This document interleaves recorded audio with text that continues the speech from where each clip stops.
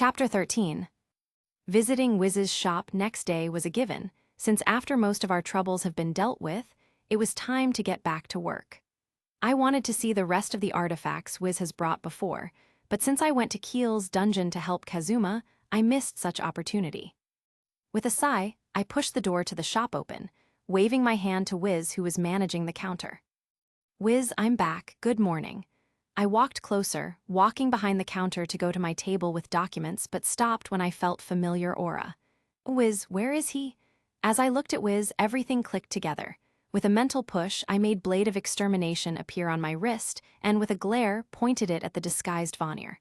"Stop playing games with me. What did you do to Wiz?" "Ho, moi didn't expect you to figure out moi trick so fast." With a bit of purple smoke clearing out, Vanir, Duke of Hell, has taken off his Wiz disguise, standing before me in his outfit I saw before. Aside from that, I noticed a Roman number II on his mask, and it was obvious it was his second life, given that he's not dead after I killed him yesterday. Worry not, for moi did not kill this failure of a shopkeeper. She's alive and kicking. Where is Wiz? In a blink of an eye, I was in front of him, with the blade scratching the surface of his mask, which made him sweat a little. I could tell that he did something to Wiz, and I was not about to let it slide. If he hurt her even a little, he's going to suffer. "The shopkeeper is in the back room." He finally answered, and holding him in an iron grip by his mask, I dragged him behind me, opening the door to our storage room. What I saw made me furious. Wiz was laying there, half-transparent, with burn marks all over her body, clearly exhausted from whatever Vanir did to her. She did not move, her face expression was that of a pain, and she was trembling even when unconscious. Slowly turning my head, I looked Vanir in the eyes, with my cursed energy running rampant, full of malice. Within a single heartbeat, Vanir was on the ground, his face facing the floor, with Blade of Extermination in his back, being stabbed right into his soul.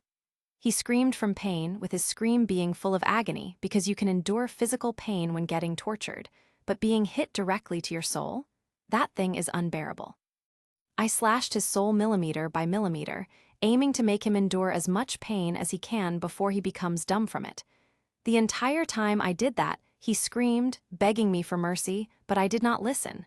He hurt my contractor, he hurt my friend, he hurt Wiz. He will suffer. Ensan, I beg of you, please stop." Suddenly, I felt a hand on my shoulder, and with my hand now frozen, I looked at the one distracting me to see Wiz, still shaking from exhaustion, trying her best to stop me. In a moment, all of the malice I felt in this moment dissipated, and I sighed, heeding her request. Blade of Extermination retracted back, and I finally stood up, ignoring Vanir squirming on the ground. His soul was damaged, but in a matter of a few minutes, it will be back as new, given I started using my cursed energy to regenerate it. "Wiz, come here." Embracing her in a hug, I sighed, catching her surprised yelp. Forming a hand sign, I summoned Miracle and made him start the healing process on Wiz. Normally, any evil being would feel pain in the presence of such pure positive energy, but as long as I do not want it to hurt them, they won't be. Thus, Wiz was getting the treatment she needed, with her skin getting less transparent each second. "What did he do to you?" "We had an argument over the matters in the shop. And it got heated when I mentioned I can't hire him without your permission when he said he can help me." She confessed, and, yanking Vanir from the ground, I gave him a savage grin, looking him in the eyes. "I see, so you want to help Wiz with the shop management." Seating him on my chair, in front of the documentation I had to review today, I sat beside him, putting a hand on his shoulder. "Consider yourself lucky, for I will be the one to check how you manage things. You will have 1 week of practice, under my and Wiz's supervision. If your sales by the end of your practice will be lower than mine own by 25% or more, I'm going to kick you out, if not outright kill you for what you did to Wiz." Patting him on the back, in not so friendly manner, I grinned even more. "Now, on to the rules you will follow. What have moi got moi own self into?" "Wiz, co. Vanir, no. Yn, su. Clang. Mehoraga, ba, suoop bitches big maho here. Author, how the hell did you adapt to fourth wall to jump into the 5th dimension? Get back here, KONOSUBA." After mentally torturing Vanir with rules he has to follow and the line of his work, I dumped all the projects I wanted to start on him, This including some things I wanted to reinvent from Earth, starting with heaters on magic stones, following with kotatsu. The winter is still in effect, and with how chilly it becomes sometimes, they will sell like freshly baked buns. I had confidence in Vanir, and me torturing him was just a way to keep him in check, given that he attacked Wiz after he ran into a problem of not being able to start working as full-time employee immediately. I will place him under a binding vow in the end, but until then, I'll let Wiz take care of him. In worst-case scenario, Saitama Jr. will bite his face off if he dares to try something funny, given that I gave him his first serious mission. Protect Wiz at all cost. Union, from what I could gather in the guild, went with Megumin and Kazuma's party to help them with their recent mission, and Eris is busy in the heavens right now, so I was left practically alone. Koyanskaya didn't show up yet as well, so, with barely anything to do, I put my hand in the shadow, taking out a white box I bought yesterday, placing it on the table in my room. Looking at it with a doubting face expression, I was concerned of what to do with it. For one, it transports people to Japan, albeit only for 12 hours, which is not much, but enough to cause some ruckus or do something funny. I doubt I will be able to do anything productive in the meantime, but given that manual says I will be able to recharge the artifact and reuse it in the future, it should be enough. I should use it, even if it's a stupid idea. I have enough potions, food, and everything I might need, even if apocalypse takes place. As long as I don't start going insane, it should be fine. With a long sigh, I approach the box, placing my hand on top of it, feeling a slight sensation of mana surging through it. Now or never, I thought to myself, pushing my mana inside, until the world around me started to shift. My vision began to blur, and as my entire soul got pulled into the rift in the space the artifact created for me to enter, I closed my eyes, deciding not to resist the pull, and thus, my entire being got sent to yet another world. I opened my eyes immediately after I felt the pulling on my soul stop, putting the wheel of Dharma above my head as a precaution. The reason I'm so cautious after just entering? The cursed energy background. Back in the world I got sent to, it was non-existent, and that was rare to feel cursed energy in anything but my own self, but here, it was everywhere. Everything around, to my senses, was akin to a beacon, and it was very, very hard to concentrate on anything after having to deal with no background like that. I was in a city with no people around because it was dark. Either everyone was asleep, which is unlikely, or something has happened.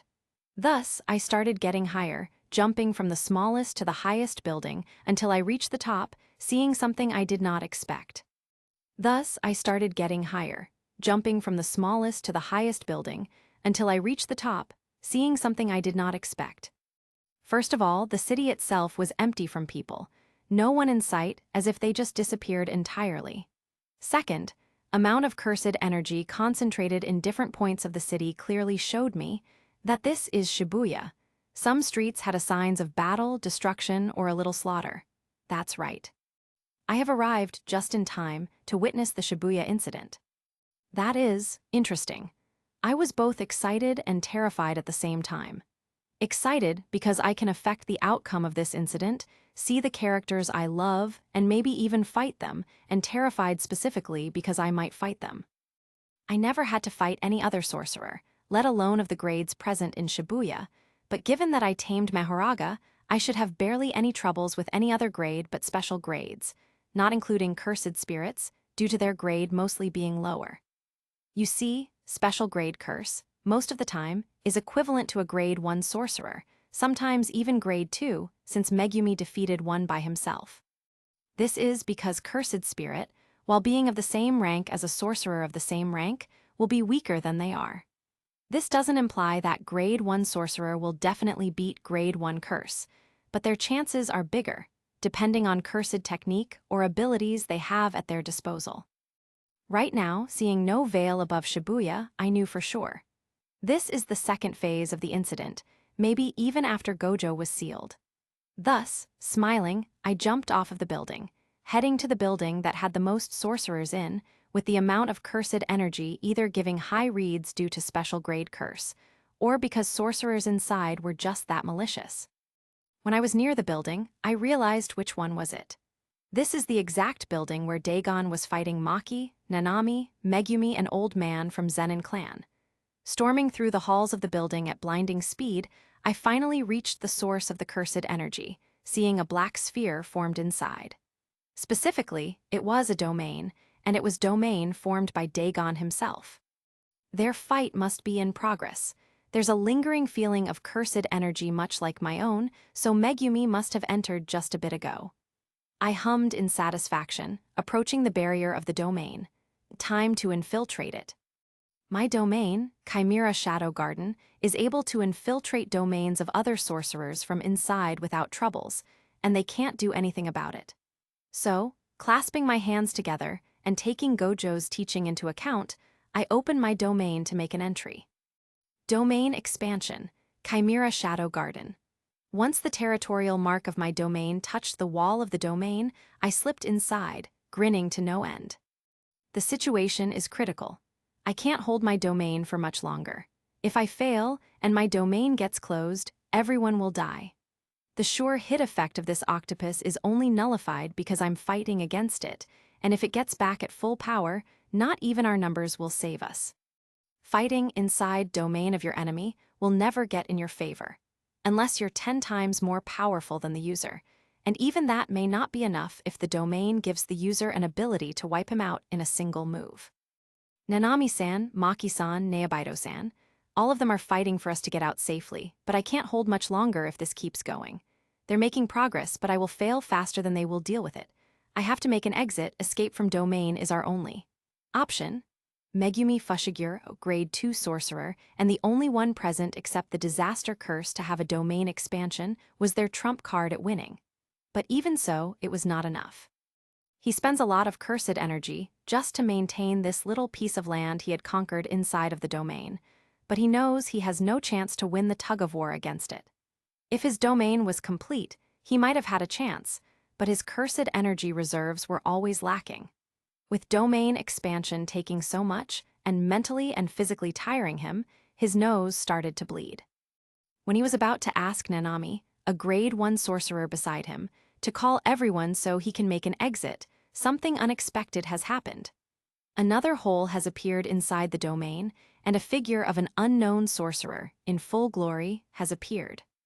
He opened a hole in the domain from outside for just 0.2 seconds, closed it, and as he got a better footing atop of Megumi's domain, he looked around, grinning like a madman. Who is this sorcerer? His cursed energy reserves are high, unimaginably high. It's so dense it's hard to concentrate. Megumi, upon seeing unknown sorcerer that was wearing Jujutsu high uniform, tensed up, because there was no guarantee it was not an enemy, even if he wore the same uniform he did. First and foremost, he had never seen nor heard of this guy, even once, and he knew all of his upperclassmen. You did a good job holding out this long. Calming down and removing a mad grin from his face, an unknown man reassuringly smiled, slowly walking forward, with everyone present looking directly at him. Calming down and removing a mad grin from his face, an unknown man reassuringly smiled, slowly walking forward, with everyone present looking directly at him. Who are you? Nanami Kento, the leader of the group in this very moment, asked, looking at him, tense as Megumi was, holding his cursed tool in a steady grip, trying his best to not succumb to the wounds. I don't recognize you, but if you're here to help us, then we will be in your care. We're not in a position to be picky right now. Even though all of them wanted an explanation, this was truly not a moment to be picky about their comrades. Disaster curse could start attacking at any moment, and if that happens, they might die instantly. Worry not, for I have came to assist. My name is YNLN, special grade sorcerer, albeit self-proclaimed, as I'm not a part of Jujutsu society. If you wish to, you can call me a curse user for a time being, but I'm here to assist with this nuisance. He turned around to look at Megumi, slowly walking to him and Nanami, which tensed even more when he started approaching them, even if he had no ulterior motives. Megumi-kun, thank you for holding your domain open. Keep going for a bit more. Nanami Kento-san, I leave him in your care. For the time being, I'll patch you up. Megumi observed with a great shock as YN, the self-proclaimed special grade, made a hand sign of a shadow puppet he knew all too well. Round deer. With a push of cursed energy, so powerful it could dispel his own domain, he made something unimaginable. He used the 10 Shadows cursed technique no one besides Megumi in current era has possessed. From what he heard, no member of the Zenin clan besides himself for the past few generations could use it, and there, in this very moment, he found himself not believing his own eyes. Round Deer, a Shikigami Megumi, unfortunately, didn't know much about, aside from the fact it was not a combat-oriented Shikigami. A majestic deer with huge antlers, muscular body, and 2 pair of eyes. The moment it appeared, it slowly walked forward, as if not to scare both him and Nanami, and then they both felt it. Positive energy generated by reverse cursed technique. Their wounds they both got while fighting were getting patched in just a matter of seconds, no matter how badly they were in need of medical help. Even Shoko-san, who was the most proficient user of RCT who could heal others, could not close such wounds in so little amount of time. YN just kept smiling, looking at both of them with a glint in his eyes, as if looking at the treasure. I think that explanation might be in order, but let's get back to it once I'm done. He then turned around, leaving them both with a Round Deer, walking past Neobito, who kept staring at him the entire time he was talking. He stopped for a moment, looking at his arm, and then, with a motion of his head, said, "Go near the deer. Go near the deer, it will get your arm back." Without any words said, Neobito complied, given that first, he was offering help, and second, he was the strongest person present in this very moment. Even though he had many questions, he can ask them later. Maki-san, follow him as well. Maki-san, follow him as well. I'd like to ask for a playful cloud, but I better leave you with a weapon in the meantime. With that, he pulled the exact same looking playful cloud, albeit all of them could feel it wasn't the same in terms of ability. It was strong, no denying it, but it lacked what original playful cloud was capable of. With this, he slowly walked forward, looking straight at Dagon, a disaster curse they were unfortunate enough to face unprepared, holding a copy of a playful cloud, clearly thinking of something.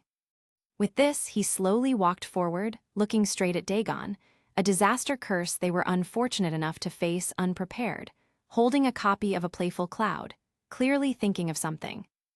Dagon, special grade curse. Under the regulation of Jujutsu sorcerers and my own judgment, I will end your life here and now. Taking a stance and making a shadow puppet, which Megumi also knew, he grinned. Dagon, even though he could feel the power of the sorcerer in front of him, didn't make a move first, either terrified or completely sure he can take him down. I don't have much Shikigami to fight in the water, and I clearly can kill you without them, but just for it to be a little fair, let's rack up those numbers, shall we? New. A fair bit of shadow from under his legs formed a figure of an owl, which immediately took into the sky. And Megumi, for God knows which time in those few minutes, stared in awe, seeing the new he knew all too well about, being so much bigger than his own, with the power to obliterate anything inside of this domain. Great Serpent. Then, making another hand sign, he summoned Orochi, a Shikigami Megumi, unfortunately, lost ability to summon after his fight with Sukuna. Let's get this started. Megumi had never expected to see another 10 Shadows user fight, but now, after he witnessed just a fraction of the power of another sorcerer using the same technique he had since he was 5 years old, had truly understood why Sukuna and a few other people called him a waste of potential. Even with only 2 Shikigami present, everyone knew this fight was already over.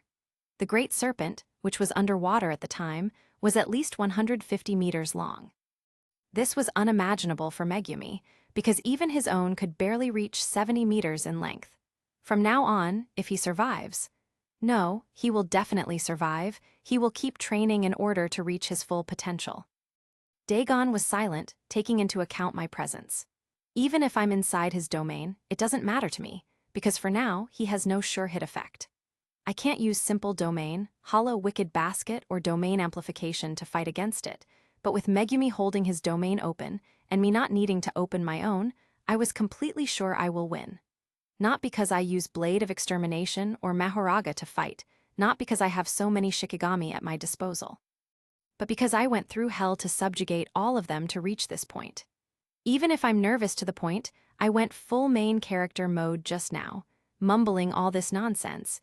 Even if I'm excited at the prospect of fighting someone strong, I'm keeping my cool to the best of my abilities. Behind me are people I want to protect, and I will not fail, no matter what. So, with my thoughts now sorted, playful cloud in hands, new in the sky and Orochi underwater, strangling huge shelled curse to death, I made my first move, which might have been the last had Dagon been weaker. With a single step, I covered the distance between us in a blink of an eye, hitting him in the face with my own playful cloud, sending him flying through the water created by his own domain. The power of my hit not only sent him flying, but also created several waves to rise as his body flew through it, which made me grin wider. Even if Dagon didn't speak in my presence, I knew for sure that he has a lot of thoughts on his mind right now. Thus, instead of speaking convenient Japanese, he spoke one of the many languages I speak. Violence. And oh boy, am I going to have a conversation with him. That's what I'm talking about. Lunging at him at full speed, I was met with a swarm of flying fish going in my direction, which were the creation of his, clicking their jaws full of teeth, trying to reach for my face and neck. Swinging playful cloud once, I sent a shockwave by hitting the water, which hit the fish directly, making some of them into barely a piece of meat from the force of collision, with even more coming for my flesh. I kept swinging my weapon, but instead of the hits being random, each one was directed to obliterate as many fish as possible in a single strike. This might be the most extreme fishing method I've used so far, but it was the most effective nonetheless.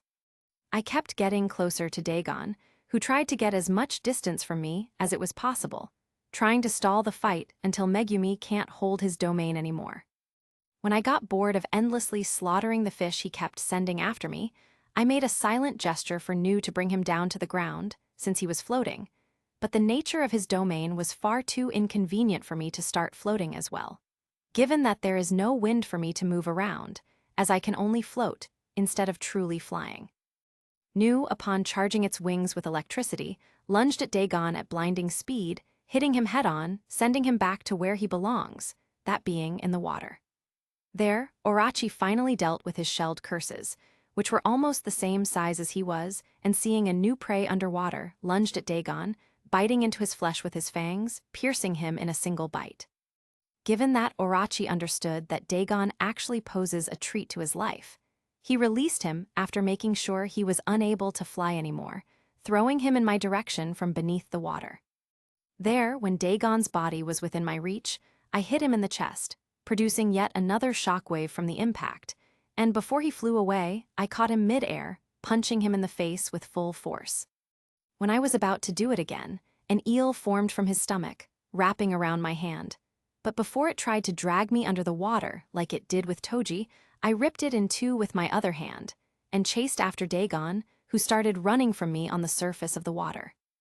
You can run, but you can't hide. Forming a single pole from all three sections of the staff, and pushing myself forward by using Orochi as a platform, I flew into the air, catching up to Dagon in a single second. He looked behind, and in that very moment, as he turned around to look at me, shielding his face with his hands, it was already over. With a squelch, the edge of the sword I took out in the last possible second slashed through his hands, instantly separating them from his body. But of course, it didn't stop there. Once his defense was gone, I made a step backwards to gain a bit more of a momentum, and spun around, making a step forward with a trail of cursed energy left behind, which, in the last possible moment, sparked red. Black flash, with a single slash of my sword, Dagon, the silent disaster curse, has been sliced in two, with his head flying backwards from the rest of his body. Just for a fraction of a second longer, the domain was maintaining itself, but once Dagon was dead, his domain disappeared without a trail. Even so, the fight was not over, for there stood a ghost of the past, the one to almost kill the strongest of the modern era, sorcerer-killer Toji Fushiguro. He, with his lifeless black eyes, stood still, observing the situation, looking at me and at the playful cloud Maki was holding. For one, he is just a vessel, with the only purpose of his existence being to fight the strongest person present. And in that very moment, it was me. Even so, I couldn't just leave everyone here, because I can feel another disaster curse approaching us. Even so, I couldn't just leave everyone here, because I can feel another disaster curse approaching us. That's right, Jogo, the volcano head, was nearby. If I leave all of them right now, they will die. Rabbit escape totality? A swarm of rabbits, which were multiplying to the point there was no more room for any single one, started dragging everyone away, excluding Megumi, Toji, and me. Maki, Nanami, and even Neobaido, all of them were getting transported to safety. No curse, even as strong as Jogo, will be able to catch up to them. Megumi-kun, I know it's not a proper moment to do so, but right now, I will be teaching you the ways of the Shadow Sorcerer. Grabbing his collar and jumping out of the building, just in time for Jogo to appear, only to see a hall free of people, with remainings of Dagon fading away. Even though he was mourning his death, there was another task he had to complete. Why Ensan? Megumi, upon seeing the light flashing in his vision as we traveled at this speed, was barely able to see anything at all. We were chased by Toji, who was slightly lacking in speed to catch up, so, when it came to it, he picked up random objects that were heavy enough to deal some damage, and threw them in our direction. Clicking my tongue, I pointed my hand at the car he threw, and, with a blue flame lighting on the palm of my hand, I released a torrent of fire, melting the car in barely even a second after the fire touched it. Normally, it wouldn't be even possible, but the flames I'm able to use thanks to Tiger Funeral is around 10,000 degrees Celsius in heat, and this is more than enough to melt a car in such a short amount of time. Megumi, looking at the remaining of the car, which were now but a puddle of metal and glass on the road, couldn't hold a straight face, but he did his best to remain calm in such situation. Once we were far enough from the zone where Jogo was, I, finally, decided to stop, and not even a second later, Toji arrived at the scene. He was holding a piece of metal railing that he broke with his bare hands to make a makeshift sword, taking a stance in front of me. Megumi-kun, allow me to introduce you to the man that almost killed your sensei in his teen years. He's known as the Curse of the Zenin clan, the bearer of the heavenly restriction, sorcerer killer, Toji Fushiguro. Megumi, understandably, looked at me and Toji with eyes full of shock, unable to believe he heard his family name about another person but himself. That's right, you're a family. Specifically, this man is your father. Why, you're kidding, right? There's no way that's him. Megumi kept staring at Toji, noticing the similarities between himself and the man. He had the same eyes, same hair, same face. They were almost identical in appearance. Ignorance is a bliss, but when everything is pointing at the truth, it's hard to ignore reality. Theirs, really. After all these years, even if he didn't want to know about his own father thinking he left him, he was now facing him in a fight. He didn't leave you out of his own volition. For one, he died after Gojo Satoru took his revenge on him. Second, he was going to sell you to Zenin clan so you will have a better life than he did, because you have the innate technique of the clan. He, on the other hand, doesn't even have cursed energy at all. Toji, while listening to us, lunged forward with the tip of his sword pointed at my neck, but holding Megumi, I got out of the way, parrying his attack with my playful cloud, deflecting the second slash instantly, feeling the weight of his attacks in full volume. Physically, he's the strongest human I had to fight yet, but sadly, Mehoraga packed a way stronger punch. Right now, he doesn't even have consciousness, because he was revived using a cursed technique, and only fights because of his instincts, aiming for the strongest, that being me at the moment. Clang.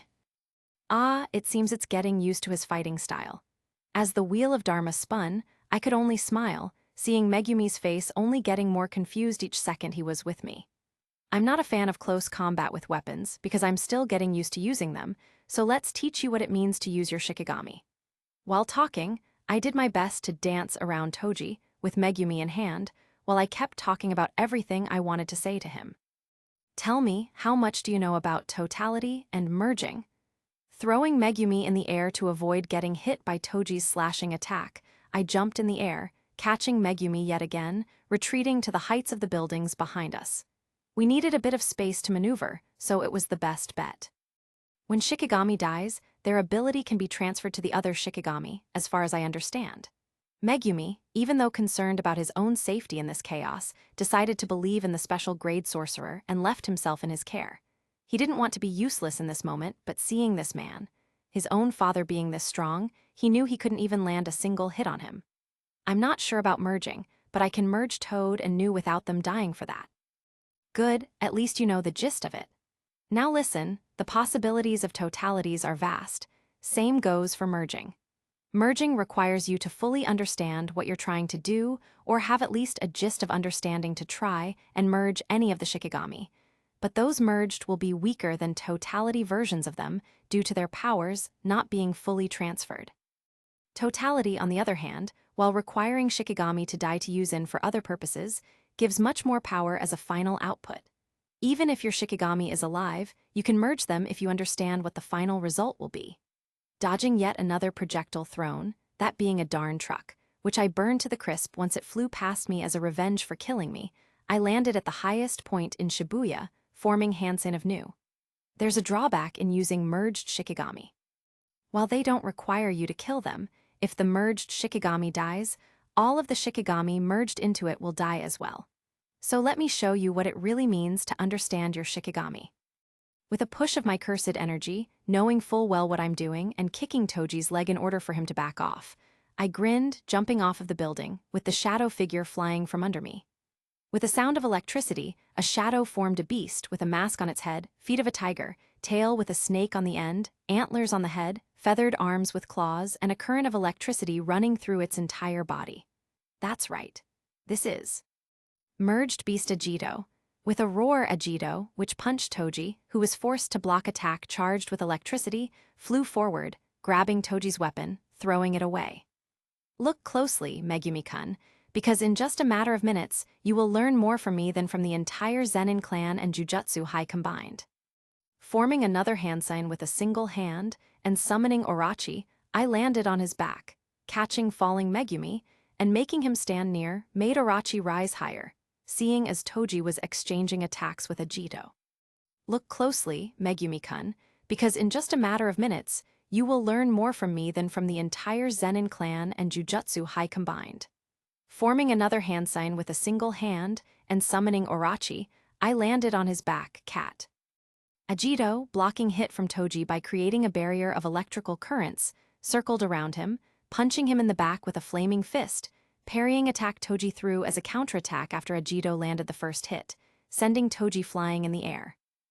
Orochi, within half a second after Toji was launched in the air, lunged forward, grabbing him mid-flight, throwing him back to the ground, specifically, to fall from 40-story building.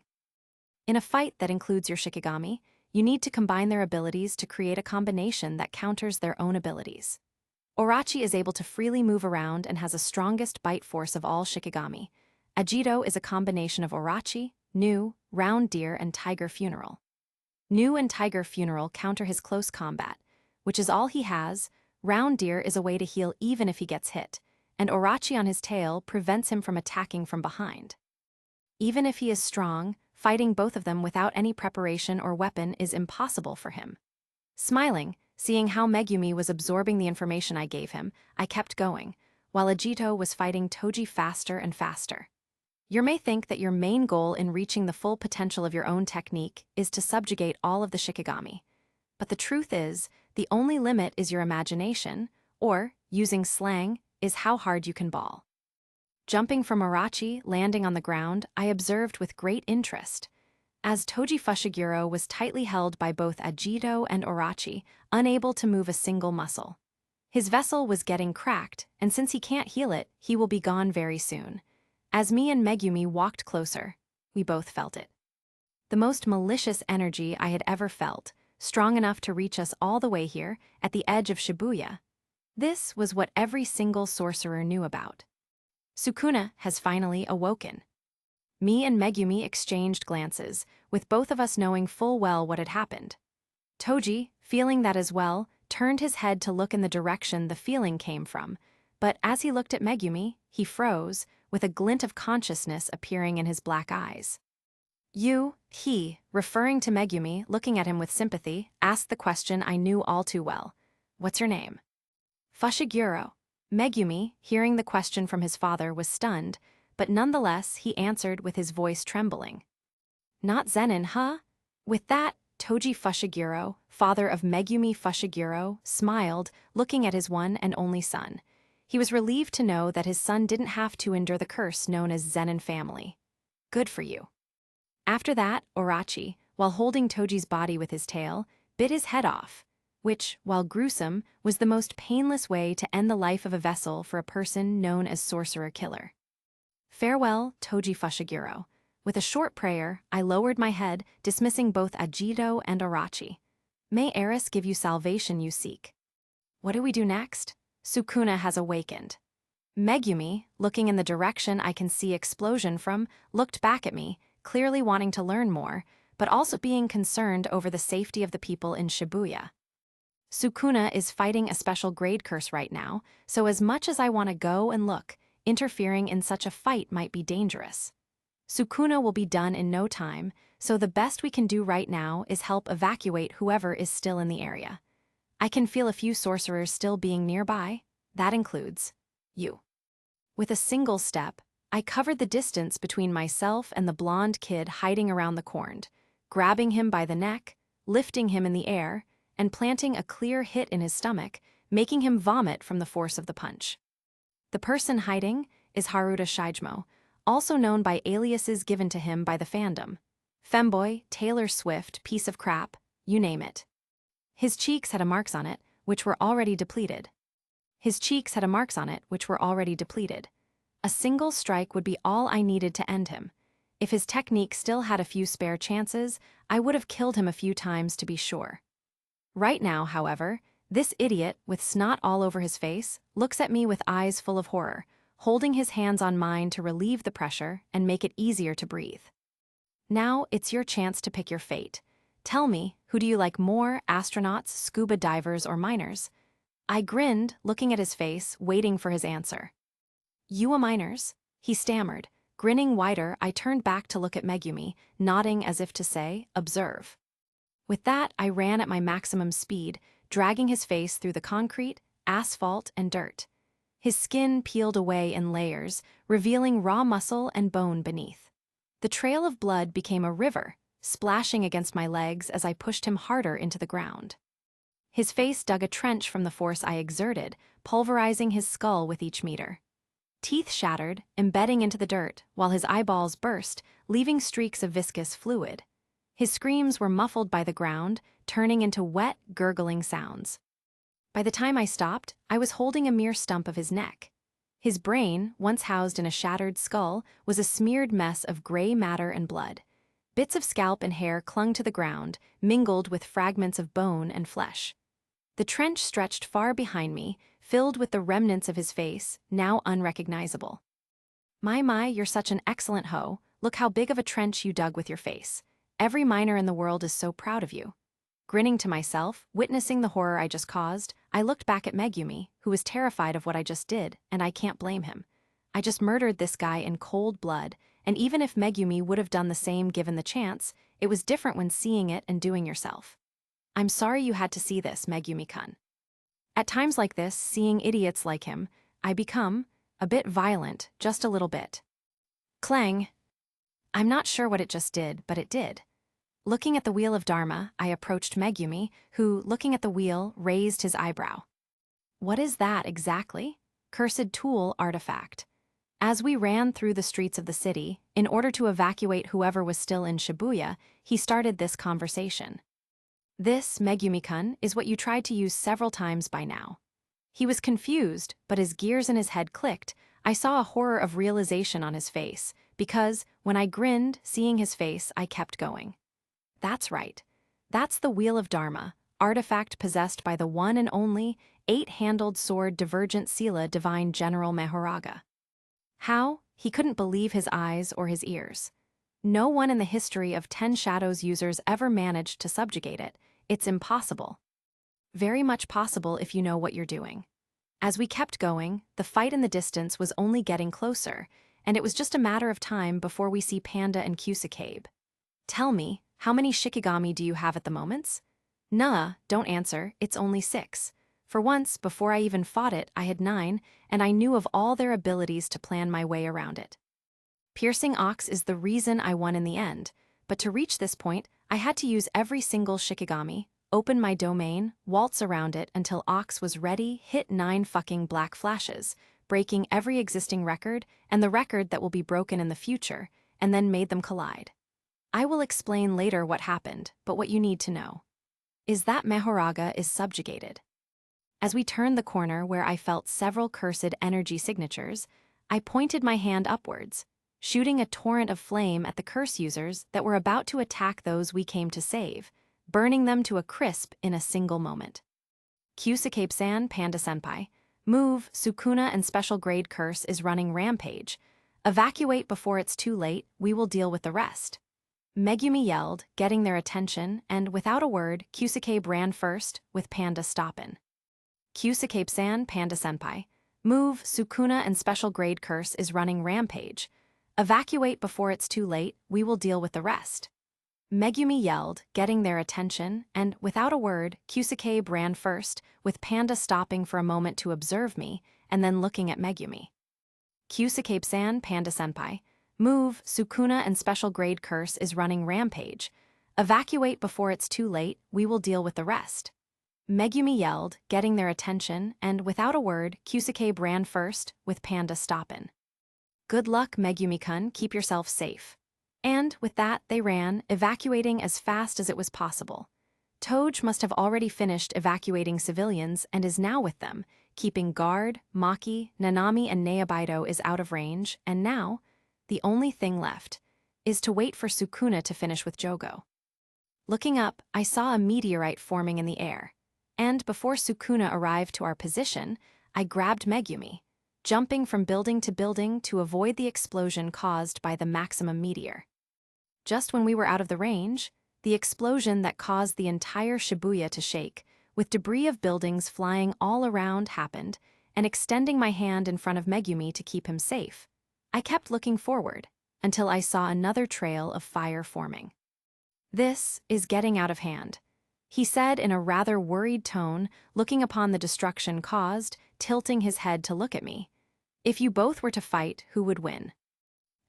If he uses his domain expansion during our fight, it might get troublesome.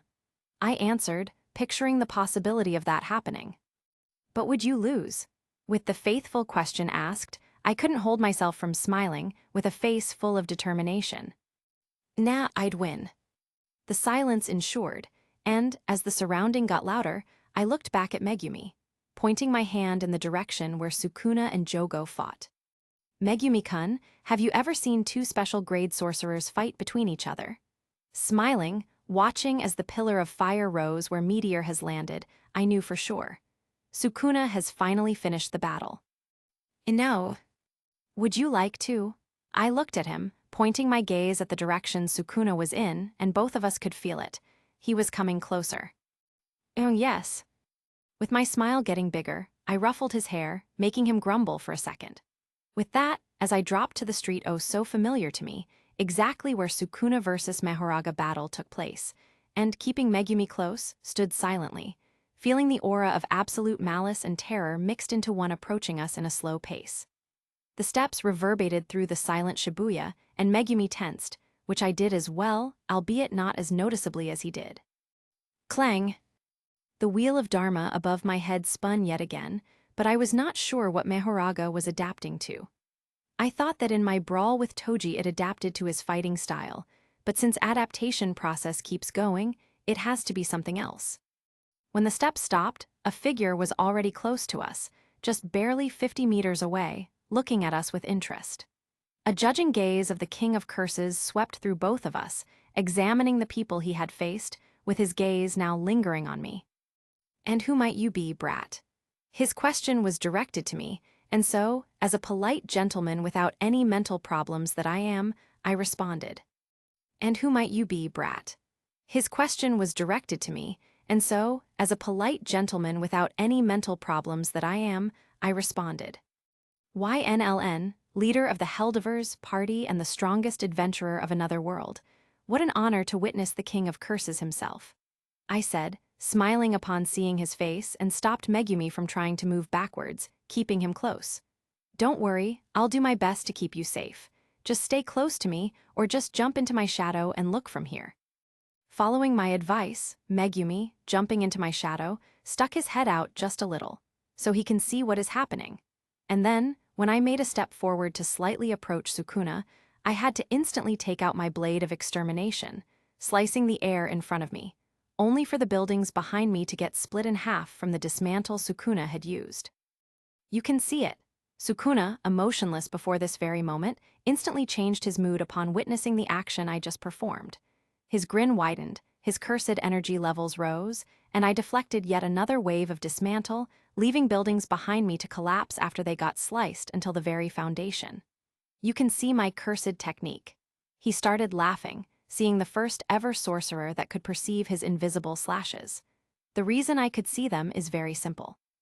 After my senses went rampant upon feeling such a huge cursed energy background, everything to my senses felt like a beacon, especially cursed techniques used by people like Sukuna. It's not really a matter of me seeing his technique, but feeling and predicting it. While I do see an outline of his technique when it's used, it's so insignificant that counting on it is suicide. Another matter helping me to distinguish fake slashes from genuine was his soul movement. When he uses his technique, his soul gives out a slight pulse, as if a submarine using a sonar to find out what's around it. Mehoraga, whatever you're adapting to right now doesn't matter. Start adaptation to this cursed technique. I will need you in this fight. The wheel stopped moving for a moment, and then, turning once, turned once again, which indicated the start of a new adaptation process. Ho, you did something there, didn't you? Sukuna, clearly amused, started walking forward, and following his example, I started slowly moving forward, knowing full well that it will be a massacre of a fight. Who knows, care to find out? We both taunted each other, and once we were just one hand of a distance away from each other, we declared war without saying a single word. The strongest sorcerer in history versus the strongest adventurer of another world. With a burst of speed, we sent our punches, with our fists colliding, creating a shockwave strong enough to send both of us flying backwards. We collided the buildings, but instead of getting buried inside of them, we landed on our feet, holding onto the surface of a building with our cursed energy. Feeling a surge of cursed energy from Sukuna, and seeing an outline of the cursed technique used, I imbued Blade of Extermination with cursed energy on top of positive energy, which in turn was enough for me to not only deflect his dismantle, but to also send it backwards. Sukuna, clearly surprised, moving just a step away to avoid his own technique, made even crazier face, lunging at me at full speed. I moved sideways to avoid him touching me, because while I'm able to deflect his dismantle, cleave is another matter. I can't deflect something that appears on top of me, and it also adapts to my cursed energy density to fully ignore my defense, thus making it the most dangerous technique in his arsenal at this very moment. Moving forward, we started our exchange yet again, and I'm ashamed to say, right now I was playing it defensive. I need to get used to how he fights, get used to his speed, because right now he's the fastest opponent I had to fight ever. Toji doesn't stand close, Verdia in a snail compared to them, and even Mehoraga before all the buffs was slower than he is. He is an expert of hand-to-hand combat, with much, much more experience than I will ever get, and he has enough experience fighting other sorcerers to know how they operate. Gladly, I'm not your regular sorcerer, so I had a few tricks up my sleeve. I sent a kick to his leg, receiving a kick to my shin in return. I tried to punch him in the chest, and had to disengage because his open palm got dangerously close to my own. I tried to make him get closer by stepping backwards and then moving forward to slash, but in turn, he did the same, catching me off guard with his sudden change of pace. He dashed around me, sending dismantle to my back, forcing me to deflect it, then turn around and do the same. He was dancing around me, showing that his speed is slightly superior to mine, sending dismantle after dismantle for me to deflect, until one moment, I didn't feel a pulse of his soul when he motioned his hand in my direction. Grinning, I rushed forward, landing my first ever attack against the King of Curses, a sucker punch straight to the face, which sent him flying through a building. Clang! Mehoraga completed the second adaptation stage, given that it already had the first stage after my fight with it with a sword. It might honestly take 2 more turns to fully negate any slashing attacks, but you know what? Given our current pace, I think I will handle it. His bluff attempt was a failure, but it was only the beginning of our actual exchange, because when I landed in front of the building, waiting for him to get out, he did so, holding a can of cola and a bag of popcorn in hand. He was trolling me, and I honestly didn't even feel insulted by that, even though I should. Disgusting. After trying the popcorn, which, to his dismay, was an utter garbage, he was about to throw it away, but before he could react, a blue flame, with a temperature of 10,000 degrees Celsius hit the popcorn, which made all of it turn to the crisp, with a soda cup in his other hand exploding in an instant from the heat nearby, splattering all over his face. Oh, my bad, I overdid it, didn't expect it to be done already. I thought of you as the type of a guy to eat his food raw. With a smile, I taunted him yet again, responding to his own taunt this way. Two can play this game, and I was all for it. Do you have a huge wish to die, brat? Then you pick the right address, because today I'll deliver you the gift of death personally. Healing the burned arm with RCT, Sukuna, with a grin to his ears, slashed the air, sending the biggest dismantle wave yet to evaporate me in the form of a net. Planting my feet into the ground to get a better footing, I waited for the last possible moment, with the blade of extermination ready, holding my breath, nor daring to let it go. My concentration was so deep, in fact, that I could hear my own heartbeat in my ears, barely able to ignore it. I could see the area around the invisible attack dissolving like a mirage, akin to a heat from the flame distorting your view. And when the time came, I struck at the speed I had never achieved ever before in my life. The invisible attack sent by the King of Curses got split in two, and the ground all around me got sliced into small cubes, until there was nothing left from them. The building behind me began to collapse after the second part of the technique that got split hit it, and not turning around, I jumped higher, evading another invisible attack aimed to catch me off guard. Clang! The wheel of Dharma made its second spin, which prompted Sukuna to stop his attack, to find out what has happened, because I have yet to show him my technique. He should be thinking that Mahoraga's wheel is my technique, and Sukuna, being Sukuna, first analyzes the cursed technique his opponents uses before finally ending them if they are worth his attention.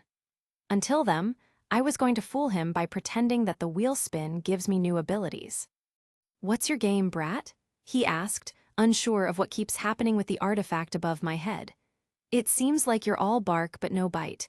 Where did all that determination go, I wonder?" "Well, does it truly seems like I'm going all out? You study me, I study you. Isn't it obvious by now?" I gave him a mocking smile, lowering my gaze a little to check on Megumi, seeing that he was okay, but clearly scared. "You lack the strength to play big. Know your place." Sending yet another dismantle, he expected me to block it, but then, when it was about to hit, I grinned. The wave of electricity spread in every direction from me, deflecting dismantle with an attribute of positive energy running through the thunder barrier. And Sukuna was forced to send another dismantle on top of the one deflected by me to not get hurt in the process. "So you want to play it this way, huh?" Sukuna, grinning wider, pointed his hand in my direction, sending a truly huge wave of dismantle to where I was and was going to be the next moment, forcing me to move faster to avoid getting hit. The buildings started to crumble, getting sliced in half with each new attack, revealing their insides that were nothing more than a piece of a building that was getting demolished.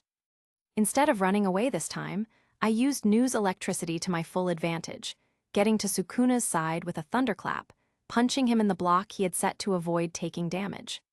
I sent him through a few buildings from the force of a punch sent at the speed higher than I moved before, and after he had stopped flying, we were yet again near other, exchanging punches and techniques. He punched me in the face, with his hand colliding barrier, getting burned to a state of burned toast, but the dismantle he sent along with his punch went through the barrier, hitting me in the chest, cutting deep into my flesh. Blood splattered, I arched my entire body backwards from the impact, gritting my teeth from pain of my muscles getting torn in an instant.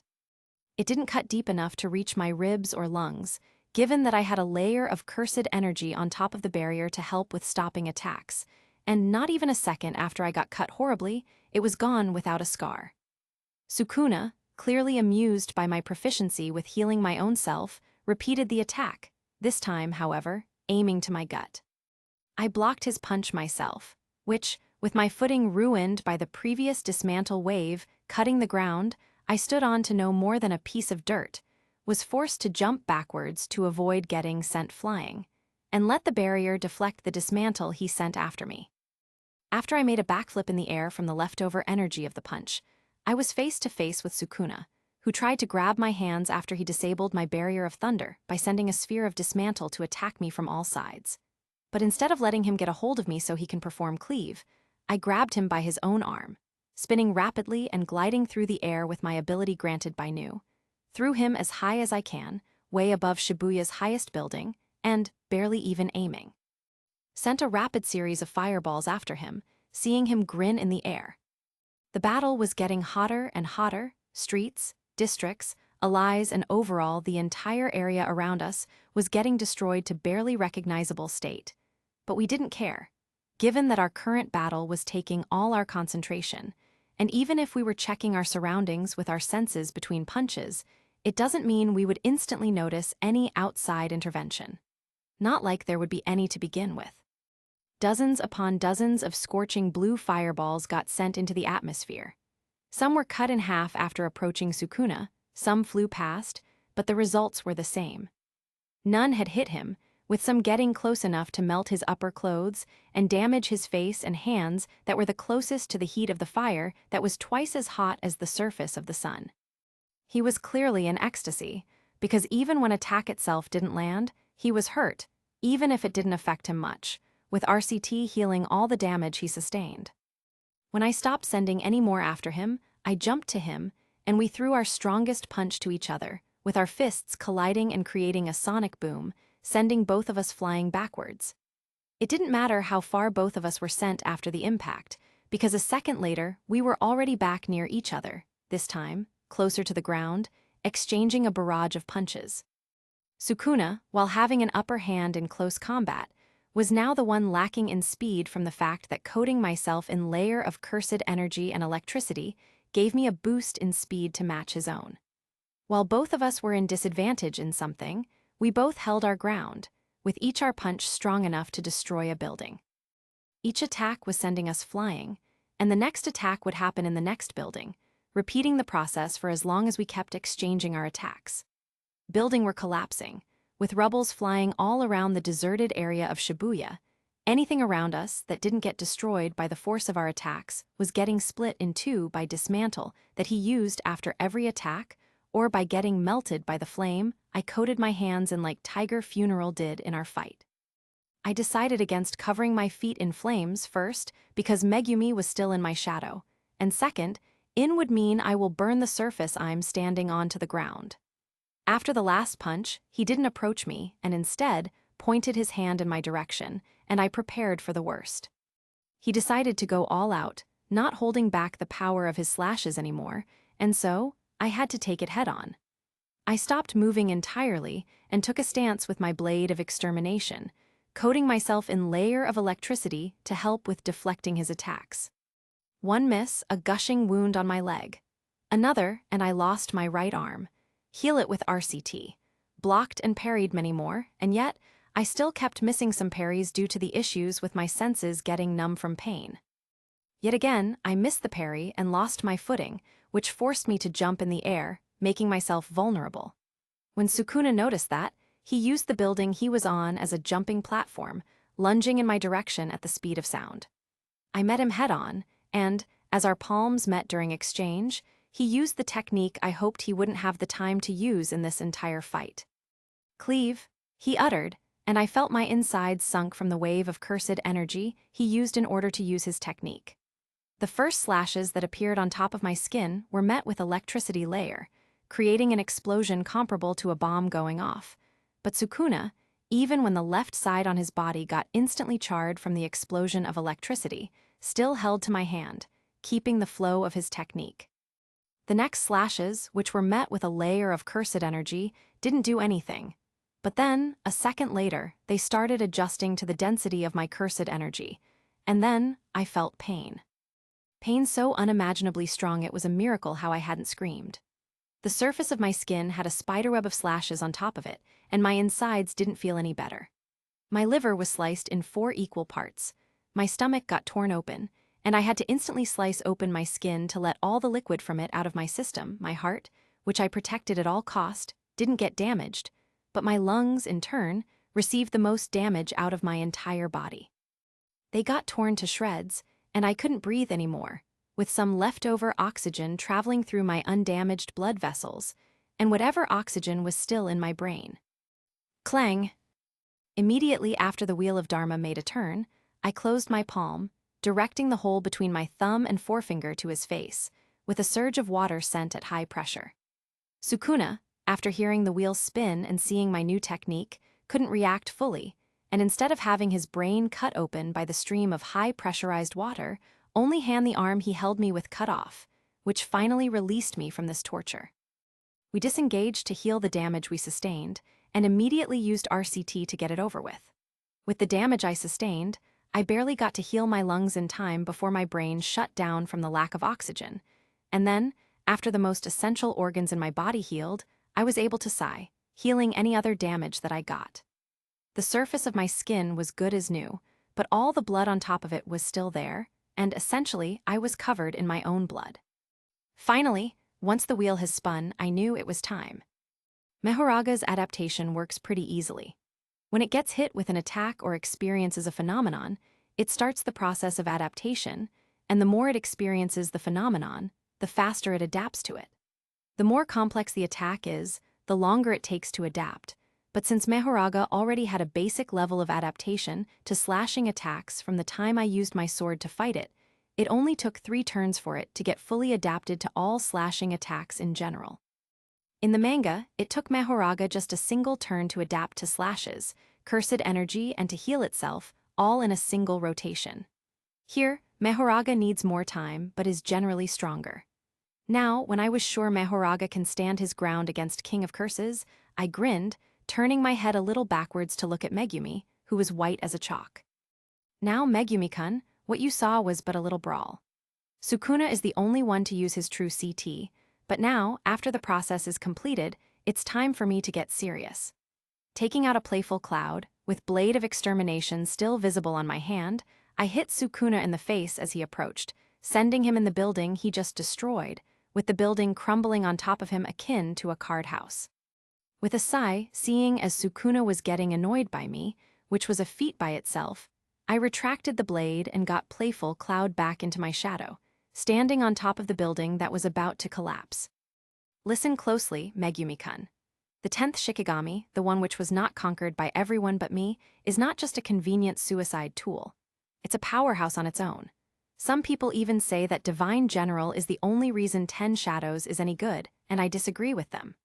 Mehoraga is the strongest Shikigami, that's undeniable, but 10 Shadows is all about strategic decisions, multiple combinations, and your own imagination and capabilities.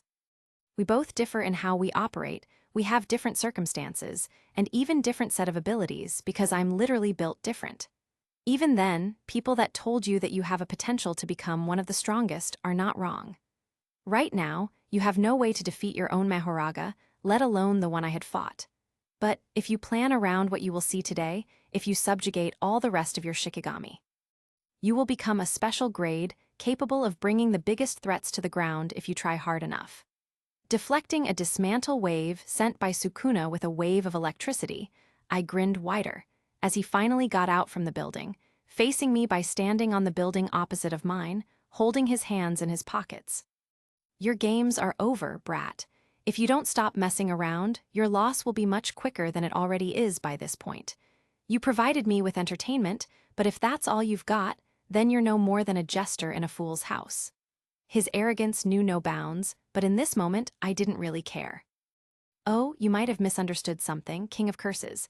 With that, I made a step forward, falling off of a building, succumbing to the force of gravity, slowing my fall with my ability to hover in the air granted by Nu, safely landing in the process, with Sukuna jumping down to face me yet again.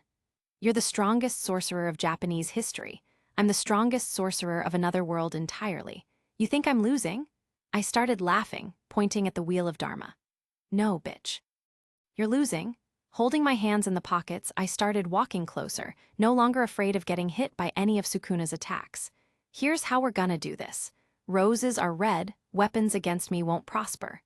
Every single light source in the radius of 200 meters instantly shut down, dimming the area in darkness, which was illuminated only by my and Sukuna's cursed energy. With this sacred treasure I summon, Big Raga, the Opstapa. This has to be a dream, a nightmare even. Megumi, observing the battle through the shadow of the sorcerer he had met not even an hour ago, was speechless for the entire duration of the battle. From what he was told, Grade 1 sorcerers are akin to a tank. They are strong, sure, but special grades. Those people are able to destroy a country on their own, be it because of their cursed technique, their reserves being nearly limitless or other means available to them. He never understood the implication of special grades, because it's hard to imagine a sorcerer of a caliber this big going all out, because he never seen Gojo-sensei go all out before that, but now, with two strongest fighting for their title, he now knew what heights he has to reach. The city was getting destroyed from mere force of their punches, not even including the techniques they used to fight, and yet those two didn't care in the slightest, keeping the flow of the battle, only getting faster with each passing second. He had hard time following everything, given that his reaction time and nowhere close to those two, but for this entire battle, they were mostly on par with each other, some worse in some categories, but overall equal. The only problem is why Ensan hadn't used anything but his cursed energy, electricity, possibly gained from new water, probably from Max Elephant, and fire, which, he presumed, was the funeral tiger that he seen in action in a form of a Jido. He didn't summon any of the Shikigami this entire battle, and the only thing that did change was the Wheel of Dharma. He could see why N grinning each time it made a spin, but he had yet to understand what it did. What was the ability Mahoraga possesses that makes him so confident he would win? How strong is Mahoraga to make him so sure that no matter what Sukuna, the strongest sorcerer in history, does, he wouldn't lose? Now, he knew. The incantation YN used was different from what he tried to use at least 5 times by now, 2 of them being used for Sukuna, 2 being Hanami, and 1 being a special grade curse he fought when he used his domain. It was akin to hearing a gang member giving a rap lyrics, specifically, something from the hood, as it was called in slang. And yet, even if this was not a proper incantation, those words held so much power, that his own attempt to summon this Shikigami looked like a child's play. Sure, special grade curse was scared shitless when he tried to summon it, but if YN tried to instead, this thing would have died from a heart attack on the spot. Megumi never felt fear much greater than he did now. Sukuna, the most terrifying person with the most malicious cursed energy ever met by him, had his own specific aura or malice and horror. This thing, however, was emitting aura of absolute dread, as if you stand no chance at winning, no matter what. Mahoraga was tall, at least as tall as a 5-story building, but something told him it wasn't the limit. On top of having muscles gods would envy, he had the overwhelming sense of something greater, a being in a different scale of power entirely. Divinity. This light emitting from its body can only be described as divine, and Megumi didn't doubt even a second to accept this as a fact. His gut told him it's true, its name, Divine General, told him it's true. And Sukuna, whose demeanor changed to the most serious he had ever seen, told him it's true. Just so there's no misunderstand, let me set you straight. YN raised his hand, pointing his forefinger in the sky and his thumb at himself, as if he wanted to say that he's the one above him. You're the challenger here. Damn punk. Sukuna retorted, grinning after seeing a sorcerer he was fighting with suddenly use a technique only one person could use until now. You've been hiding under a rock all those years to escape my sight with this technique, don't you? Congratulations, you've actually fooled me. I thought I've got a clear grasp on your technique, but it seems you planned it from the beginning. Don't flatter yourself, Sukuna. Me, hiding? I arrived to this world barely an hour ago, count it as a business trip if you will. Our meeting was just a matter of circumstances following each other. He said, pointing his finger at Sukuna. It's time to end this. The strongest sorcerer in history versus the strongest adventurer of another world, final battle, has finally began. 2 versus 1, huh? Sukuna asked with amusement, and with my mind racing with possibilities of my technique in this battle, I couldn't stop myself from grinning, repeating the words he himself said in the future that never happened here. You couldn't be more wrong, Sukuna. Forming a new hand sign, I put as much cursed energy in the summon as I could to make it stronger, but not waste any unnecessary energy to leave as much as possible for the domain. Ajido, which Megumi seen before, was now different. Not only did it become bigger, more muscular, and had more white color scheme, it now had something I wanted to try at least once. It had a Dharma wheel on top of its head. It's 3 against 1. Agito stood to my right, with Mehoraga on my left, and spreading my hands, I made a step toward Sukuna, who kept grinning. "You look like a lost child." "You look like a lost child," he commented, taking a stance ready to attack. "Does it make a difference how I look if I'm the one in control?" I responded, making yet another step, with Agito and Mehoraga close behind. "Let's go, King of Curses. Do you have enough cursed energy in stock?" "Don't think so high of yourself, fool," he responded, lunging at me, only for Agito to intervene, blocking his punch with a flaming fist, burning his hand to ashes in a matter of milliseconds. Sukuna instantly regenerated it, but he himself didn't damage Agito in the slightest with his punch. He disengaged, sending Dismantle to cut it in half. But before it could reach, Dismantle wave he sent was instantly deflected, as if Agito already knew how to properly counter it, and Sukuna had to use another one to counter his own attack. Agito lunged forward, with his fists covered in blue flames, and Sukuna, understanding the danger of those flames, opted to get out of its range, using his technique instead to try and get it. He had yet to understand what was the deal with the wheel on their heads, but this was crucial detail he had to find out about the hard way. Mehoraga was already behind Sukuna when he tried to jump on the building to get away from Agito, and, grabbing him entirely, slammed him into the ground, several times, in fact, before Sukuna managed to break free, while also using cleave in the process, which, to his surprise, had little to no effect. It barely even scratched Mehoraga, and it felt odd for him even when using the technique, as if something was wrong. I didn't stand aside, because even if those two will be enough with the adaptation now complete, I'm not the one to underestimate Sukuna himself. He always has a plan in his mind. And have a plan he did. If I hadn't moved from my previous spot, I would have been dead, because a rain of Dismantle hit the place where I was a second ago, which he managed to send past Agito and Mehoraga. If he can't kill the Shikigami, kill the summoner. A smart decision. Your tactics won't work, Sukuna. Think of something more original now, would you? Jumping on Mehoraga's head, after it punched Sukuna through half a city, we all jumped in the air, landing just a bit away from Sukuna. So you desire something original now, brat? He said, clearly amused by my words. Just because you have numbers doesn't mean you've got the battle won. Try to counter this one. He jumped high into the air, and before Agito could chase after him, I stopped it, knowing full well what Sukuna was going to do. Stealing my nerves and checking the surrounding area for 200 meters in each direction with my senses, I prepared to meet the biggest obstacle yet.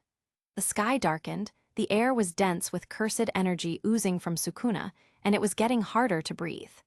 Megumi was white as chalk, because he knew what was going to happen. I knew as well because the only reason such thing would happen was because Sukuna, the King of Curses, was releasing his domain. He clasped his hands together, with his ring and middle finger touching each other, with his thumb, forefinger, and pinky finger resting, making a hand sign needed to open the domain. Despite my fear of losing my life to his domain, I forced myself to smile, and making a hand sign of my own, put all my available energy into opening my own domain. Domain expansion. We yelled at the top of our lungs, and then, when the cursed energy density in the air reached its peak, our domains, which manifested themselves into the world, began the tug-of-war. Malevolent Shrine / Chimera Shadow Garden. The Buddhist shrine behind Sukuna, decorated with skulls of dead animals, manifested in full glory. And at the same time, my domain, which normally wouldn't have a physical form, now, after my fight with Sukuna, gained one of its own. The Buddhist shrine behind Sukuna, decorated with skulls of dead animals, manifested in full glory. And at the same time, my domain, which normally wouldn't have a physical form, now, after my fight with Sukuna, gained one of its own. Observing Sukuna for the entire duration of our battle, I noticed how he utilizes his curse energy, how it moves through his body, and how little of it he loses while using techniques. Compared to my own usage, he was perfect in every category. And after observing him, I learned much more than I did by myself. This push, which made me better in everything I did, also allowed me to finally realize my own self thus. I reached the peak of Jujutsu sorcery yet again. My domain expansion, finally, was complete. Behind my back, it also conjured a large object that resembles 2 columns of a spinal bone with bow-shaped ropes tied and roots attached to it. This, in itself, was representation of my soul, my will, and my brain. Imagination plays the biggest role for shadow sorcerer like myself, and thus, this was what final version of my domain looks like. Imagination plays the biggest role for shadow sorcerer like myself, and thus, this was what final version of my domain looks like. When both domains opened on the same territory, they immediately began fighting for dominance. Sukuna's shrines send dismantle and cleave at the border of my borderless domain, while also damaging everything outside of my domain, albeit much less than it would have done if there was no enemy domain making it concentrate all its firepower on me. My domain, in turn, conjured all of my shadows in liquid form, towering over the shrine and roaring at it, while also deflecting all of the attacks sent into my domain to try and break it. I know I wouldn't hold for long, nor would I actually win the domain clash, because I don't have enough cursed energy to rival Sukuna at the moment, because I spent a lot using my Shikigami's abilities instead of them, then Mahoraga and Ajido summoning after fighting Toji and Dagon.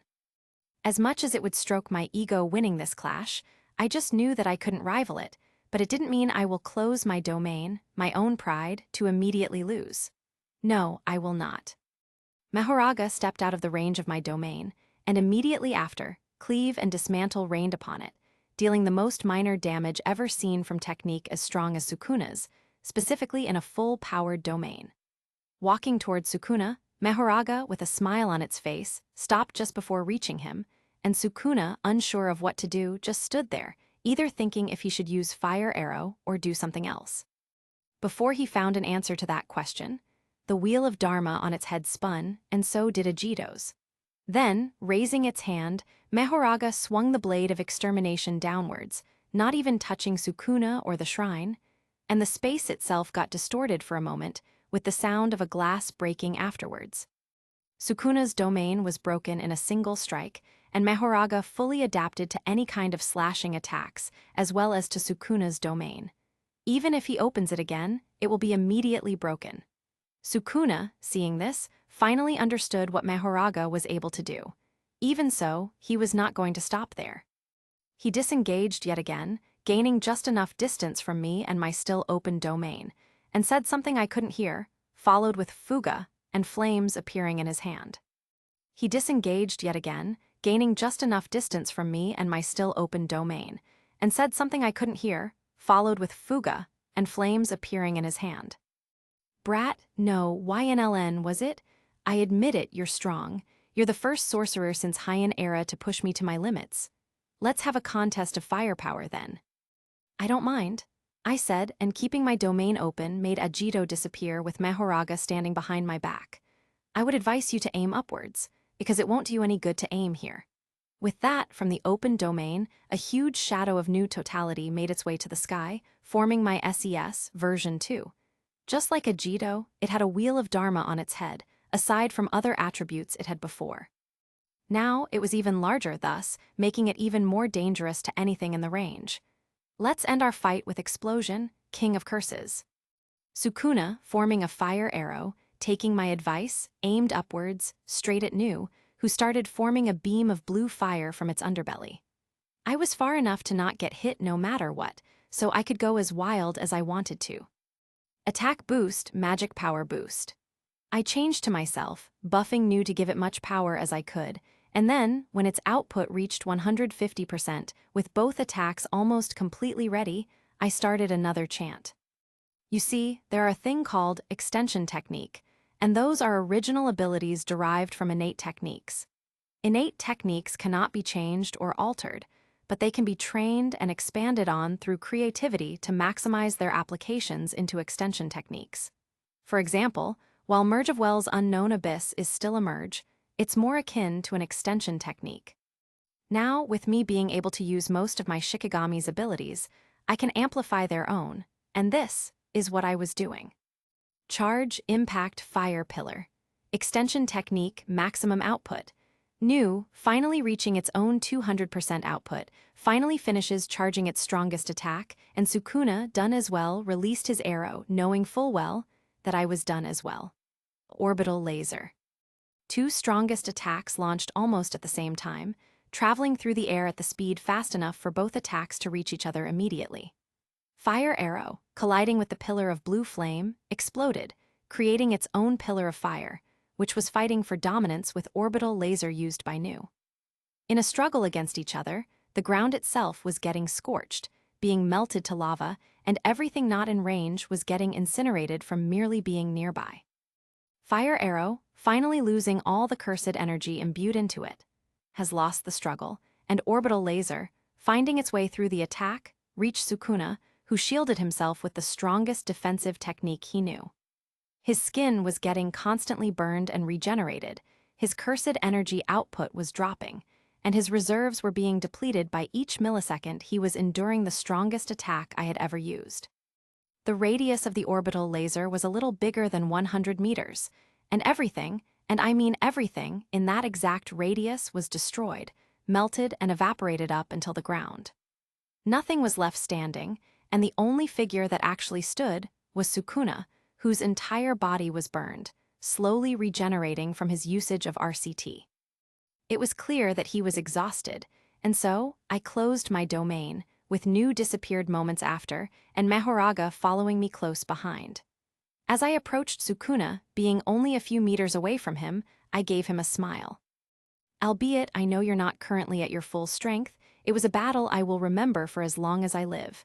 You are the strongest opponent, aside Mahoraga, that I had to fight using everything I got, and even more than that. Stand proud, Sukuna. You are strong. Your title as the strongest Sakura in history is deserved. I said, giving him a nod of respect.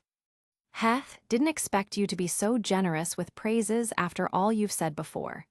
He smirked, stopping the RCT after he healed the critical damage. He no longer had enough to fight, and was losing control to Yuji. Gotta give it respect when it's due. Shrugging, I responded, observing how his hands began to tremble. You did well. YNLN, if I meet you again after I reach my maximum, I will make sure you won't walk ever again, even if it will be the last thing I will do. I won't forget you for as long as I live. He hung his head low, and as the marks disappeared from his face, Itadori Yuji, finally, regained his control, falling unconscious as soon as he did. I caught him with one hand, and Megumi, jumping out of my shadow, helped me hold onto Yuji, walking him away, trying not to look at the catastrophe our fight had caused. What do we do now, YN-san? He asked with his voice trembling. He looked around, staring at the remains of Shibuya with a giant crater in the center of it. Now, Megumi-kun, we're going to save Gojo Satoru. Turning in the direction of the subway station, where I felt the cursed energy signatures, that being Mahito and Gojo, I started walking there, with Megumi following me close behind and Mahoraga towering over us. I don't have that much left of my reserves, so I was not going to disengage my strongest Shikigami yet.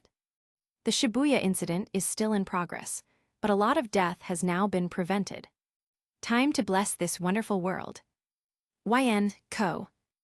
Mahoraga, no. Megumi, Suba. Chapter 14. We rushed forward the Shibuya station, through the deserted area created by my battle with Sukuna. Everything around us was destroyed, some places even had the foundation completely gone, but most of the destruction were caused by many upon many dismantles he had used throughout the fight. The remainings of lava created from my flames, melting, everything around it were filling the holes in the ground, only heating the area all around it. Megumi, who summoned his divine dog in totality form, had it carry Yuji to have his hands free in case he needs it, and, without missing even a single step, we ran inside using one of the many entrances to the underground subway station. Even if I personally don't know where is the exact location Gojo was sealed at, I could feel the remaining of his cursed energy lingering in the air. Kenjaku probably took the prison realm away, but if there's even a single chance it's still there, I will be able to free him with a single hit. Mahoraga was too big to fit inside of an underground facility, so it hid in my shadow, leaving the wheel of Dharma on top of my head in case I need to summon it again. It knew I don't have much cursed energy left, so it complied. So I had roughly 20–25% left after my domain battle with Sukuna, but with the possible upcoming fights, I might use even move. I don't need to summon any more Shikigami besides Mahoraga to fight in those conditions, but if I need to summon someone, it's probably going to be either Rabbit Escape or Round Deer, because anything else would just be a bad use of my leftover reserves. Megumi-kun, how is your reserves going? I asked, jumping over the railing on the stairs to reach the lower floor faster, feeling a few energy signatures inside. I don't have much, but I can last a single battle with what I have left. Domain is out of option, but everything else up to new should be fine. He answered, following me close behind with his version of Dusk. Then get ready, I can already hear sound of a battle ongoing. Special grade curse, no less, so be careful. Given that the only disaster curse left alive is Mahito, it could only be him, but I was not sure who was the second fighter. Their energy signature is low, around grade 2 at best, but there's another one approaching, and approaching fast. Nanami, Maki, and Naobito are out of Shibuya. Blitz got them out and didn't let them enter for the entire battle with Sukuna, so they didn't get into the radius of our battle. I presume they understood that it's too dangerous to get any closer, and stayed there until situation gets resolved. The only problem is, I don't recognize any signature that is on the station, so I didn't meet them yet. That means only one thing, Nobara, and to do. Megumi was oblivious to my thoughts, but he nodded to my warning, because he knew I'm pretty drained from the battle he witnessed from the front row seat. Why won't you use Divine General if that's the case? Is there any reason you keep him at standby? He was confused, clearly, but there was a deeper thought on his mind, and I caught on it. With Mahoraga, any battle here becomes all but an inconvenience, because 99% of people present here will die from a single hit, and that's exactly what stops me from using it. Megumi-kun, let me clear you from a single misunderstanding we have between us right now. I'm an outsider. I was not lying when I told you I'm from another world, as confusing as it may sound right now.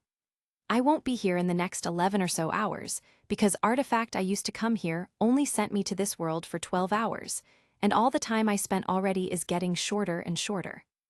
I want to save as much people as possible right now.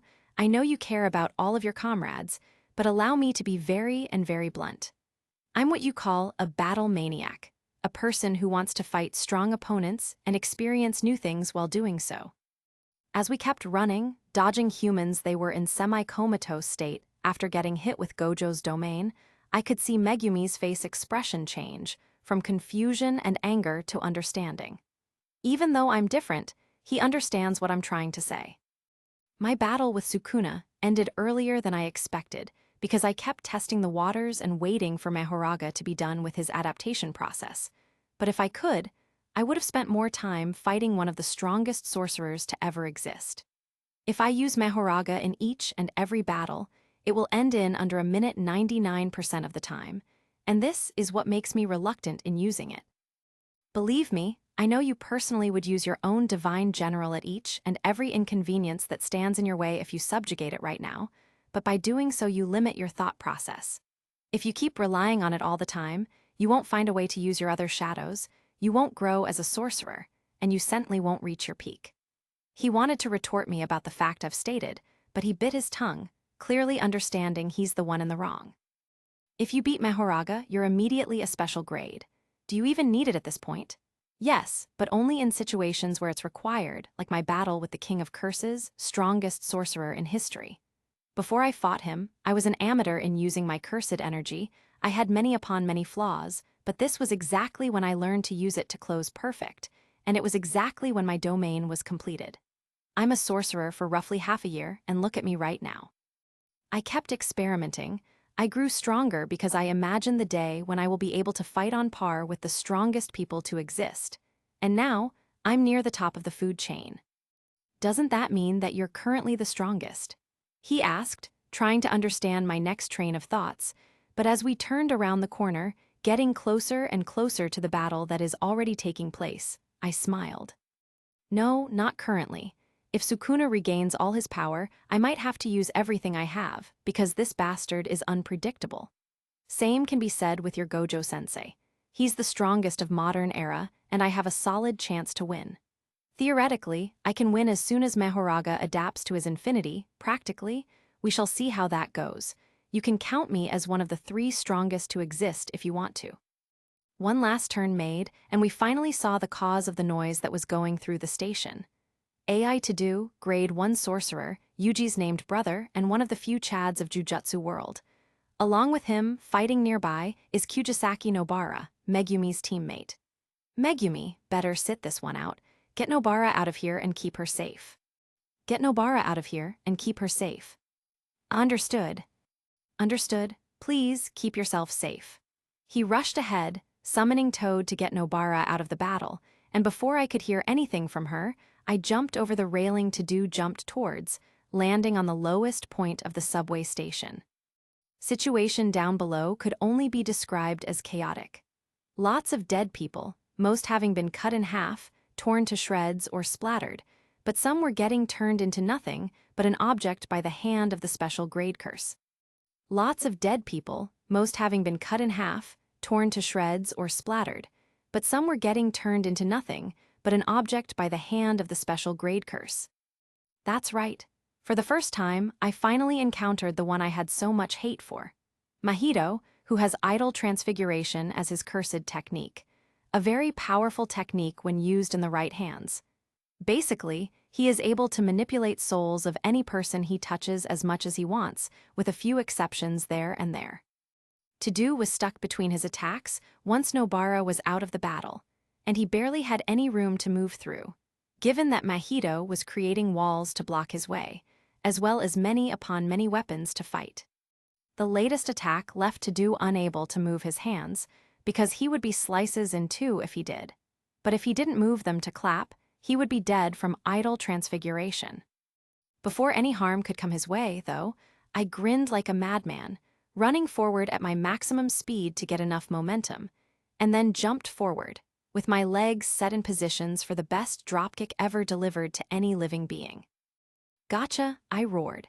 Mahito, caught off guard by my sudden arrival, had no time to react. My attack smashed into his face with such force that he flew backward, possibly breaking the sound barrier. I landed with a backflip, grinning as I dusted off my shoulders. Mahito crashed through a pillar before he could stop himself. As he staggered to his feet, he realized just how much trouble he was in. Even with my cursed energy reserves running low, the sheer density of what remained was more than enough. Turning around, I looked at To-Do, who clearly saw better days. He got some wounds, most likely from the swords Mahito held in his hands, but overall he was doing fine. His shirt was torn to shreds, and as soon as he got a moment to breathe, he tore it completely, revealing muscles that would make anyone envy. We looked at each other, as if judging, before he smiled, getting into a battle stance, ignoring Mahito that was slowly walking forward, without much confidence, however. I'm AI To-Do, grade 1 sorcerers. Tell me, what is your type of woman? It doesn't matter which situation he's in, who his teammate or enemy are, this will be the first question he asks someone fighting by his side. I prefer tall women with big asses, by the way.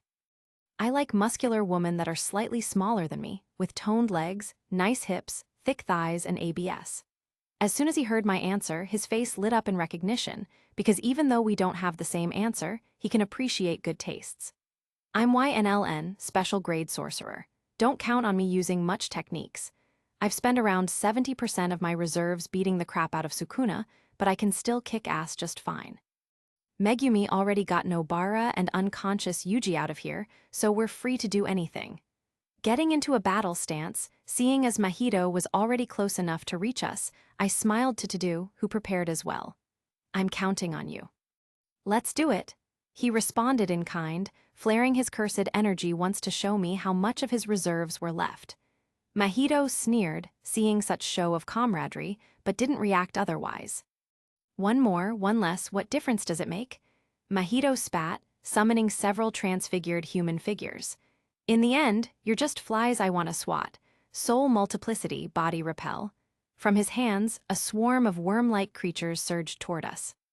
Together with To-Do, we rushed aside, dodging the attack as soon as it got close, and Mahito, seeing an opportunity, rushed at me as if to test the waters. He already got hit once and clearly felt the hit to his soul, but he must have thought it was just a fluke. He held a sword in his hand, so, out of courtesy, I got mine out, parrying his hit just a second before he could land his own, cutting his arm off in the process, and backed away because said arm got transfigured into a hail of darts aimed at me. Mahito was surprised I knew it would happen, so surprised, in fact, that I managed to hit him in the face with my arm, sending him into the ceiling, making it crumble like a card house. I got out of the way of falling debris, seeing as Tgthegood went in for the attack, kicking Mahito in the chest, and then clapping his hands to switch positions with him, falling on top of him and hitting his elbow into his stomach. Mahito spit a few drops of blood from his mouth, transfiguring his hands into blades, and swung them at Tgthegood, who had to disengage quickly before he got injured. I took the opportunity to attack, seeing as Mahito was still on the ground, and rushed ahead, kicking him in the air with just enough force to make him stand again. He tried to shield his face from the attack that came next, however. As soon as he tried that, I discarded my blade, putting it back in the shadow, and grabbed one of his hands, removing it from my way, and hit him in the face, which also made him lower his other arm. The impact would have been enough to send him flying through a wall, had I not grabbed him by the neck and punched him in the chest once again. Mahito hissed in pain, but a hit to the head clearly made it harder for him to concentrate on anything but pain in that very moment. I continued the onslaught, mainly aiming for his face and chest, and winding up the last punch sent him flying backwards, catching him mid-flight by the face before he flew too far, dragging him through the floor as fast as I could. He was pretty durable, I can admit that, since even such a combo was not enough to make any significant wounds. Either that, or he kept healing his soul with idle transfiguration. Once I got tired of dragging his face through the concrete, I rose him in the air and hit him into the floor once again, which made him bounce slightly. It's not over yet. Kicking him higher into the air, I punched him into the stomach and did a few more hits, getting behind his back to shatter his spine with a few more hits, then grabbed him by the back of his neck to throw him at Tgthegood, who was patiently waiting. Tgthegood grinned in satisfaction and clapped his hands, switching positions with Mahito, kneeing him in the stomach, sending him flying into the pillar that immediately shattered from impact. We didn't stand still, however, rushing forward to continue the traditional jumping.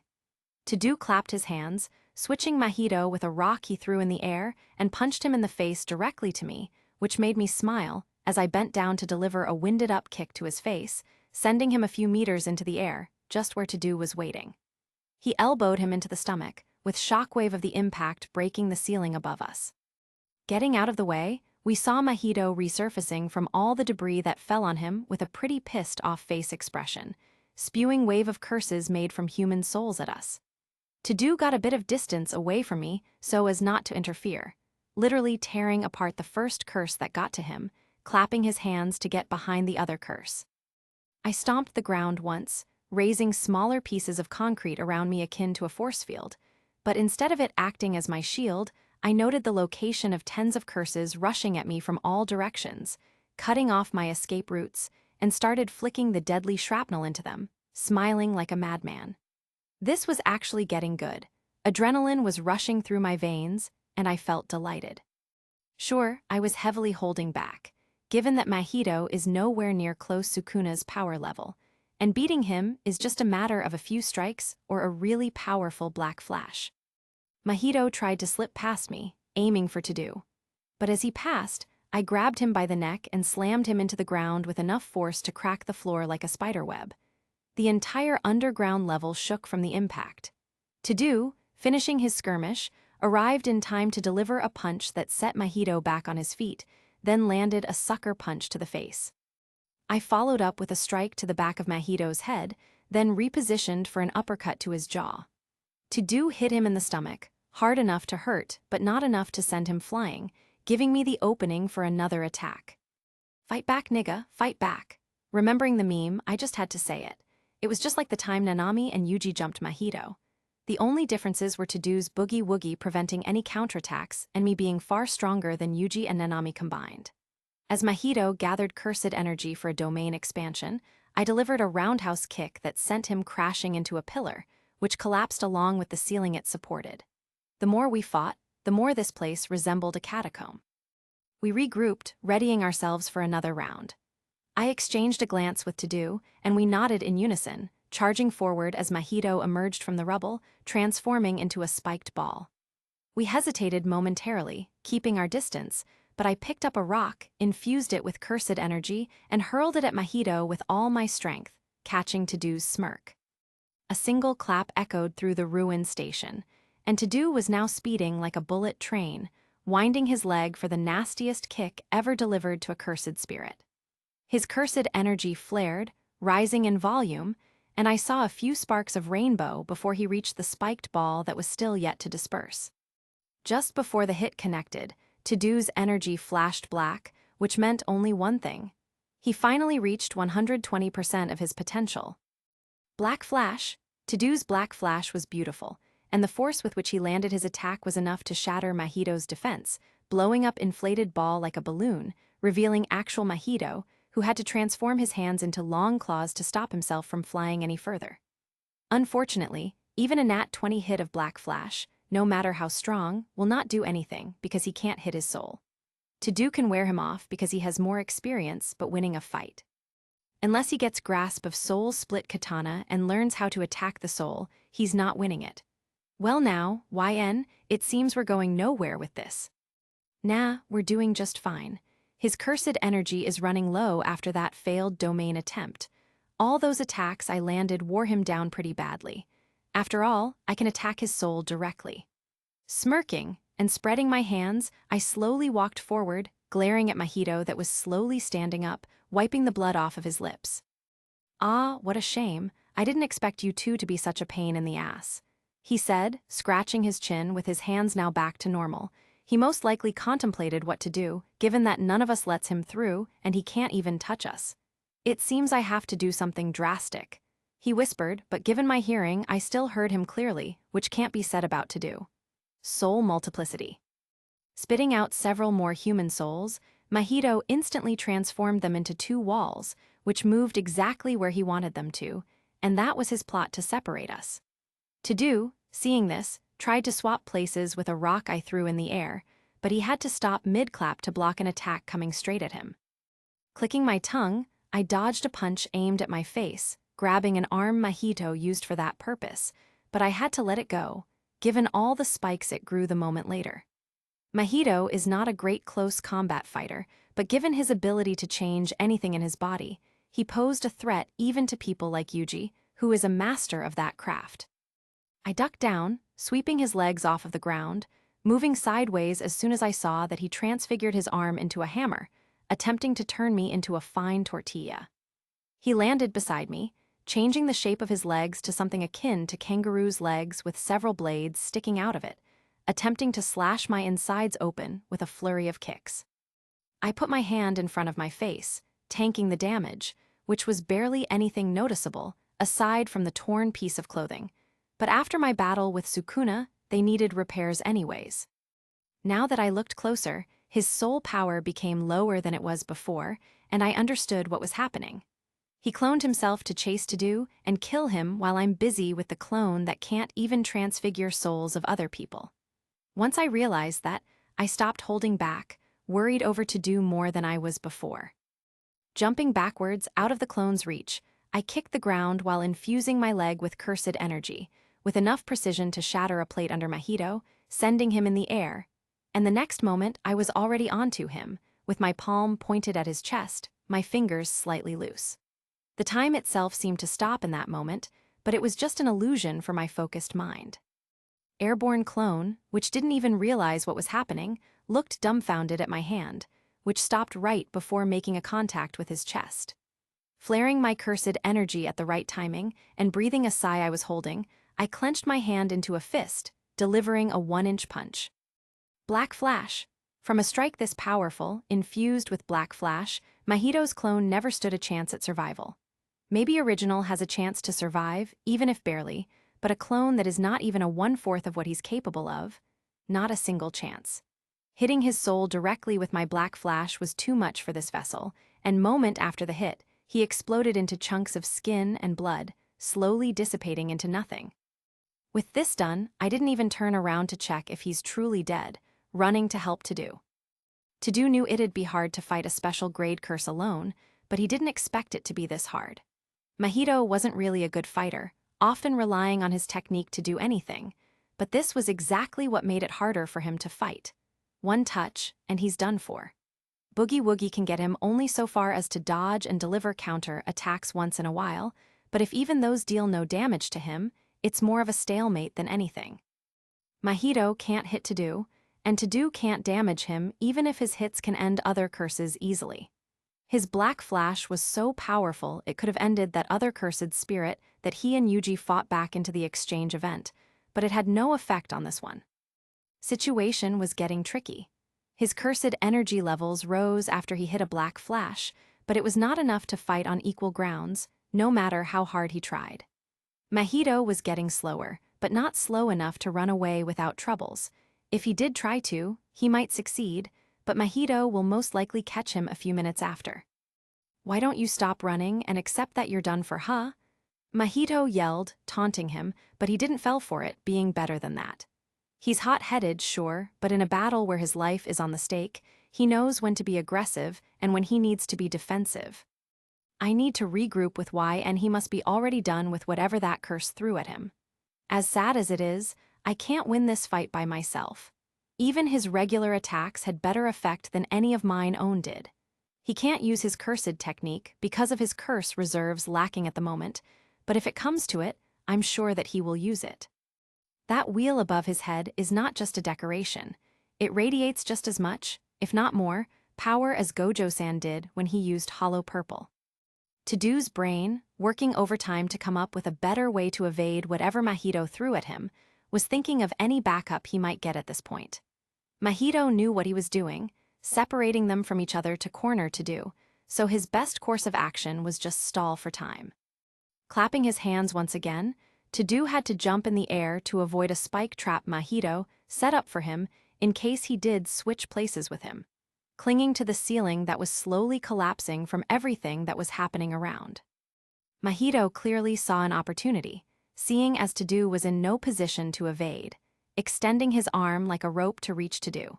But before he could touch him, their entire world turned upside down from an explosion of cursed energy that tore the station apart, ripping a hole to the surface of Shibuya. Tgthegood didn't even have time to comprehend what had happened before he was already on the surface, seeing a place that was once a thriving city of Shibuya. It was evaporated from the face of the earth, and everything in 100-meter radius was wiped clean. Lava puddles were everywhere, and the heat that was still lingering in the area was suffocating, to say the least. Mahito was just as confused, suddenly appearing half a dozen meters away from him, looking up in the sky once he came to his senses. Tgthegood looked up as well, seeing the person he entrusted his life to slowly floating down from the sky with his cursed energy getting denser and denser each second. Compared to the heat which was suffocating enough, his cursed energy was even harder to withstand, pushing air out of his lungs just by being near the source. It was harder to breathe nearby the special grade sorcerer that, by his own words, fought and defeated Sukuna, and it was not hard to guess who was the reason Shibuya was now looking like a nuked site. "Sorry I had to keep you waiting. It seems Mahito is not fond of getting jumped." Once YN landed, standing between him and Mahito, he sighed in annoyance, turning to Mahito. "At least come after me yourself if you want to separate us, you know? Fighting your clone is boring." He died in a single punch. As if talking about the weather, he folded his arms on his chest, showing his displeasure over this entire situation. Tgthegood knew all sorcerers had a screw loose. Hell, even he had a few spare ones to share, but now he understood what screws were loose in YN head. He was a battle maniac.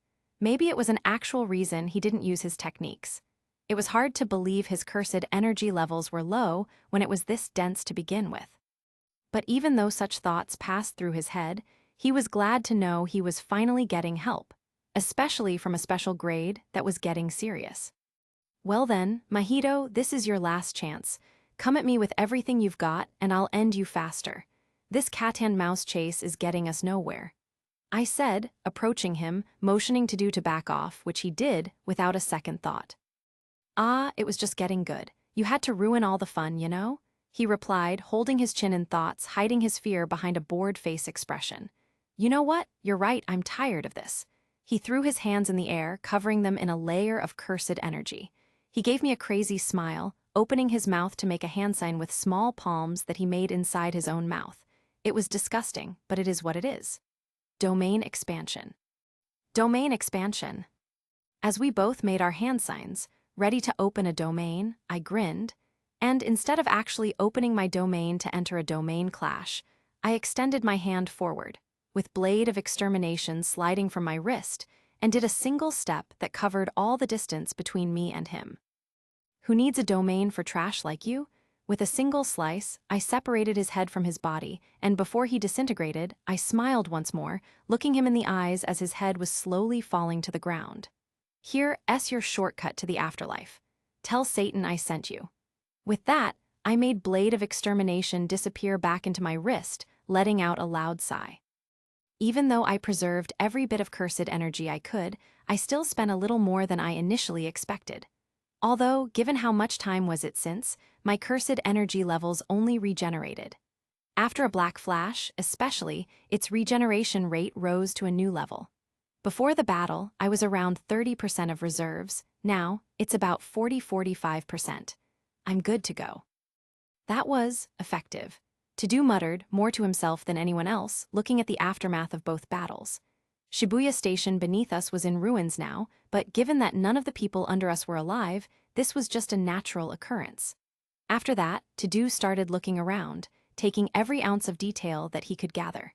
Collapsed buildings outside of the crater left by my last attack didn't make the picture brighter, but it did give him an insight on the extent of my power. You weren't kidding when you said you can kick ass just fine. He commented, taking a short breather to gather back the strength he had used in the fight. You did just as fine as I did with Mahito. He's no joke, given his grade and technique, but you held your own pretty damn fine if I had to say so myself. Not many would have lived and told the tale of such experiences. I replied, complimenting him as well. I knew Tgthegood was smart when it comes to battles, but this fight truly showed me how badass this man truly is. AI Tgthegood doesn't back down from a fight, no matter the odds. Pointing a thumb finger at his chest, he gave me a wide grin, and I couldn't help but smile in return. As we started walking in the direction where I felt familiar cursed energy, Tgthegood kept looking around, until he saw the exact place where the last stand actually happened. A pool of lava was still present, given that the center was the hottest part of the actual attack, and it didn't seem to cool down even a little. Outside of the range of the orbital laser was the building that were collapsed or barely standing. Visible slashes that split them in equal parts clearly hinted at who exactly was the cause of that, and Tgthegood, seeing an aftermath of my battle with Sukuna, looked at me, with a face expression showing nothing but respect, with a little, tiniest bit of shame, probably because he was late to save his brother. You said you fought Sukuna and beat the crap out of him. As he said that, I turned my head sideways to look him in the eyes, hinting that he can continue. How did you manage to do that? I'm not even talking about surviving an encounter with a sorcerer of his caliber to tell the tale. You're standing right here, alive and kicking, which means you've got enough luck and power to beat him into submission. The fun, or rather, confusing part of all of that Tgthegood is that I'm not even associated with this place, this entire world to be exact. As I said that, I brought a white box I had used to get here in the first place out of my shadow, showing it to Tgthegood, who was confused at both the fact that I can do exactly what Megumi does, as well as being confused at the artifact. I'm not from this world, even though I know more about it than I normally should. This box right here is the reason I'm right here, in this very moment. Clang. Let's ignore the wheel for now, let us do its thing in peace. I said that, but Tgthegood must probably have more question now that he has answers. Putting the box back in the shadow, I kept walking forward, making sure I keep regenerating my reserves. I came from a fantasy world you often see in books or manga. I got reborn after I died, and I got a wish to ask for to help me in defeating the big bad guy of the world. Can you guess which gift I asked for? 10 shadows? Tgthegood replied without hesitation, watching me doing the same thing with the shadow storage. His intelligence is not to be underestimated, and I was glad it was just as good as it always was. Exactly, this wheel above my head is what gave me the edge over Sukuna. Sure, I might have one without it, but... I trailed off with my thoughts turning inward. Why did I do it? I thought, my mind circling back to the battle with Sukuna. I could have played it safe, used Mahoraga, and ended it quickly. But no, I had to prove something. Not to Sukuna, not even to this world, but to myself. I looked back at the crater, a reminder of my need to prove my strength. I'm no different from Sukuna or Gojo or any of the other power-hungry monsters out there. I wanted to show that I was stronger, that I could win with sheer force. And look at what cost. Even if I didn't kill anyone undeserving of it, I killed the history of Shibuya. So many people had lost their home because of me. Giving the wheel a slight spin, which did nothing but make a sound, I smiled. It was rather calming, having the ability to just spin the wheel to calm down. The sound it makes is just so different from everything else that it makes my nerves relax. You must have felt it when Megumi tried to commit his suicide mission by summoning the 10th Shikigami. Yeah, I felt it, that kind of power. It's not something you just walk away from. Tgthegood nodded, his expression serious. The thing is, none of the 10 Shadows users managed to subjugate it, aside from me. Even the head of Gojo clan with both Limitless and 6 Eyes died facing it, which is a sign of skill issue, but that's beside the point. What this Shikigami does nullifies the possibility for Sukuna to even remotely fight back against me after it finishes what it does. This wheel belongs to Mahoraga, the divine general of 10 Shadows. I call it Big Raga for shorts, if you want to call it that. Sukuna, after facing immovable object, that being Big Raga, opened his domain, and to counter it, I opened my own. I stood no chance at winning the domain clash, however, but I didn't need to. Once Big Raga broke his domain, Sukuna just didn't know what to do, so he conjured a fire arrow and I prepared my own attack. You saw New before, right? Receiving a nod from Tgthegood, that was listening with his full attention at me, I nodded back, motioning at the center of the crater. That's the result of my orbital laser, a combination of New, Great Serpent, and a few other Shikigami. It wiped out everything in a 100-meter radius. All of this, it didn't have to happen. I could have used Big Raga and ended the fight without all this destruction. But my ego wouldn't let me. Tgthegood was silent, looking at me and the crater with a dazed expression, preceding what I had said to him. Sure, I won, but at what cost? It might not have been everything, but to people other than me, it might have as well be. You know, YN, we all have that side to us. The part that wants to prove something, to show we're stronger, better. Hell, I'm no different. Back when I was a teenager that got a cursed technique, I've charged into fights just to prove I could win, even when I knew there was a better way to prove that my boogie-woogie is not a joke.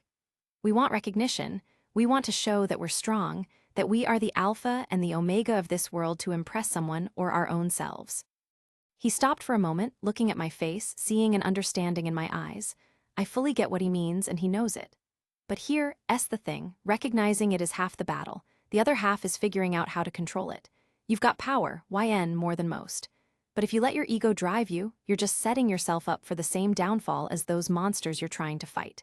He walked closer, putting a hand on my shoulder, giving me a reassuring pat on the back.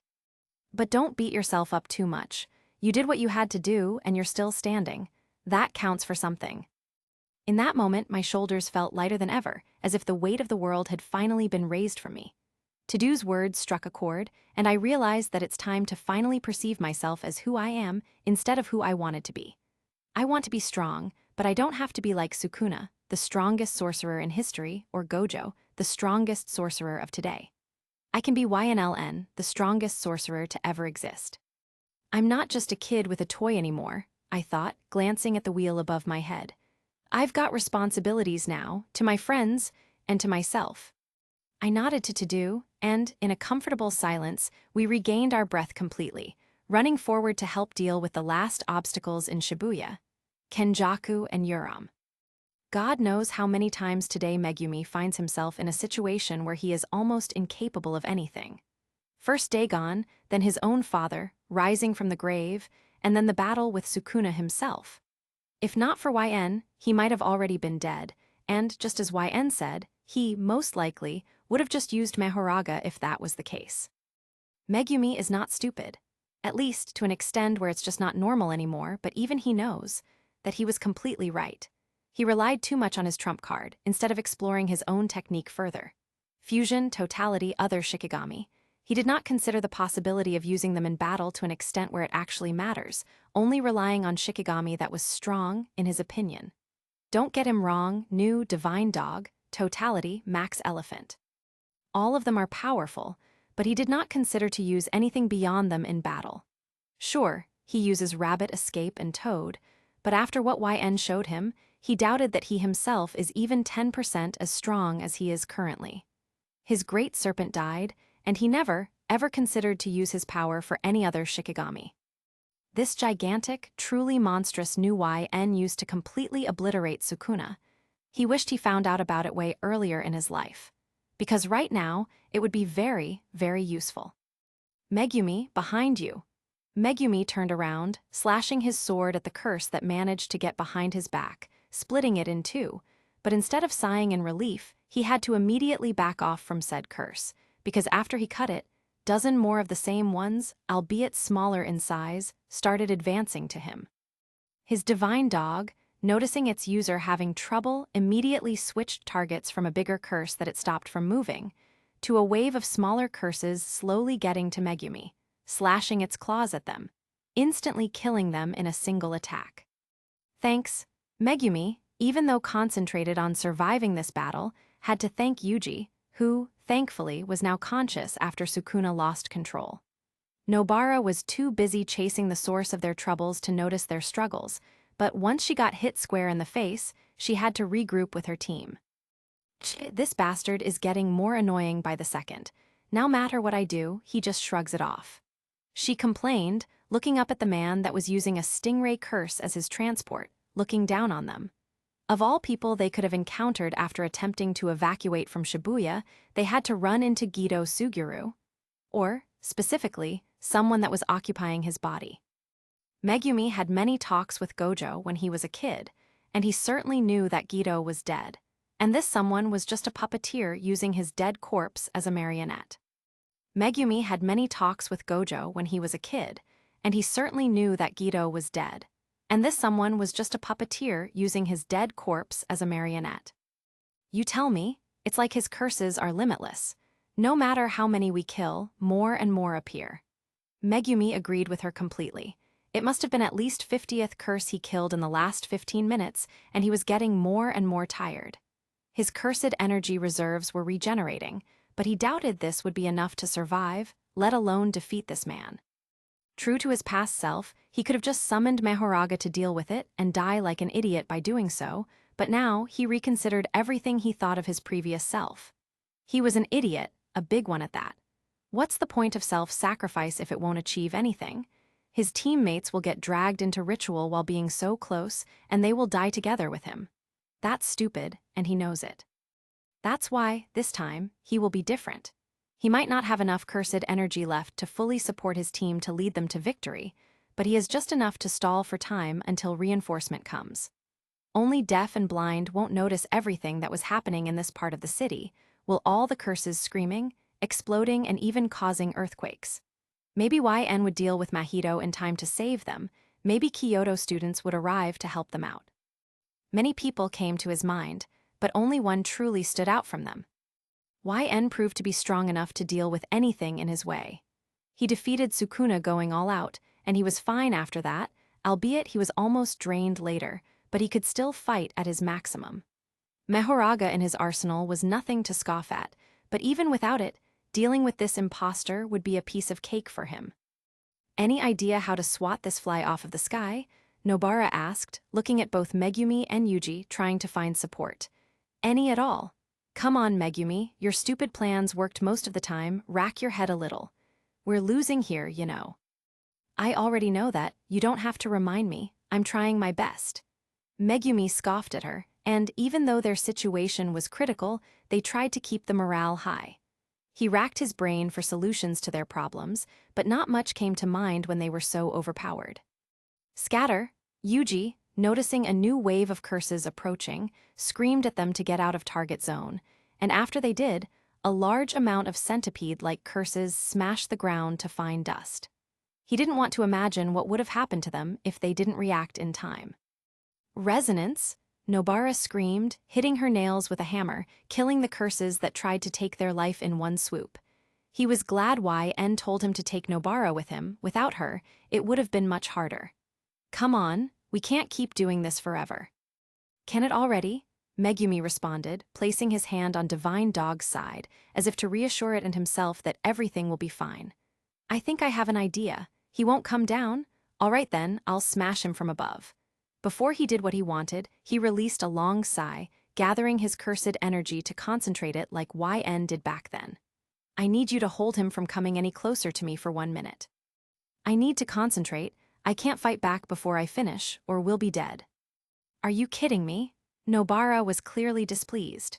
It was one thing to hold out against normal curses, but holding out curses made by this Guido and him for a minute? We barely can hold them together. How do you expect us to keep it away from you for so long? I have to agree with Kyugi here. He must already know you're trying something. We can't just smash his face in when he's so far. Even if he's holding Gojo-sensei hostage, we can't just take it from him. He's too strong for us to take. I'm sorry, Megumi, but we can't do that. Yuji was as sad as ever. He lost his sensei, he lost control over Sukuna, and because of that, he now has to bear the consequences of his weakness. Shibuya will never be the same after his failure. Megumi knew it was too much to ask, but this was the only way they could stand a chance to survive. To win, even. YN taught him a lot, and he needed to put his teaching into practice, but he can't do it alone. He needed help. Each move they made seemed to be countered effortlessly, and every curse they destroyed was replaced by 2 more. The odds were overwhelming, and the exhaustion in their bodies was beginning to show after so much time spent trying to win. It was easy to guess that Megumi was trying something, given how he concentrated his cursed energy. Guido wasn't just watching anymore, he was actively pressuring them, testing their limits. Nobara got caught by a curse that started dragging her away from Megumi, and so was Yuji, who was trying his best to get out of the grip of this abomination of a curse, dragging them farther and farther away from him. He himself was struggling to get out of the grip of a curse that caught him and his Shikigami. Guido was clearly amused by their struggle, but given that the only one he needed alive was Yuji, it was not hard to guess what he wanted to do to him. Megumi? Yuji yelled in despair, ripping through the curse with his bare hands, but after he did, several more caught him, holding him down to the ground with enough force to crack the ground beneath. Let's finish this, shall we? Guido descended from the air with a smile, holding a cursed spirit in his hand. It looked like a scorpion, a giant one at that, which was pointing its tail at Megumi's eye. He prayed to anyone that could hear him to help, anyone, anything, to do something. An answer they did. Instead of death coming to reap his soul, someone else came his aid. A torrent of highly concentrated stream of blood tore through the curse Guido was holding, which prompted him to back off before he got cut in half. Immediately after, the same stream of blood cut down all the curses holding Megumi and his team, and now, with the ability to move, Megumi looked at the one that came to aid. Immediately after, the same stream of blood cut down all the curses holding Megumi and his team, and now, with the ability to move, Megumi looked at the one that came to aid. What are you doing here? Yuji immediately recognized the one who arrived, and he was confused. Last time he saw this man, he almost died. To say that the one who arrived was pissed is to say nothing. All he felt in that moment was absolute fury. His cursed energy was flaring like a beacon, and it was filled with such rage that everyone around felt it clearly. Looking at Guido, Choso stepped forward, completely ignoring everyone but Guido himself and Yuji, who he came to save. How dare you? His righteous fury was directed at Guido, and his steps only got faster when he was free to move, knowing that Yuji was safe. How dare you pit me against my younger brother? Kamo Noritoshi. So that's who sits beneath this corpse. After the display of fury from Choso, more people arrived at the scene. They finally arrived to help them, and now Megumi knew they can win. A dark mark of Kamo clan, the worst sorcerer of Japanese history. It might really be him, given his tendency to change body like gloves. Neobaido arrived at the scene, and together with him were the people they found on the way. Kusakabe, Nanami, Maki, Panda. More people were sure to come soon, but this was already a relief to know that they were saved. Panda stood in front of Yuji, given his state right now. He needed support, and he was the second who came to his side. First was Choso, because of course, as an older brother, he had an obligation to protect his Oni-chan. Nanami was beside Kusakabe, helping Megumi to get up, and, as they looked at each other and nodded, Megumi was relieved. Maki and Neobito came to aid Nobara, smiling like they used it when YN beat Dagon. "You're late," Nobara said with a slight chuckle, looking at everyone present. "You guys really need to work on your timing." "Traffic was hell," Neobito answered dryly, but a laugh that came from him clearly showed what he thought of that. "Megumi-kun," Nanami looked back at Megumi, giving him a little smile to reassure him. "I believe you have a plan on how to deal with him, am I correct?"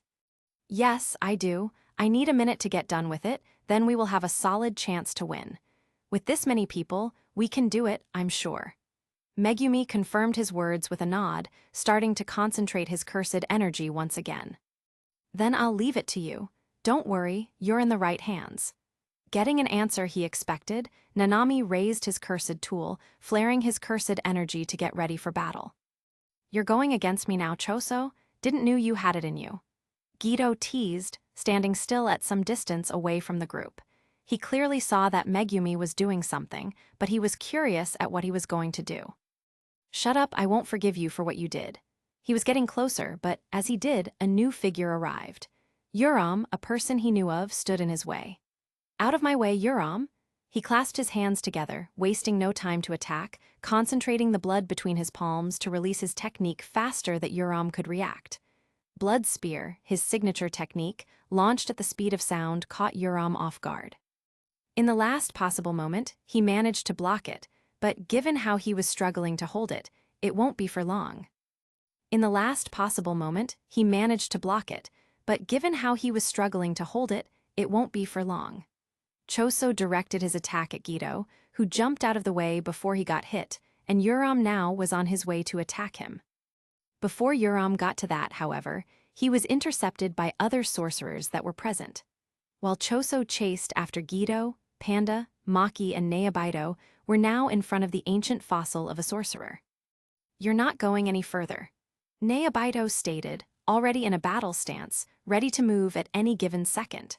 Maki held her playful cloud, and Panda, in his gorilla mode, was more than ready to fight. "Out of my way, worms." Uram raised his hand, and temperature all around started to drop.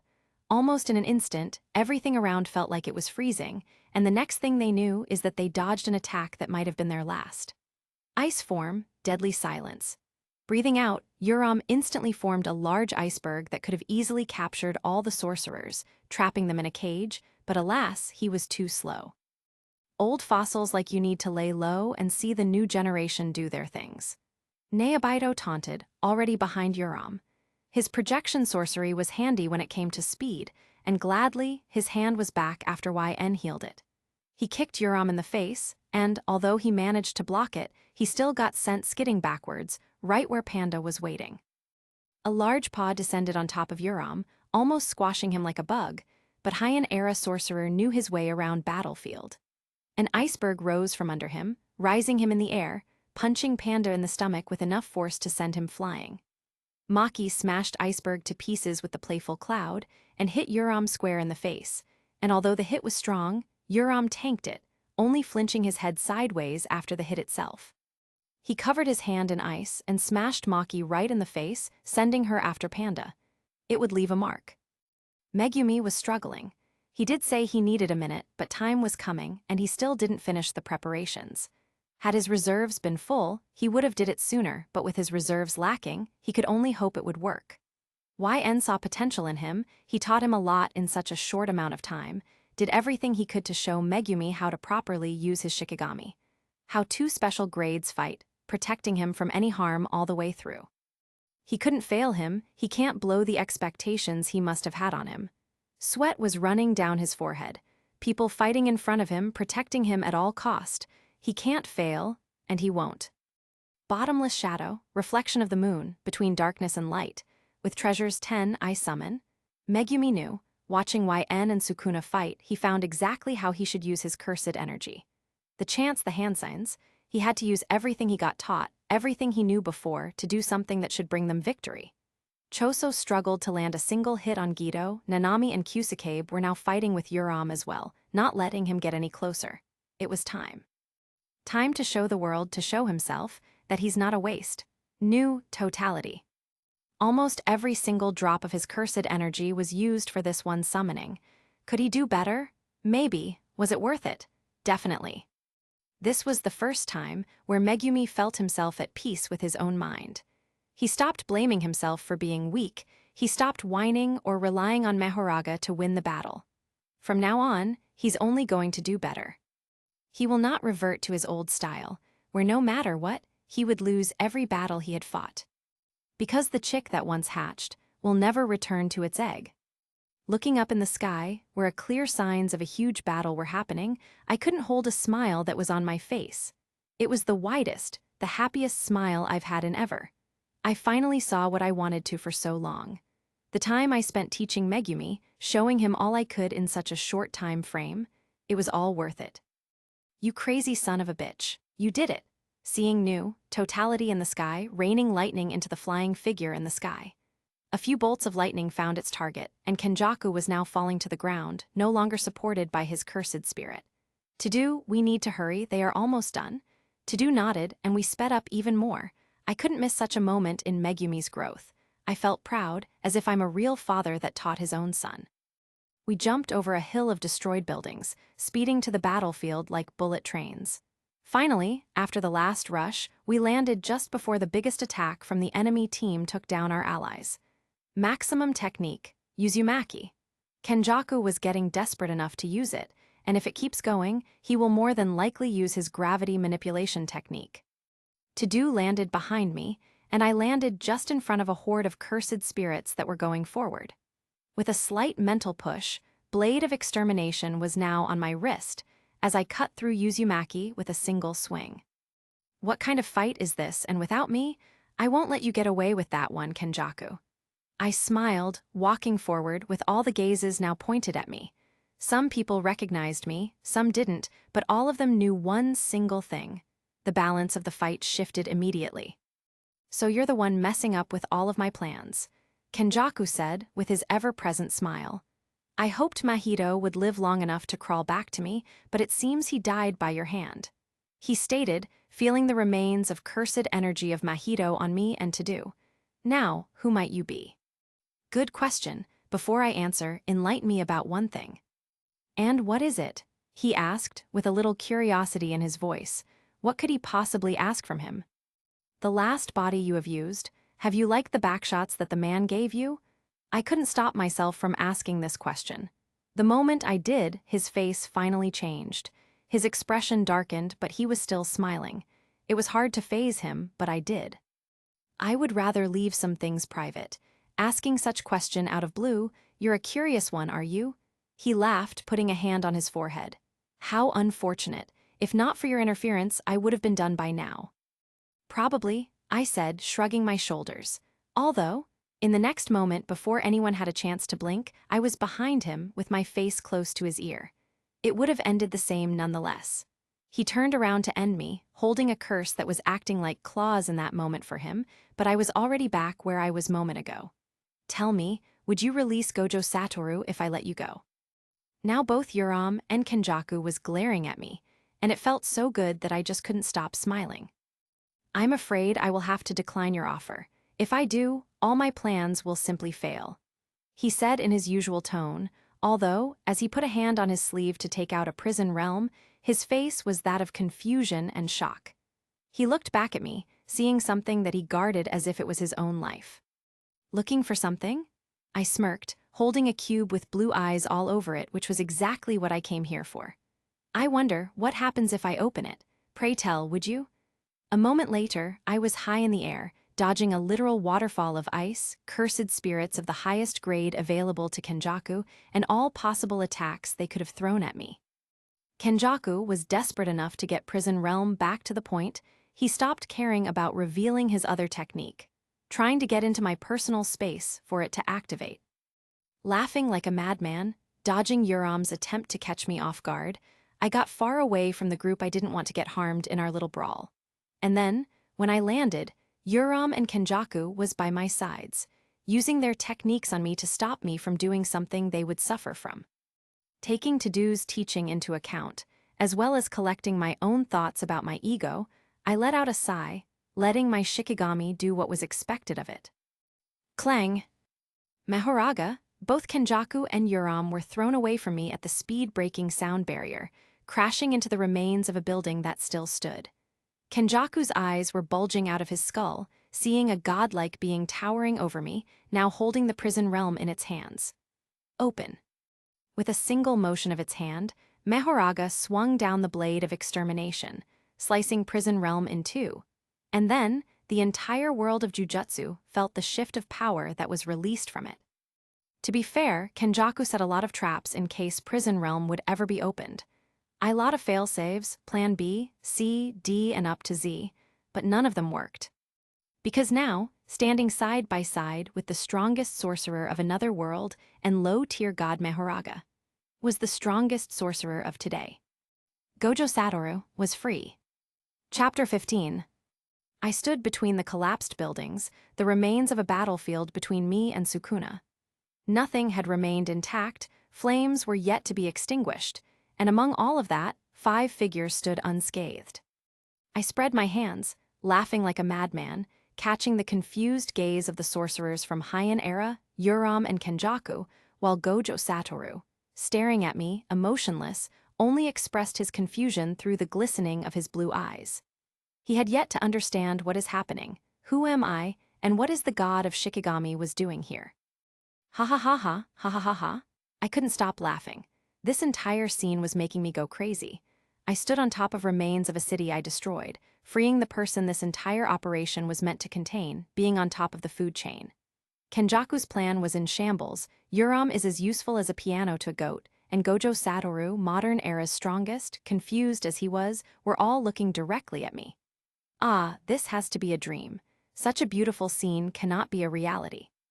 I walked forward, my hands spread to the sides, and with confident smile, with Mehoraga walking behind me, I was approaching Kenjaku, who made a step back from caution. He was at absolute lowest point. He doesn't have the firepower to fight me, and even if he did, Gojo is near, even though confused and probably tired, he now knows not to underestimate him. Yuram is just Sukuna's lapdog, unable to deal with anyone above grade 1, so expecting anything from this disappointment would be stupid. Hey now, what's the deal? Where did all that confidence go? Where's that bravado you had been holding on to? I let my cursed energy leak, pushing onto the only enemies left with my entire reserves. If I had to guess, they must have seen death in that very moment. My reserves might not be full, but the density is as high as ever, and even Sukuna had to admit how strong I am. I knew I mustn't let my ego take over, but just for this moment, I needed to feel myself at the top. Yuram, sweating from fear, held the hand forward, forming ice on the tip of the finger, as if trying to scare me from coming any closer.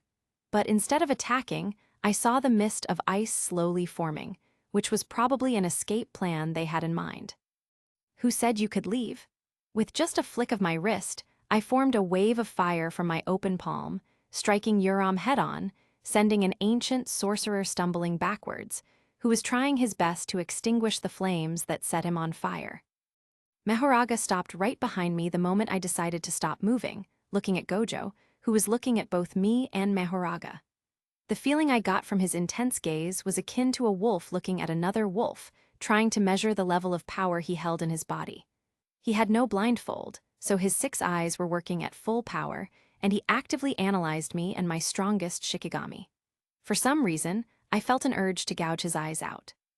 Even if I knew he's not an enemy, that he's not the one I should put a priority on, I wanted to punch him. Was that what Toji felt where Gojo as a kid looked at him?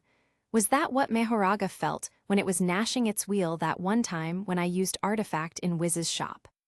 That's a terrible feeling. Your soul and body being watched at so intensely, so agonizingly long, and so horribly disgusting. I suddenly understood why so many people despised that gaze. It was as if Gojo could see everything. Your fears, your flaws, and even your intentions. Who are you? Gojo, for the first time since being unsealed, spoke to me, looking directly into my eyes. You don't belong here. Mahoraga's wheel was gnashing yet again. Even if it was keeping an eye on Kenjaku, it could still feel Gojo's gaze, and it didn't like it, not one bit. Clang. Name's YNLN, strongest sorcerer of another world. Nice to meet you, Gojo Satoru.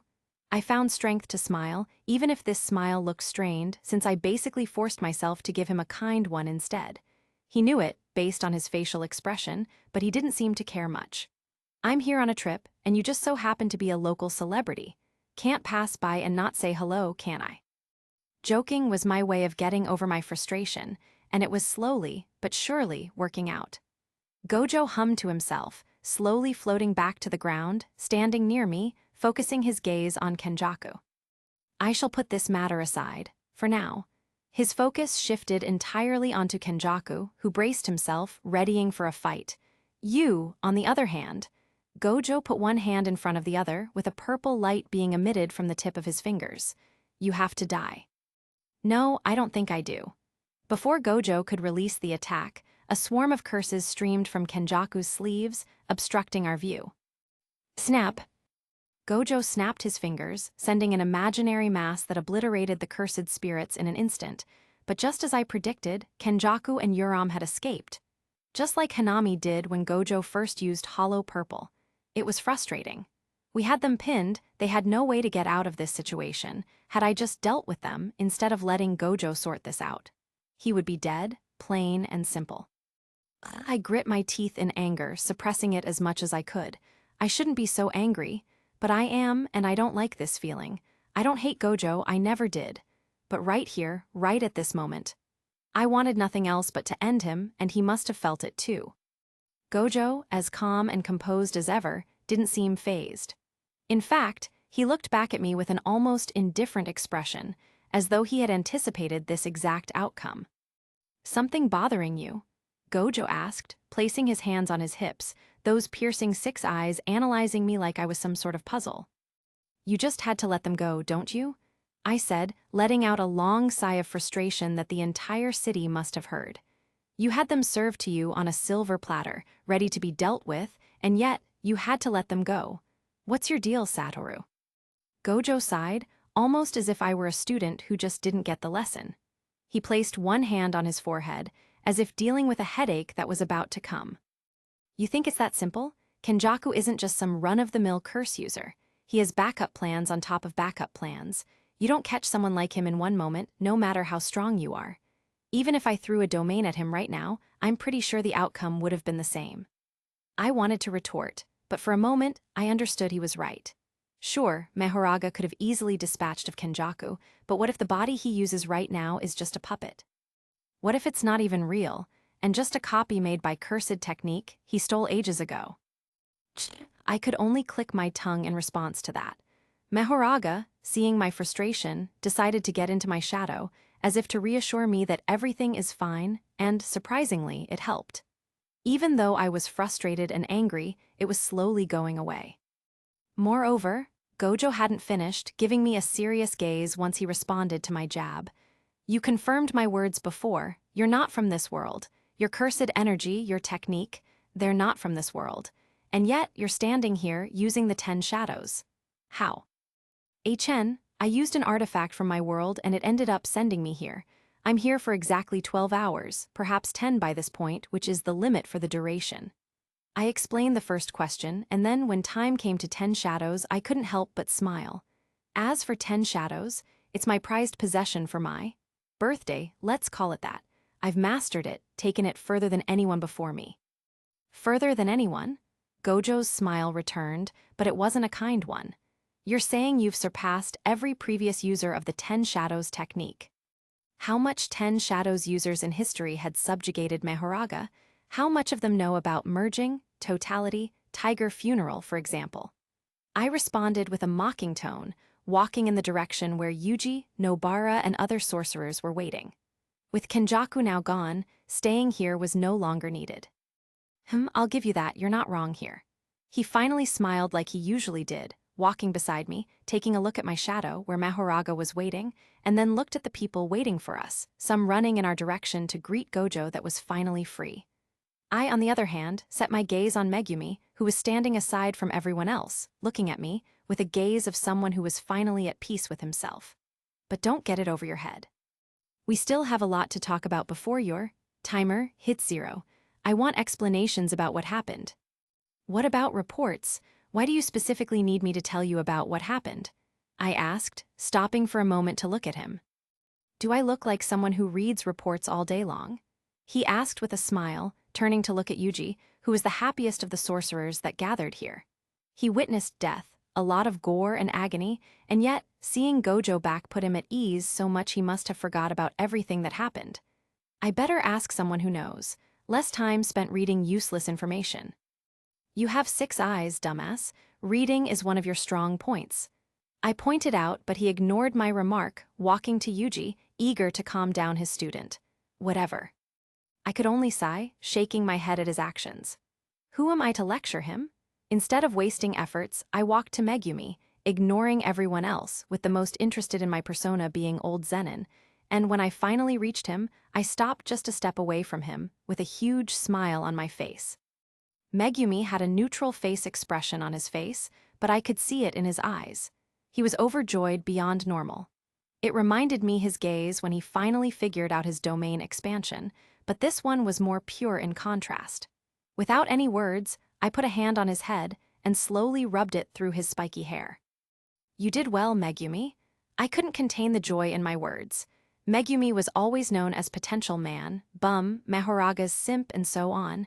Seeing him grow, seeing him succeed, was more than I could ask for. I'm proud of you. Megumi was confused for a moment, with a small blush creeping on his face, but as I kept going, he finally relaxed, looking me in the eyes. Thank you, YN. With this, the Shibuya incident was now finished.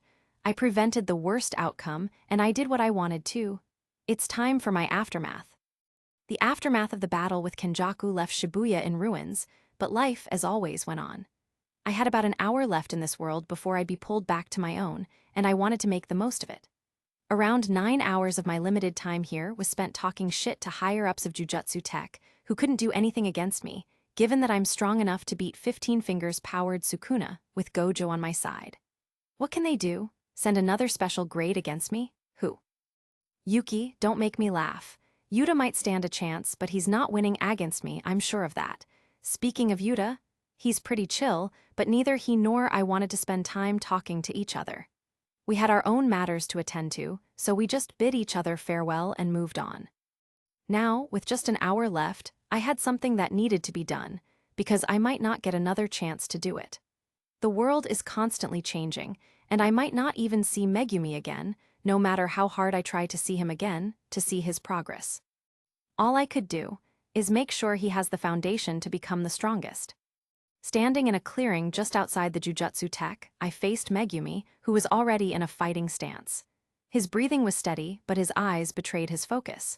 He knew I wasn't going to go easy on him. The kid had potential, more than even he realized, but he had a long way to go in terms of technique and control. I cracked my knuckles and spread my feet, taking a battle stance. All right, Megumi, this one's about getting you more comfortable with hand-to-hand combat. You've got the basics, but you need to learn how to close the gap between you and your opponent, especially when they're stronger. Take advice from me, you don't want to use your Shikigami first second of the battle. You need to gather information about your opponent, see which Shikigami can fare up against them, and the best way to do this is by fighting them head-on. Right. Megumi stood on the opposite side of the makeshift arena, taking a stance he himself learned when he was younger. He was beating school bullies left and right, so he had combat experience, but he didn't have much when it came to people stronger than him. I dashed forward, throwing a quick jab to test his reaction. He parried, but my follow-up low kick swept him off balance. Faster, I said, resetting my stance as he got back on his feet. You can't just rely on your Shikigami to fight for you. You need to be just as dangerous as they are, if not more so. He gritted his teeth, focusing harder. We went at it again, punches, kicks, grapples. His movements became faster, more accurate, much more confident as he adapted to my attacks. I mixed in different approaches, starting from feints, counters, and the occasional splits with some breakdancing to show him that a fight is a dance, making sure he wasn't just memorizing patterns. Hand-to-hand combat wasn't about being the fastest or the strongest. It was about reading your opponent, staying unpredictable. If your moves can be predicted, you're toast. Old Zenin in a different timeline knows from experience. When you gather enough information, use your Shikigami to force your opponents into situations far worse than you yourself can put them into. Don't let them concentrate solely on you, because you, as a user, is the most vulnerable chain in the link. Megumi took a deep breath, summoning his version of Divine Dog, Totality, and sending it toward me. I sidestepped, blocking its lunge with a quick spin kick, then closed the distance between us, landing a punch to Megumi's gut. He staggered but didn't fall. His Totality lunged at me from behind, while Megumi regained the footing, rushing at me with a flurry of attacks that was slowly but surely getting more accurate. I grinned, stepping aside to let Totality get past me, and once it did, I grabbed it by the neck, throwing it aside, seeing as it landed on its legs, growling at me, while Megumi kept going, trying his best to land a hit. I intentionally made an opening for him to exploit, and once he did, I did a backflip, making a handstand push-up, before kicking him in the face once he realized his mistake. Jumping into position, I looked at Megumi, who just wiped the blood from his lip, looking at me with a serious face expression. We went at it again.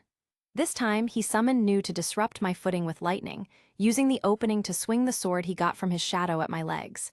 I blocked, then countered with my own sword, forcing him to adapt. His movements became smoother, more fluid, and I could see his confidence growing with each exchange. I was smiling the entire time because I could see that he was improving, rapidly so, if I had to say. "You're learning," I said with a grin, spinning around as our swords stuck in a lock, disarming him in one quick move. "But you've still got a lot to work on." Megumi breathed heavily but gave a satisfied nod. He put his sword back in the shadow, just like I did with mine, and unsummoned his Shikigami. "I'll get there," he replied, letting out a sigh. It wasn't our first spar, and he was getting tired. He wanted to say something else, but was interrupted by a slow clapping coming from the other side of the arena. We turned our heads to meet the one coming to see us, not surprised to see Gojo, who gave us both a smile. "Having fun without me?" Gojo strolled into the training area, hands now in his pockets, with that ever-present smirk on his face. His eyes were covered with a blindfold, and he was now wearing a proper outfit, instead of the torn one he got when he was freed from prison realm. "You're always late to party, Gojo." I replied with a smirk, knowing how busy Gojo was with the matters revolving around Jujutsu Society after Shibuya. Now world knew about curses, but thankfully, no curse outbreak was in progress, so less headache for him. "You know how it is, too many admirers, not enough time." He waved his hand dismissively, looking back at me. "But I came here for a reason. I remember then you got about an hour or so left, right?" "More or less, what about it?" I raised an eyebrow at his question, taking out an adventurer card from my shadow, looking at its content for the first time since ever. Before Gojo could respond, I was already busy dealing with what I saw on it. Before arriving to Shibuya, I was level 57. I was level 50 when I subjugated Tiger Funeral, got 5 levels from defeating Mahoraga, and 2 levels from farming afterwards. Now, I was level 66. Defeating Sukuna and Mahito did raise my level, even if I'm not in the same world from where this card comes from. In terms of SB, I had collected 25 of them, which was enough to get a single skill that was not on the list last time I checked. Shared adaptation. It was tinted with golden hue, showing that it was unlocked recently, as well as a tint of purple, showing that it was exclusive.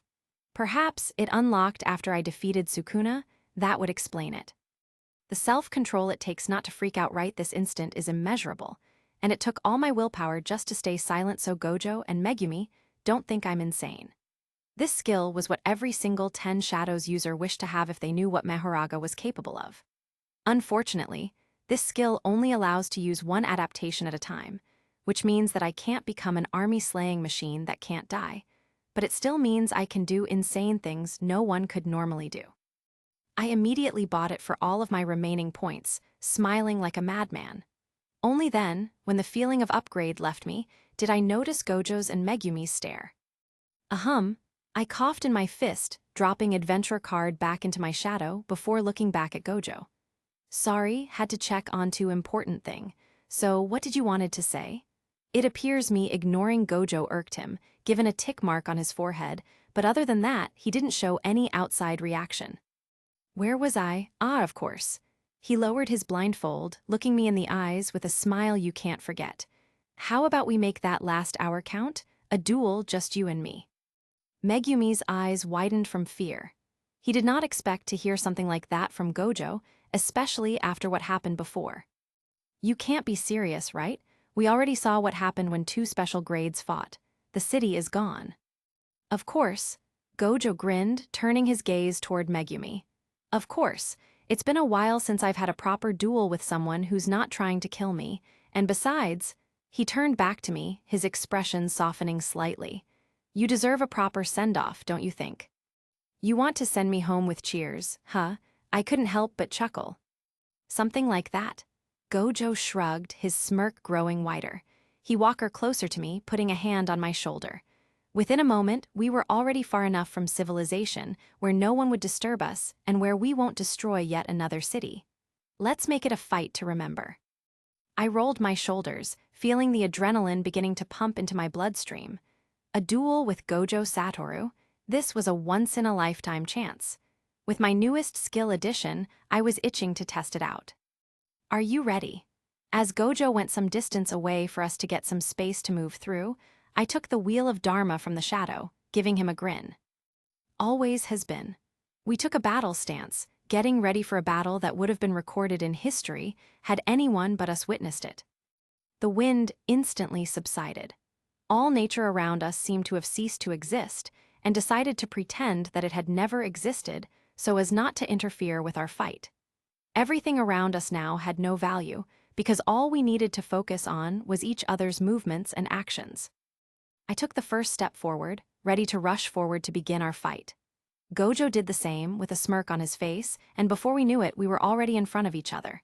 I threw a punch at him, only to realize his infinity was turned on. I expected it to be the case, but that didn't make it any easier to deal with. It felt like my fist was trying to move through thick, viscous air, slowing down as it approached him, never quite making contact. Before I could process, I saw Gojo's counterattack. His fist was headed straight for my face, a blur of motion that sent alarm bells ringing in my head. Instinct kicked in. I shifted my weight, twisting just enough to avoid the full force of the punch. As I did, I made a small puddle of shadow beneath Gojo's foot, causing him to stumble just for a second. I disengaged, putting some distance between us before I felt the full force of his punch. It was a close call, and I knew the same trick wouldn't work twice, but it gave me a moment to think. Rabbit escape, totality. A horde of rabbits blocked our vision, and even Gojo, with his 6 eyes, couldn't properly perceive the combat grounds with how much rabbits had appeared in an instant. Those were the same rabbits I used to clear Vanir's dungeon, but this time, they got Dharma wheel. Each of them had a small wheel on top of their head, which means that their adaptation is shared, and they can help each other adapt faster. Gojo might or might not know what can it do, but even so, there's not much he can do about it. You think some rabbits will be enough to take me down? He said, laughing, seeing as they stopped just inches away from biting him and tried to punch them, only to realize that his punches, even when infused by cursed energy and blue, did barely anything to them. They just bounced backwards as if his punches, which made people vomit from how strong they are, were just a little inconvenience. Well now, that's surprising. I threw the punch anyway, knowing it wouldn't connect. I needed the adaptation to kick in. Gojo turned just in time to meet my eyes, realizing my plan. His smile faded as the wheel of Dharma on the rabbits began to turn in unison, each one adapting to his infinity, little by little. Clang! Hundreds of wheels made a turn at the same second, which made Gojo narrow his eyes as he looked at me, with gears clicking in his head. I still couldn't pierce through his barrier, but I could feel myself moving through it, ever so slowly. He must have felt it, too, given how fast he turned around to hit me in the face. I braced myself as his blue-infused punch slammed into my stomach. The pain was immediate and overwhelming, a wave of force that sent shockwaves through my body. My vision blurred for a second, and I felt the urge to vomit. But Mahoraga hits harder than that. I concentrated, pouring reverse cursed technique into my body, healing the damage as quickly as it came. Gojo didn't let up. His next punch crashed into my chest, and I heard the sickening crack of one of my ribs. The pain I felt was through the roof, threatening to shut down my body from overstimulation, but I couldn't stop now. I managed to disengage once the rabbits blocked his view, and he clicked his tongue, annoyed. Cursed technique lapse, maximum output blue. A massive sphere of blue materialized midair, sucking everything around it into its core. The rabbits, the debris, even the air itself seemed to be pulled toward it, an unstoppable gravitational force. I could feel the ground beneath my feet slipping away as I ran around Gojo, trying to avoid the makeshift black hole.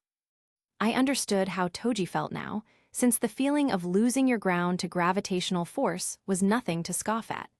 My rabbits were decimated, pulled into the core of the attack and crushed in an instant. Clang! One of the rabbits managed to latch onto Gojo's shadow, biting down on his infinity with its enhanced teeth. Gojo, preoccupied with maintaining blue, didn't notice it until it was too late. The rabbit had already made its mark. Gojo's eyes flicked downward, a moment of irritation crossing his face. Cursed technique reversal. Red, a red beam instantly evaporated the sole rabbit that survived. And now, with all the clones dead, the adaptation to infinity has been slowed down. Before I could proceed what to do next, Gojo aimed his finger at me, sending another red, more powerful this time, to blast me into oblivion. The beam itself missed me just by a few inches, since I managed to react just in time to dodge it, but Shockwave knocked me off my feet, flinging me several meters backwards. I staggered to my feet just as Gojo appeared in front of me, grabbing my arm before I could react. His grip was like iron, his infinity preventing me from pulling away. Gotcha, the next thing I felt was even more pain. With my arm stuck between infinity, I couldn't tear it from Gojo's grip, and he freely used that opportunity to relentlessly hit me. First hit came to my stomach. It was so powerful that I felt like I will throw up blood instantly, but I was able to minimize the damage with cursed energy reinforcement, which still hurt like hell. Second hit landed to my chest, and I heard another of my ribs cracking in response. I was thankful it did not break my ribs completely, but the pain I had to withstand was comparable to the time when Sukuna used cleave on me. I could barely think from the pain, but I had just enough time before the next hit came to do something that would save me. The rabbits swarmed again, latching onto Gojo's infinity, biting down, each one contributing to the adaptation. At the same time, I summoned Orochi with my free hand. Great Serpent. Thankfully, Orochi needs only one hand to be summoned, so I had no troubles calling upon him to save me from Gojo's grip. The problem. Tear. In order to save me from Gojo's infinity barrier blocking my hand, I had to sacrifice the said hand in order to escape. Orochi held me in his mouth, getting farther from Gojo while rabbits distracted him, and once I was far enough, he placed me on the ground, and then escaped underground, while I used RCT to heal my torn arm. Gojo glanced down at my severed arm, dripping blood, holding it for a moment before tossing it aside. His expression shifted to one of mild surprise, as though he hadn't expected me to go that far to escape, before he came to his senses, using red to once again get rid of rabbits biting his infinity. Clang! Third turn of the wheel has been made. The final rabbit in Gojo's shadow bit down, its teeth sinking into his ankle ever so slowly, piercing through infinity. I grinned, watching as the rabbit tore his ankle clean off. Gojo's eyes widened slightly before he vaporized the rabbit with the blue-infused kick. Those claws and teeth are no joke, and Gojo now understood why I used rabbits specifically. They might not pack durability or a punch normally, but totality sure is dangerous. His bitten-off ankle can confirm that. You little critter. Gojo hissed for a moment, looking back at me. Well, that's something. He muttered, regenerating his ankle almost immediately. We're both losing pieces, huh? I could see the excitement in his eyes now. This was the fight he had been waiting for. He was mildly impressed when I told him that I destroyed 15-finger Sukuna, but since he was confident he could defeat 20-finger Sukuna, he underestimated me. He might have seen Mahoraga, but he doesn't know what it could do, and is now paying the price for that. Prison Realm didn't teach him a lesson, huh? We all had to start somewhere. Why not start by getting torn piece by piece? Sounds fun to me. I commented, taking a stance once again. Gojo smirked at my words, taking a stance as well, getting ready to attack. It all happened in a fraction of a second. Gojo, with his blue-infused body, moved faster than Sukuna did, and it took nearly everything I had to just lean backwards, seeing his fist in front of my face. Before he could lower his hand to hit my stomach with his elbow, I grabbed Playful Cloud from the shadow, swinging it to his side. Unfortunately, the adaptation was still incomplete, and even if it took just a moment for my attacks to reach him, it was enough for Gojo to react to my stunt. He tore the staff from my hand, throwing it aside as if it was just a toy. Fucking hell, I should have learned how to use domain amplification for situations like that. With that thought in my mind, I wasted no time in getting out of the sticky situation, with my hands now touching the ground, and as I made the wheel to hit his face with my foot, I felt the hit, my first actual hit, connect with him. Gojo recoiled in shock, surprised his infinity was actually torn this time before he could react, but I wasted no time, knowing Gojo isn't one to freeze for long. Jumping backwards, I managed to get away from the blue he tried to use to keep me nearby, seeing and hearing him click his tongue. I clasped my hands together, with a stream of high-pressure water tearing through the air right towards Gojo, who, for the first time since the battle started, actually decided to block the attack himself. With one hand in front of the other, he took the hit from the piercing water, while using blue with his other hand to redirect, as well as negate my attack. Before that happened, I saw his hand dripping blood, even if it was just a few drops, which meant that I was getting closer. I might not stand up to him in close combat, but my ranged attacks are doing a wonderful job so far, and I was not going to waste this opportunity. Raising one leg in the air, I focused my cursed energy on it, and with as much force as I could muster, hit the ground so hard it tore pieces from it, flinging them in the air. The next moment, ground ignited with flames, which I used right after the hit itself. I'm immune to my own flames, which is why I don't burn from it, but same can't be said about Gojo. He understands that too, which is why he leapt into the air, using his infinity to stand on the air, looking down at me with an amused face expression. Not bad at all," he said, looking at the destruction I caused to our surrounding before looking back at me. "Did you have to destroy everything around you for that, though? Your maximum blue did as much damage, if not more, than I just did. Don't try to make me the villain here." I responded with a huff, leaping into the air, with a horde of rabbits following me like little rockets, with Gojo smiling wider at the sight. We were close to each other once again, throwing punches, with Blitz clones using me as a platform to leap at Gojo, making it harder for him to concentrate on me. When hundreds of rabbits keep attacking you from every direction, it becomes a task that needs actual effort to complete, and Gojo was having a bad time trying to multitask this much. Enough with the rabbits already. Gojo, clearly annoyed, backhanded me once he caught my latest attack, getting me out of his range before doing something that made my eyes widen in shock. Cursed technique reversal. Red. Coating his entire body, akin to using blue, Gojo sent a shockwave in each and every direction, disintegrating the clones, which stood no chance against an attack they hadn't adapted to. Unfortunately, my efforts right now were concentrated on infinity, so I couldn't spend any time to adapt to blue, red, or hollow purple, if he even decides to go that far in our duel. Even though I was far from him, the wave sent me flying across the rocky terrain. I crashed into a flaming boulder, the impact knocking the wind out of me in an instant. Gojo, in a spur of a moment, just created a new variation of red just to get rid of the clones that were getting on his nerves. That's what you call the strongest. Wiping a drop of blood seeping from my lip, I stood up, looking at Gojo, who looked me in the eyes, until both of us heard an unmistakable sound that changed everything for me. Clang! Adaptation was complete. Now I don't have to spend 0.2 seconds just for my attack to connect. Infinity is no longer a problem, and any of my attacks, as well as attacks of my Shikigami with a wheel, will now be able to actually hurt him. I grinned, seeing as Gojo realized what happened. I didn't waste time anymore.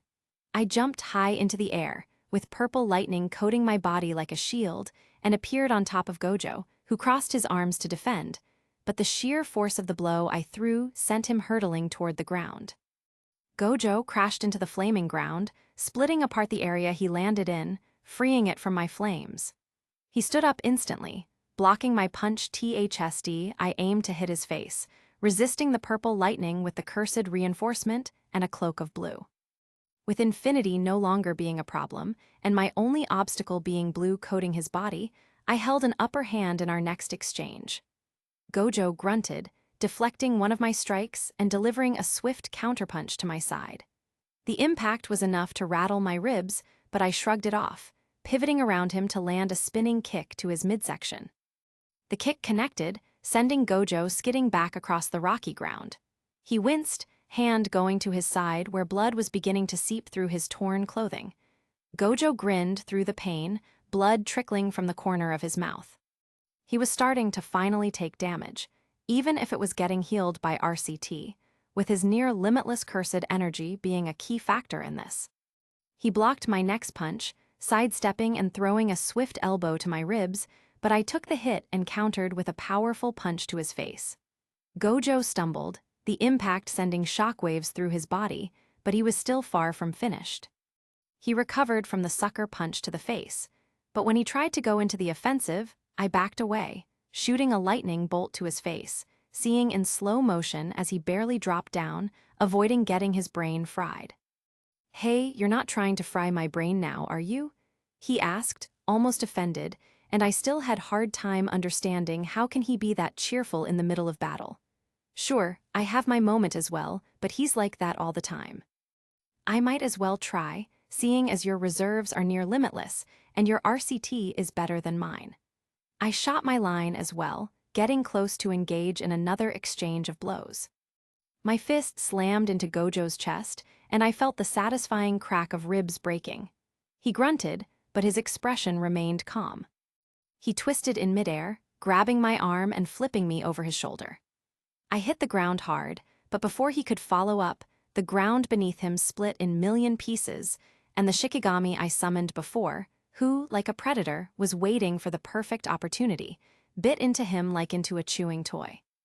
Gojo, seeing as I now could bypass his infinity as I please, turned it off a while ago, to let his brain rest a little, forgot that he still had other Shikigami to worry about. He might be careful of rabbit escape, but he has yet to face my other family members. Gojo's stomach now had a huge hole in it, and Orochi, seeing as Gojo began to move to dispatch him with red, literally spit him out, throwing him at me, which was both good and bad. Good, because I don't have to go after him. Bad, because he was still charging red, and unfortunately, I could see his lips move. Pillar of light, the glow of red intensified tenfold, and before I could get out of the way, I felt the universe itself hitting me with the mass so big my entire body felt like breaking apart. Direct hit from red, especially the chanted version, didn't make me any happier, since as half of my bones broke instantly. I was sent backwards at least a kilometer, which is not surprising, but this was a good time to heal my wounds with RCT, which took longer than normal. For crying out loud, I cracked my neck in frustration, looking at Gojo, who was approaching me with a walking speed. He stopped playing games. Now he actually considers me an opponent. "Should we escalate that?" Gojo asked, looking around as if to see if it's still fine for us to go ham. "Didn't we already do that once I broke your infinity?" I asked, slightly confused. Sure, we might still be holding back, but his question still didn't understand how hard he wanted to escalate things.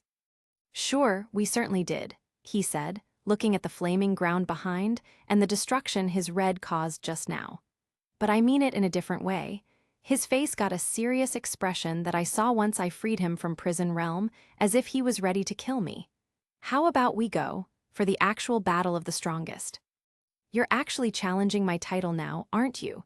Ready to set your title as the strongest on the line?" I asked, grinning in response. "Oh, YN, you offend me. It's like you think I'll lose." He laughed but nonetheless responded. "Let's settle this, strongest with the strongest. Only one deserves to bear the title, don't you think?" Gojo's ego was still in full play, and since he was actually going to set his title on the line, I was ready to give it everything I've got to beat him. After all, I'm going to be the strongest to ever exist, and he, as the strongest of today, is standing in my way. We moved our hands at lightning speed, making hand signs required for our techniques to activate, pouring all the energy we got into the exchange. Domain expansion.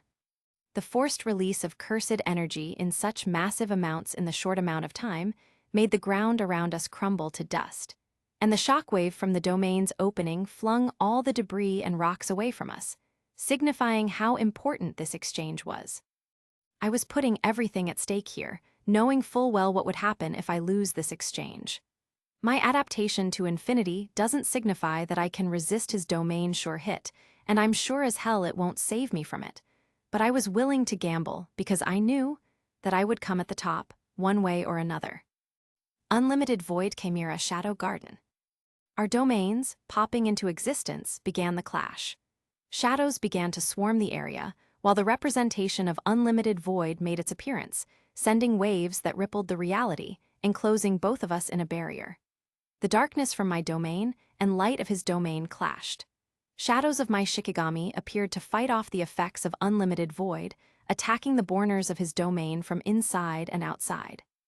And yet, I understood something important. Gojo's domain has already landed. He released his domain just a microsecond earlier than I did. It's like a ping in video games. Those with better ping have advantage most of the time, because even if you press the skill button at the same time, the delay you have is higher than your opponent's, and he will be more likely to hit you before you do. That's exactly what happened. Blood has begun to stream from my nose immediately. My brain was paralyzed from the amount of raw, unfiltered, almost completely useless information flooding it. I couldn't move my body, my thoughts had started overlapping over each other. It was hard to concentrate on anything, and the only thing I could do is watch my domain dissipate as Gojo's domain took full grip over me. Feel that? That's the weight of infinity. You can't win if you can't even think straight. YN, his footsteps echoed as he casually strolled closer, hands in pockets, his smirk widening as he closed the distance between us. He was toying with me, savoring the moment. Looks like the strongest sorcerer of your world still has some catching up to do. He laughed, standing in front of me. What are you going to do now? I lost the domain clash. Hey, Megumi, where is YN-san? I wanted to thank him before he left us. He got around half an hour left here, no? Yuji strolled through the Jujutsu High with Megumi, who stumbled upon when he was getting back from training. Something around that, Megumi confirmed, unsure of what to say next. Gojo-sensei took him too, a duel to set him off properly. They're fighting between each other? Yuji stopped in his tracks, looking Megumi in the eyes. That's dangerous. What if they go too far? Yuji's face paled, unfortunately remembering what happened when YN fought Sukuna. He didn't want the repeat of this story, nor did he want to witness people die again because Strong decided to settle the score. Even if they do go too far, I'm sure they'll manage. Gojo-sensei took YN somewhere where they won't disturb anyone. Have a little faith in them. Megumi had hard time believing his own words. Gojo and having trust, it wasn't like him. Yuji wasn't satisfied, but at least he calmed down. Who do you think would win then? I saw Gojo-sensei fight only once, and it was a short exchange. But you've seen both fight, because Gojo taught you personally, right? Megumi had hard time finding the answer. On one hand, Gojo, the person whose birth shifted the balance of power, the prodigy of Gojo clan, the strongest limitless user to ever be born on the other. YN, who is the first ever 10 Shadows user to successfully subjugate all Shikigami, and fight off the King of Curses while protecting him, as the viewer, from harm all the way through. It was hard to imagine how far they would go. Megumi knew how both of them operated to a degree and knew how their domains work. In the worst-case scenario, where they go as far as to use their domains, YN will most likely have hard time dealing with unlimited void. You saw yourself that he was losing exchange with Malevolent Shrine, and unlimited void is harder to counter than it is. Would he lose then? Yuji innocently asked, remembering what happened to Jogo once he got hit with Gojo's domain. Megumi didn't know what to respond. He saw for himself how strong YN is, and he knew that unlimited void is basically an instant victory card if it lands. But he put his faith in the person that taught him so much. He put faith in his teacher. He put his faith in someone who saw potential in him, who raised that potential, and shown him the way he should move. He was willing to gamble, and he was not going to lose this gamble. Nah, Megumi grinned, looking in the sky, as if seeking guidance of the goddess YN mentioned a few times. Eris was her name, right? He believed in YN, he believed in Eris, and he, most of all, believed in Mahoraga. He'd win. His confidence was boundless, and it would pay off. Clang! Clang! Clang! The wheel of Dharma spun in a rapid motion, adapting to the phenomenon it was exposed to near instantly. My brain, still overwhelmed with information, couldn't quite catch what was happening, but my soul cried with joy. Gojo couldn't react in time to what was happening. He was frozen, looking at what was going on. The shadows beneath me erupted, and from their depths emerged the towering figure of Mahoraga. It was shining with divine light, standing taller than it was before. The amount of divinity it possessed in this moment was more than it had when Eris personally gave me a portion of her divinity. In this moment, Mahoraga was stronger, taller, and more divine than ever, but most of all, it was the angriest it has even been. Mahoraga roared, a deep, thunderous bellow that resonated across the domain. It was a sound that shook the earth and vibrated through the air, like the rumble of an ancient god waking from its slumber. It was a sound that could freeze the blood of even the strongest sorcerers, and this god was pissed. In one swift motion, Mahoraga swung the blade of extermination, and the blade cut through unlimited void like paper, shattering the metaphysical space with a single strike. The void that had once paralyzed me cracked and dissolved, and I was now free to move, ever so slightly. I was still stunned, but just being able to move my arms was enough to do something I never dared to do before. I used reverse cursed technique to heal the portion of my brain that was responsible for cursed technique, instantly recovering it from burning out because of unlimited void. Gojo stumbled back, shock evident on his face as his domain shattered around us. He gritted his teeth, his cocky demeanor replaced with something far more serious. Clang! Mahoraga stood near me, like a divine protector, a god protecting its believer from harm, while I, wiping the blood from my nose, made a hand sign. Domain expansion, Chimera Shadow Garden. Immediately, faster than ever, my domain expanded so far and so wide that I couldn't believe my own eyes. This time spent inside unlimited void was awful, the worst time I've had even, but some information that was storming my brain helped me realize that even though I possess a good control over my cursed energy, it had a long way to go before I could reach the peak. Now, I was far more confident that I improved. My domain had a radius of 150 meters wide, but since I had no barrier, Gojo could try and leave at any moment. If only he didn't have the trouble of having Mahoraga that was so angry it could actually kill a god right now. 10 Shadows Extension Technique, Maximum Output, Infinite Swarm of Divine General. Clang! The domain slowly shifted, giving birth to Mahoraga after Mahoraga, with more and more appearing each second it was active. The divine light filled the entire area, contrast to the darkness provided by Chimera Shadow Garden. It was Gojover, truly and fully. Phase, Twilight, Eyes of Wisdom. Gojo, through stunned, quickly took action. He shot Maximum Blue in the air, following with another chant. Phase, Paramita, Pillar of Light. Maximum Red collided with Blue, coloring it with shimmering purple, which was beginning to expand rapidly. 9 Ropes, Polarized Light, Crow and Declaration. Blade of Extermination clicked on my wrist as I took aim at his forming purple, with all Mahoragas following suit. More than 100 of Mahoragas were aiming at forming purple, with the Blade of Extermination shining brighter and brighter. Dragon Scales, I put all my remaining reserves into this one attack. I knew it would be my last, but so is Gojo's. Recoil. The light intensified, the air began to shimmer, the ground was shaking from the amount of energy getting released in a single moment. Between front and back twin meteor. Hollow purple world cutting slash. Hollow purple world cutting slash. The world turned white. The world turned white. The brilliant light consumed everything in its path, and for a moment, time itself seemed to stand still. The sheer force of the combined attacks tore through the battlefield, ripping apart the terrain and shattering the sky. A deafening roar echoed through the endless void of white, shaking the very foundations of the world. I felt my body being hurled through the air, as if the universe itself was rejecting our combined power. The explosion had sent shockwaves across the landscape, and even with all my defenses, I could feel the damage. My vision blurred as the remnants of cursed energy crackled around me. When the light finally faded, I crashed into the ground, the impact sending dust and debris flying in all directions. For a moment, everything was silent. The world was still. I groaned, slowly pushing myself up from the ground. My body ached, my limbs felt heavy, and my energy reserves were almost completely drained. The fight had taken everything out of me, but I was still standing.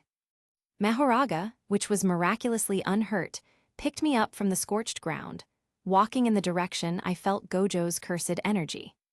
Round deer.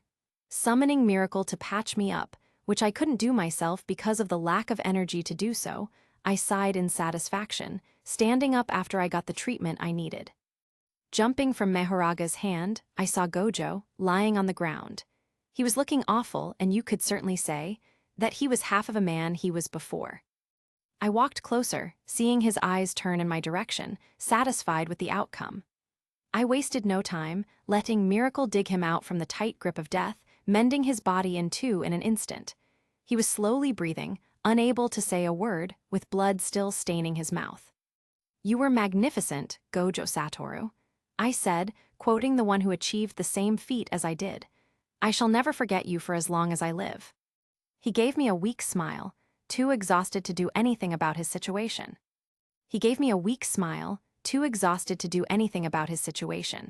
He used the wild card, Hollow Nuke, to try and win, but world-cutting slash from 100 of Mahoragas, and me proved to be too much. I was surprised to see him only being split in two. Maybe I was the only one who hit him, and others hit Hollow Purple instead. Who knows? I felt the air shift around me, tugging at my soul in this very moment. It meant only one thing: it was time to go. Mahoraga looked behind me, as if looking at someone, with the wheel of Dharma gnashing in anger. "I take it you're leaving, then?" Gojo asked, seeing my discomfort. He was unable to stand up, but fortunately, he was able to talk. "Yeah, my time has come." I nodded, looking where Mahoraga was looking, seeing a ripple in space slowly forming. "Farewell, the strongest of modern era." "Farewell, YN, the strongest to ever exist." His smile grew wider, with his eyes glowing sky blue as he looked at me, walking towards the ripple. Miracle turned into a shadow, dissipating into my own, while Mahoraga, walking with me, seemed to get angrier than before. The next moment, I was gone from the world I loved so much. Far, far away from the world the strongest to ever exist came from, a man with white hair and piercing blue eyes, hidden with a blindfold, walked through the forest with his party to complete the task given to them by the royal prosecutor, Sina, who was being more pain in the ass than anyone gave her credit for. Why do we even have to go all this way through the forest to complete some errand for this royal slut? I want to lay on the sofa and drink my wine with no regards for anything. I don't want to go all this way to cleanse some sort of demons she told about. Aqua, the archpriest of their party, whined as always. She was a good archpriest, don't get him wrong, her healing and blessing did miracles, but his antics were never to his liking. She was such a thorn in the side that it kept ruining their entire situation at least twice a week. Just 2 days ago, she went into such a huge debt that she begged both him and Kazuma, their so-called party leader, for money so she doesn't get sold into slavery or something like that. With how she cried, he couldn't even tell what she was talking about. I'm fine with that as long as I get to blow them up. No demon can stand up to the might of my explosion. Megumin, their portable nuke, was in the mood for some blowing up. She was cheerful, for some reason, but it didn't bother anyone. Quite on the contrary, her happiness made those around a little happier as well. On the other side, there was Darkness, their over-the-top masochistic crusader. I can't begin to imagine what kind of demon it's going to be, one so powerful that he could easily overpower us. I can already picture it now. He'll strike me down effortlessly with a single blow, knocking my sword from my hands. I'll fall to the ground, helpless, as he looms over me, mocking my futile efforts. He'll step on me, pressing his boot into my back, sneering at how weak I am, and I'll be forced to endure his taunts, powerless to stop him. And then, he'll lift me up by my collar, tossing me into the dirt like the useless, pathetic warrior I am. My armor, heavy and clunky, will do nothing to protect me from the brutal attacks. Every hit, every blow, I'll feel it deep in my bones, my body trembling with pain, and I won't be able to do anything but beg for more. She shivered, her voice growing even more breathless. Darkness covered her flushed face with her hands, squirming with glee. She took a deep breath, clutching her chest, almost shaking with excitement. I'm ready, ready to be beaten, bruised, and utterly defeated by the demon. Oh, how glorious it will be. Darkness, if there's even a moment where you're not the way you are right now. Kazuma was done with everything. They just recently returned from the mansion Darkness lives in after dealing with a problem, and now she's back to being even worse than she was before. Let's just finish it and get back. Last time it has been toads, now it's demons. She just threatens us into doing free labor because if we don't, we'll be prosecuted once again. Civil rights, laws, fair judge. What are those? Can I eat them? The sorcerer of their party, YN, the other reincarnated, aside from Kazuma, the magnificent, beautiful, unbelievably strong. YN, can you at least not talk about yourself out loud? You're not some anime protagonist. Kazuma quietly said, glaring at him as if he committed an unspeakable horror. Geez, let me bath myself in glory. He responded, crossing his arms on his chest. It was getting dark, since they were traveling for a while to reach the place where Demon resided, and now only he, Kazuma, and Aqua could see clearly without torches or lamp, like the one Megumin got from Wiz's shop. Just when they reached the clearing, they immediately took their weapons, with YN sensing something he shouldn't have sensed normally. Cursed energy. Not a large amount, in all honesty, but compared to a LN absolute zero, it was astronomical. Out of the darkness, hundreds of small creatures started appearing, floating through the air as if they were fish in the water. They were all ugly, disformed, and most of all, annoyingly loud. KKK Kazuma, what is this? Aqua asked, hiding behind Kazuma's back, while YN slowly lowered his blindfold to better grasp the situation. For some reason, cursed spirits appeared here, and a lot of them. They're not strong, grade 4 at best, grade 2 at worst, but their numbers are worrying. Darkness, Kazuma, and Megumin see them too. Aqua is a goddess, so she must see them regardless, but others shouldn't be able to. His thoughts were interrupted once he felt something. Something dangerous, something that should not be here, something divine appearing out of thin air. He looked in the direction where the feeling came from, and widened his eyes in surprise, finally recognizing the source of energy that came from the one he saw walking towards the clearing. This is impossible. This is the same cursed energy I felt back then. What he saw was a boy wearing special grade sorcerer outfit, as if just recently tailored for him, walking side by side with the terror of Jujutsu. 8-handled sword Divergent Sila Divine General Mahoraga. There you are, out of my way, you little brats. His wrist had a blade of extermination, the same blade Mahoraga had, which he swung in a wide arc, clearing low-level curses in a single swing. Demons to clear, have no fear, I'm here. The blade of extermination glowed with a pale light, emitting the largest amount of both positive and cursed energy YN has ever felt, and then, once the boy swung the blade. The entire clearing of curses, which would have taken him at least some time to deal with, has been dealt with in a single swing. Well, that's that. And, ignoring the presence of everyone else, he just started walking back into the forest, leaving the party of confused adventurers behind. YN had to hurry before that man is gone. He is the first sorcerer he himself had seen, and he had Mahorega with him. He couldn't let him go just now. With that, he used the blue coating him to instantly appear in front of the man, seeing as Mahoraga, standing behind him, looked at him with anger. Stand still for a moment. That remark came from his lips much harsher than he intended it to be. He was excited and cautious at the same time because he knew this man, at least, he knew his cursed energy. He had to confirm something. You're not supposed to be here. Who are you? The man stopped, looking at him with interested gaze, placing a hand on his chin, thinking of something. Then, as if he remembered, he snapped his fingers, pointing at him. Now I remember where I saw you. You were in Keel's dungeon, getting rid of the monsters.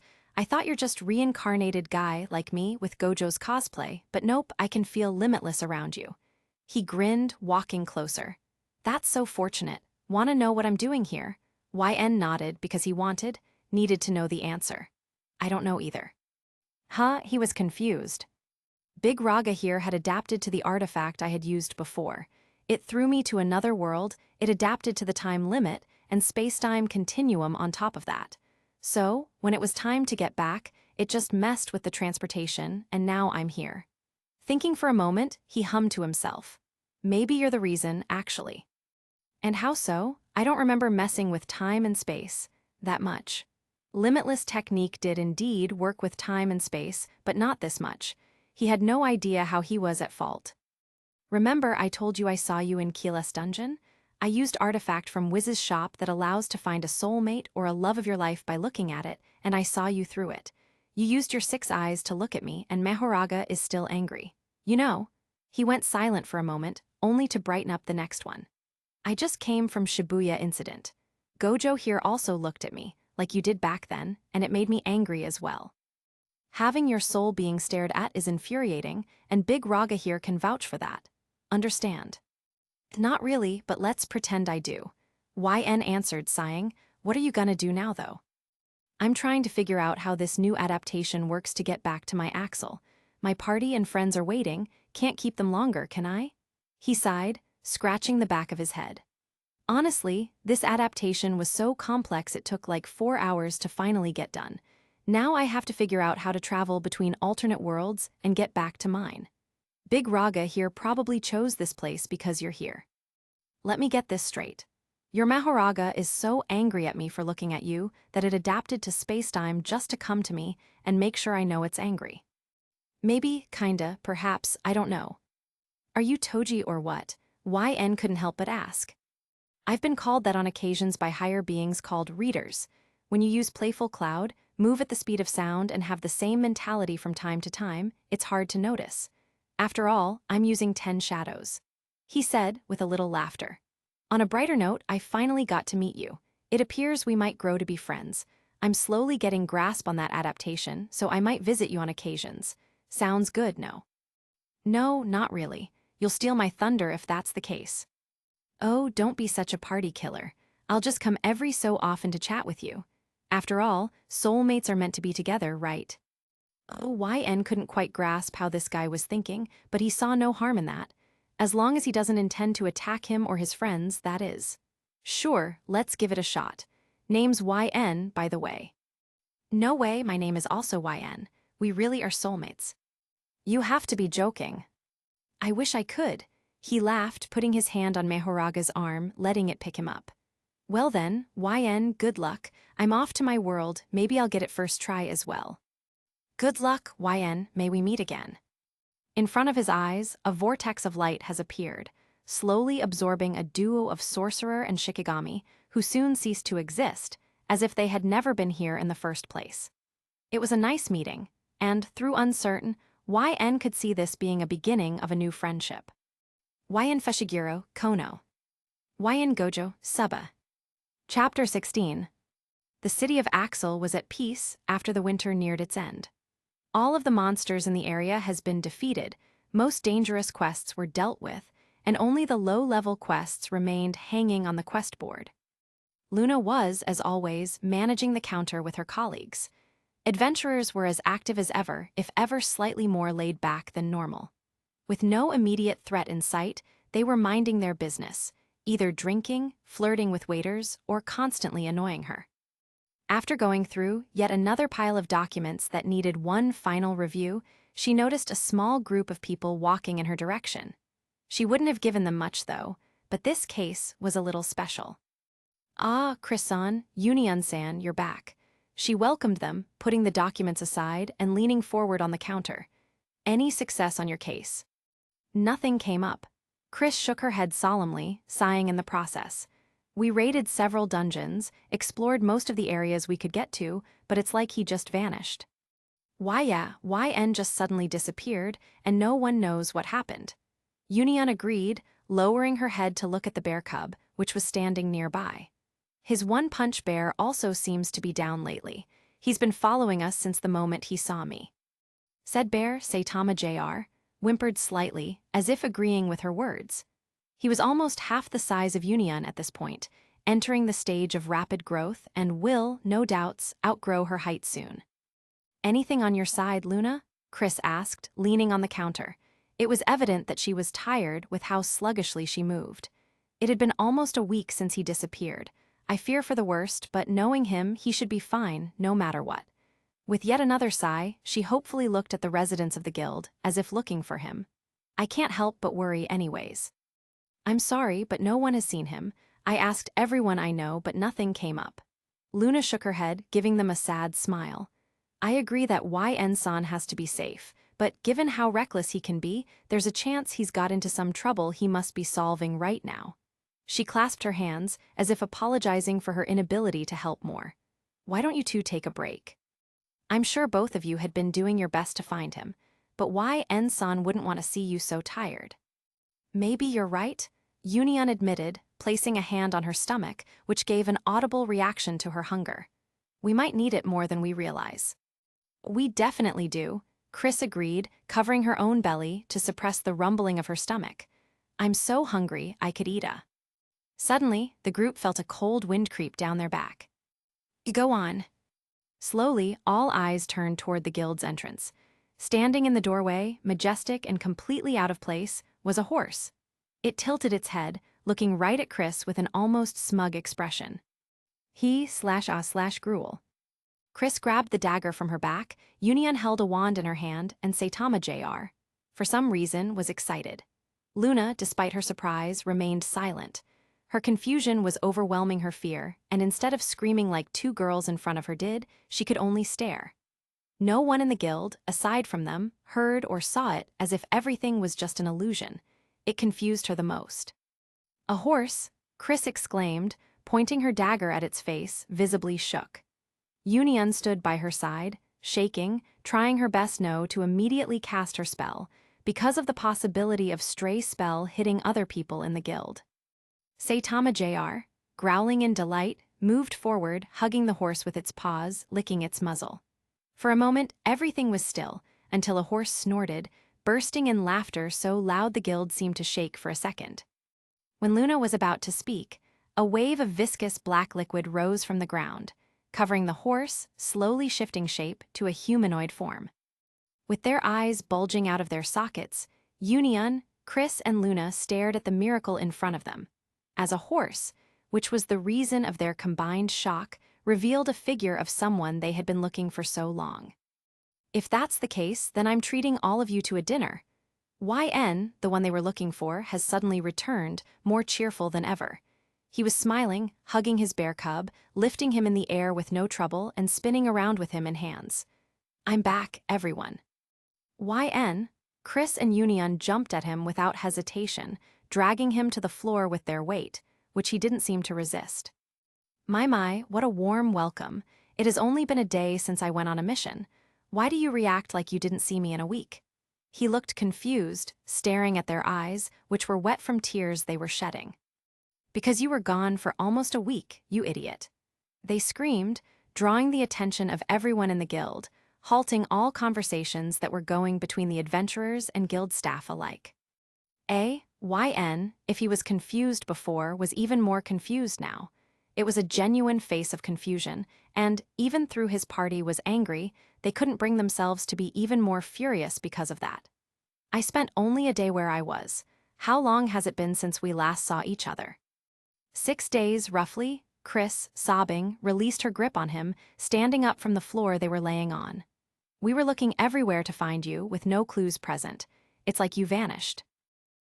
YN, dusting himself, stood up from the floor, petting Saitama Jr., who wasn't letting go of his leg. I did, technically, vanish. He scratched the back of his neck, sheepishly looking at his teammates. I used artifact from Wiz's shop which transported me to another location for a day. He explained, sighing in exasperation. It appears it had a side effect of making it so time here passes faster than it did where I was. Why were you a horse, though? Union couldn't help but ask, confused by the scene YN pulled earlier. You said you were hungry, I showed up as a horse. It's comedy gold, isn't it? He grinned, titling his head to the side. But, why a horse? Why not just walk in like a normal person? Union, come on, YN snorted, amused. I'm so hungry I could eat a horse. I am the punchline. Union let out a soft laughter, finding it genuinely funny. Never change, YN. And where were you, exactly? Chris asked, narrowing her eyes. First thing she did when she learned of his disappearance was use her godly powers to look for him through the world, with no success, and it only fueled her suspicion. Well, he gave a nervous laugh, looking her in the eyes. This artifact was able to transport me to my homeland, Japan. As they both stared at each other, Chris couldn't help but smile, cracking her knuckles with malicious intent. Union, seeing that, made a step backwards, and even Saitama Jr., who didn't want to let go of his owner, opted to make some distance, instead of making Angry Girl even more angrier. Chris, Ko. Union, no. Luna, Sue. YN, BA. Saitama Jr., roar. When exactly did you learn how to turn into a horse? Chris calmed down only after half an hour of beating, or, at the very least, trying to beat me, happily munching on a large portion of steak she ordered for herself. If I wasn't as confused, I would have found it funny. Just around an hour ago, I saw a new skill on my tab, imitation, which allows me to temporarily take a form of an animal or a monster I saw personally. Had I knew Summoner class had it, I would have learned it earlier. It's too useful to be true. I answered, taking a sip from bubbly I had ordered, much to the disappointment of Chris, who I prohibited from ordering any alcohol today. She won't stop until she passes out, and it was not the time for that. It does sound useful, Union agreed, drinking apple juice she got for herself. But don't you have any other skills you need to learn? If only, I learned everything from the list up until now. This skill only appeared after I returned, which was either because it was level locked or time locked. I responded, looking her in the eyes and tossing a second piece of meat on my plate to Saitama Jr., who was eagerly waiting for his share. Speaking of levels, Chris took out her adventurer card, smugly showing it to me. While you were away, we both leveled to 30. Congrats, I was genuinely surprised they got to this point so quickly, without my help as well. That means we can explore areas outside of Axel without a care in the world. Sounds good. Sounds wonderful, Union smiled, fidgeting. It's been a while since I visited any other city. I wonder what Megumin is doing right now. On my way here, I heard that Kazuma and his party are going to Arkanlisha. It seems they got some business here as well, given all the carriages I saw on the streets. Oh, those? I heard they're a caravan that moves between major cities, providing services to people who are willing to pay the necessary price. Maybe they're going to use it as a mean of transportation? Chris suggested, and I nodded, given that it was a sound idea. Probably so. As I leaned backwards, patting Saitama Jr., I thought about something. Now that I think about it, I should have visited Wiz before coming here. With a sigh, I stood up, looking back at my companions. Prepare for a trip. We'll be leaving in half an hour from now on. Will do, Union beamed, jumping from her seat. Her excitement to meet Megumin and Kazuma's party once again giving her adrenaline rush she was unaware of. Chris, let's go. Grabbing her hand, ignoring all protests, Union dragged her out of the guild, which made me smile in mild amusement. Never change, Union. I sighed, drinking the last sip of bubbly that was left in a mug. Let's go, Saitama Jr., time for some family bonding. Rower, he roared in agreement, following my steps. Now that he's slightly older, it was time to travel with him anywhere I go. He's big and strong, and with the need to level him up, I was eager to go. Once I reached Wiz's shop, I saw a line of customers, all excited about something. It was nice to know that, even after 6 days without me present, everything was doing fine. I taught Vanir everything he needed to know about running the store, so I was confident it wouldn't collapse. Since his 1-week practice period was about to be finished, it was time to check on him and Wiz. Skipping the line of customers, some of which recognized me, I entered the shop, seeing a small chaos ensuing. Both Vanir and Wiz were rushing with orders, packing, delivering, and providing services with no signs of slowing down. They both were like engines working overdrive, and seeing that, I immediately stepped in to help and clear this mess. Wiz, Vanir, nice to see you doing soundly. Greeting 2 confused people who saw me going behind the counter, I gestured that we can talk later and went to the cauldron which Vanir occupied for the moment being. Tell me the order number, and I'll be done in no time. Right, Wiz sighed in relief, finally slowing down a little. A large order of 100 health potions and 50 mana potions came directly from the royal palace. We're so occupied that we can't even concentrate on anything else. Wiz explained the situation, and I could only raise my eyebrow at that. Directly from a royal palace? Must be a tough time on the front line with the demon war if they need that many. Taking a look at the ingredients, I was about to calculate how much we have left, before Vanir swooped nearby, giving me a list of what was left and how much was done. Only 1/8 of the list was completed, so I had a lot to brew, but other than that, nothing was posing much trouble. Moi knew this job will require my utmost effort to maintain stability of such businesses, but Moi hasn't expected the demand of customers to be this big. Vanir commented, returning back to the storage, fetching one of the leather pouches enchanted with durability. He was manning the storage room, Wiz was dealing with customers, and I was brewing large batch of potions. This was going to take some time. Just 20 minutes later, after dealing with the most pressing matter, that being potions, we were able to close the shop. Our supplies has ran out, so it was only logical we have to close for today. With a sigh, I sat on a chair I already got accustomed to, looking at the pile of documents, neatly stacked and sorted out. It was the latest week's business report, so I had a possibility to quickly review it and see what to do with Vanir. Say, YN, where were you this past week? Wiz asked, standing by my side, watching as I was skimming through the reports. I thought you were going to supervise Vanir. I was, I said, flipping through the records like pages in the book, making notes to myself. But the artifact I bought from you, which transports me to Japan for 12 hours, only works on my side. I was 12 hours there, had a problem that I spent an hour to fix after, and returned 6 days after by this world standards.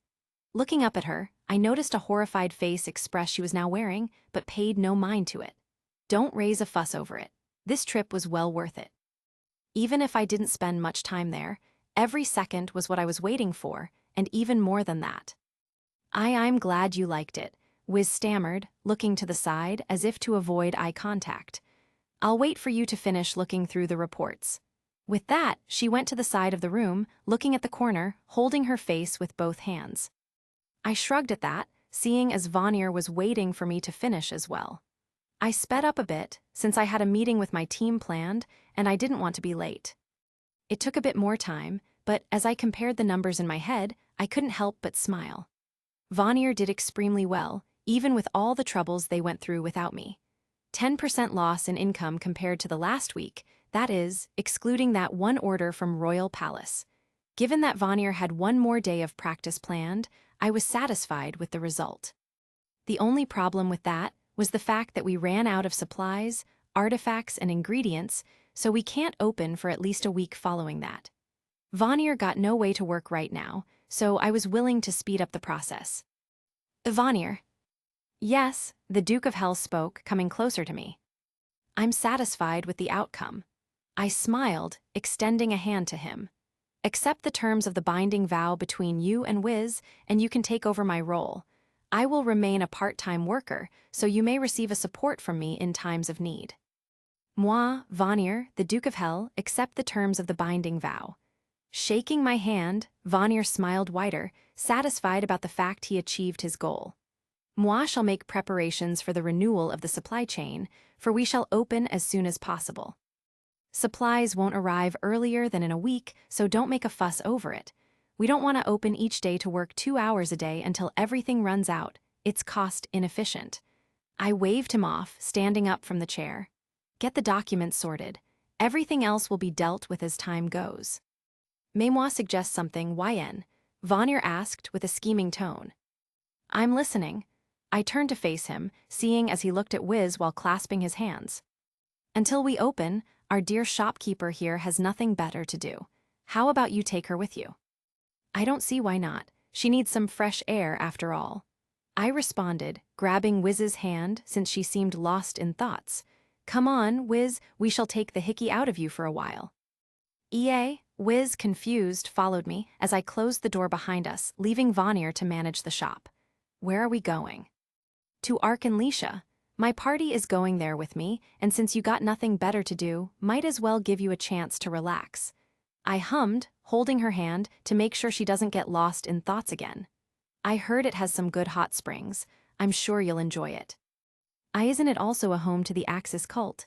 She asked, horrified, to which I shrugged. I heard some rumors, but I can't be sure of it. We'll see when we get there.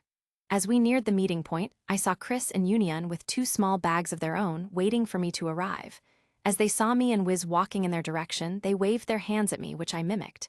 If you're worried about the cult, don't be. Aqua will be there, so she probably could influence her own people. Worst case scenario, I'll just beat them up until they back off.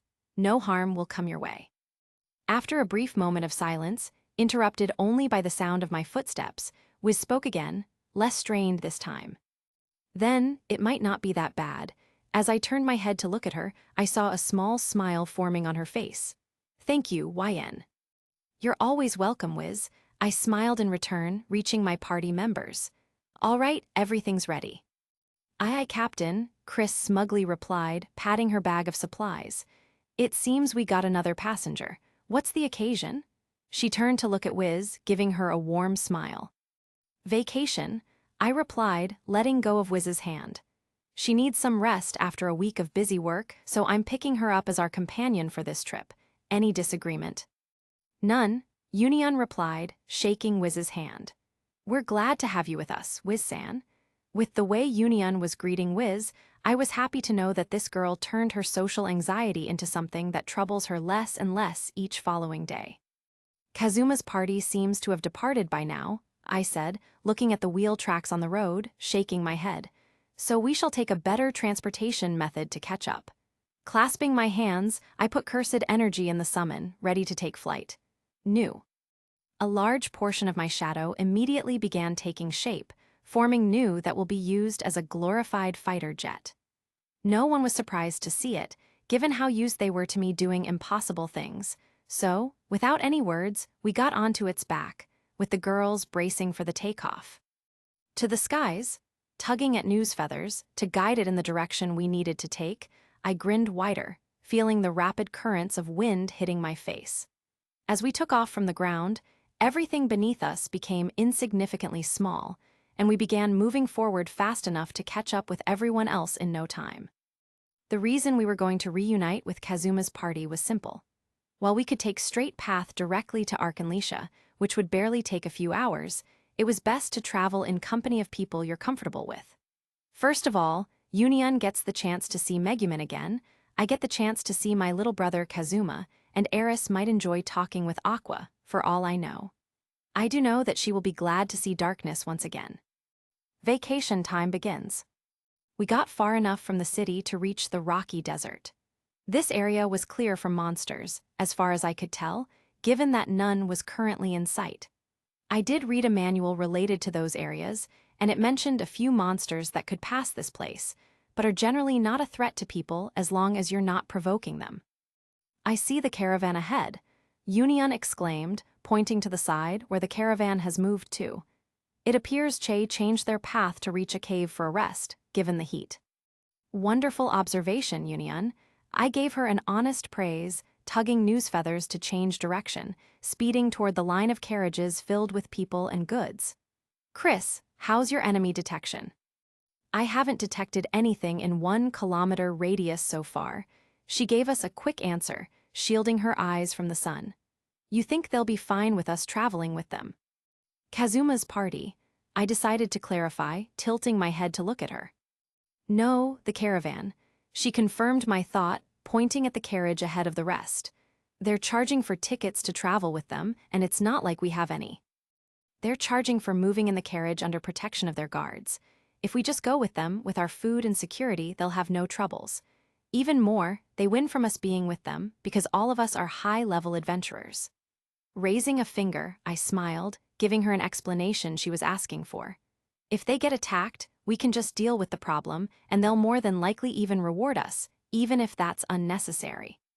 Ah, now I get it, she snapped her fingers, giving me a smile. Mutual assistance makes sense now.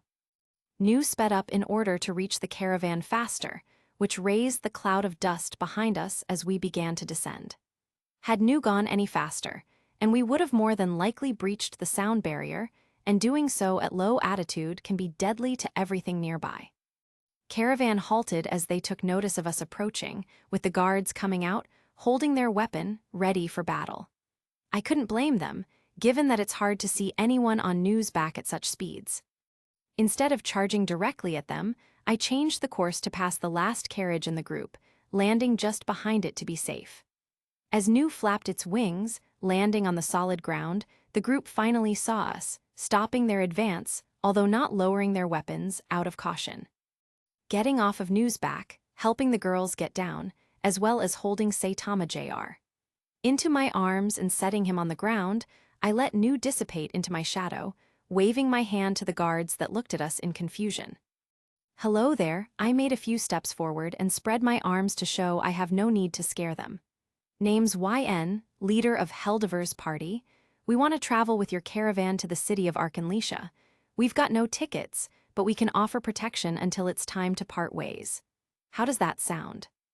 What is the reason you want to join us if you can travel on that bird thing you just arrived at? One of the guards asked, lowering his sword. A friend of mine is currently a guest in one of the carriages. Looking to the side, I saw the one I was talking about, giving him a smile. Speaking of, here he is. Hey, Kazuma. Waving for him to come closer, I extended my hand forward.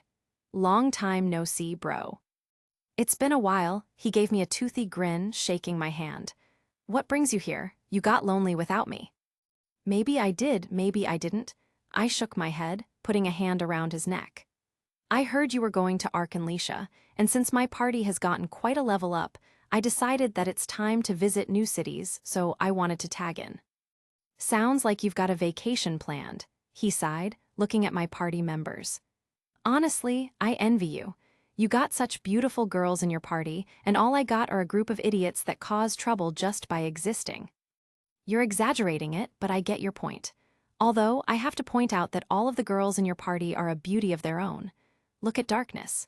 Even though she's a masochist, you can't disagree with the fact that she's in your taste.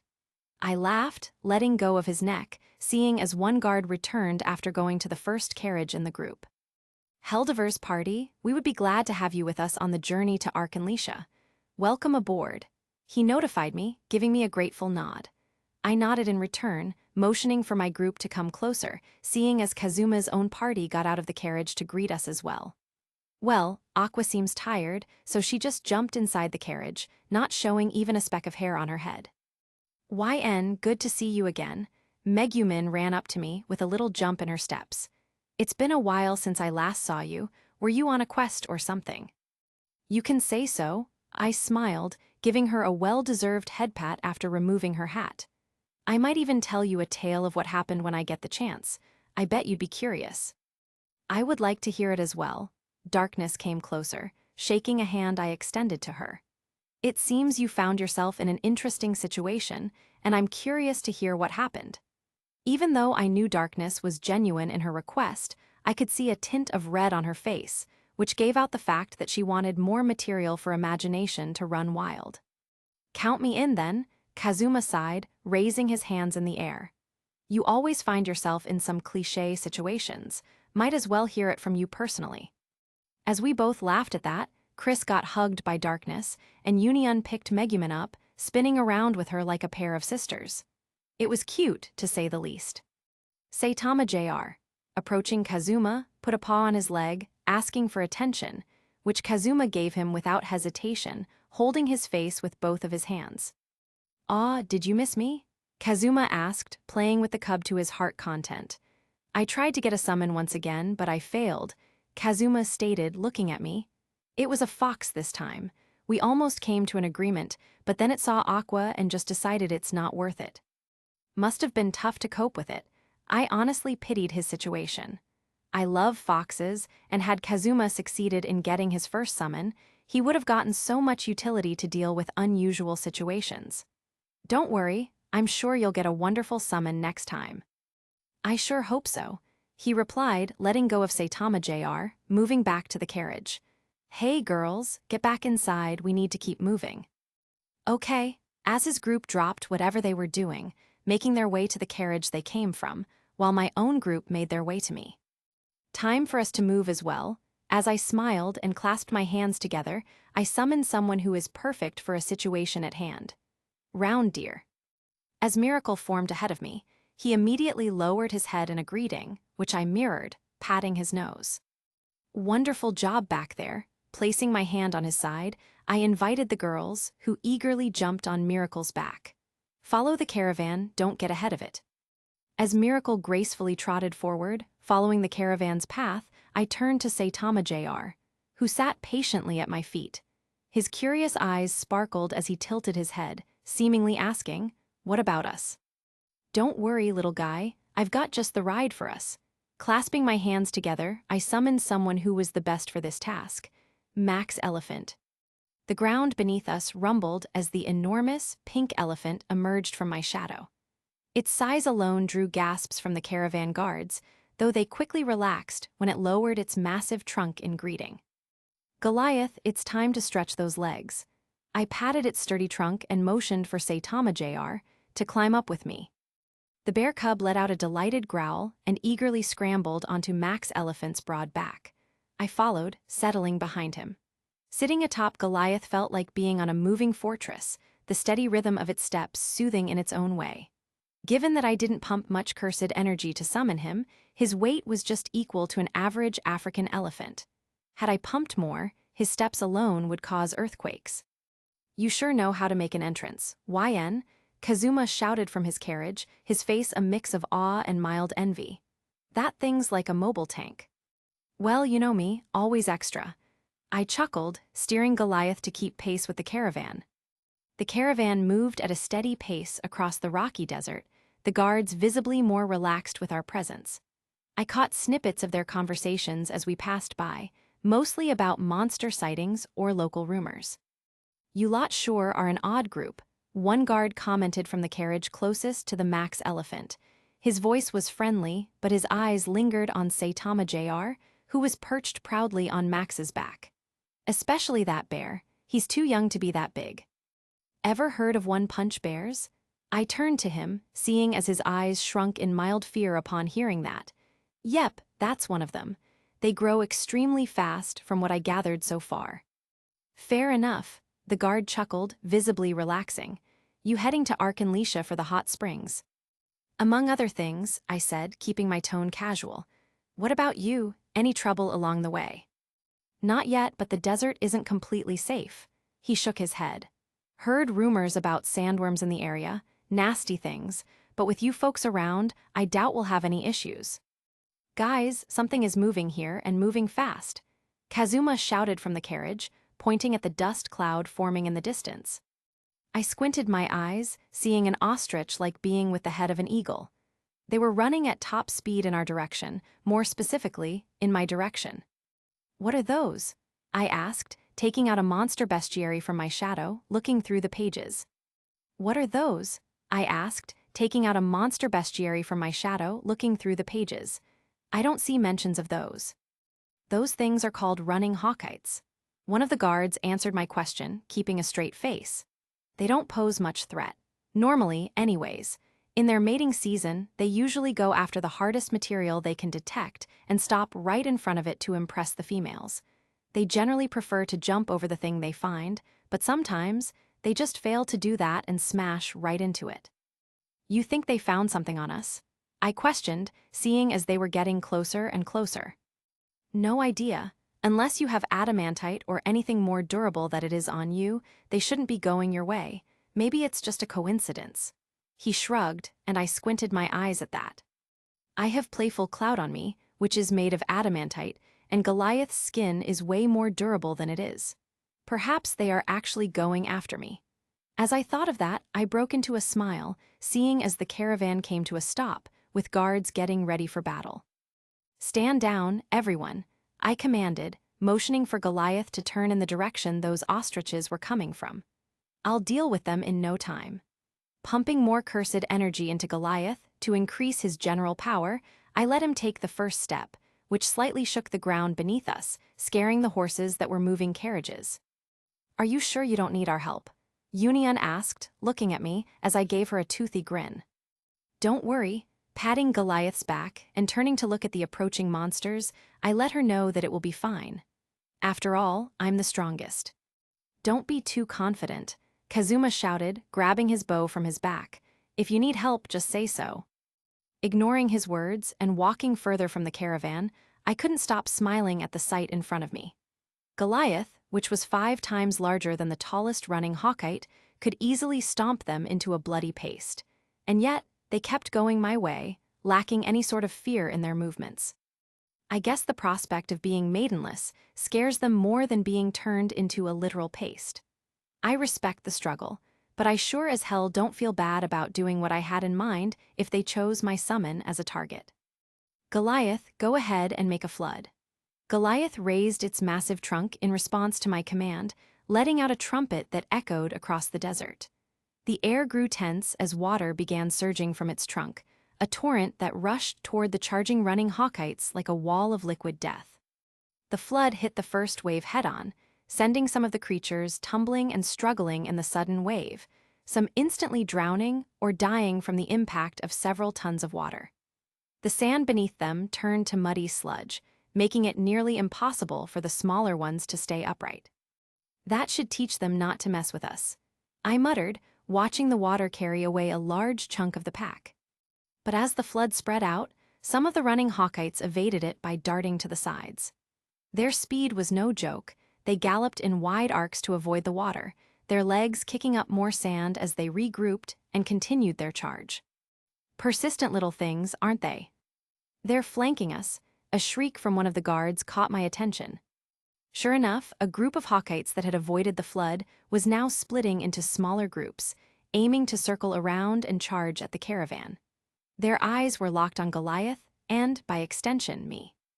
Guess it's time to put the fear of God into them. I clenched my fists, calling out another summon. "Goliath, stomp the ones in front. Orochi, eat the rest, because this is the funeral for the living." The ground quaked as Goliath obeyed, lifting one of its massive feet and slamming it down with a deafening boom. The unlucky Hawkites caught beneath it were flattened instantly, their once-proud forms now indistinguishable from the blood-soaked sand beneath.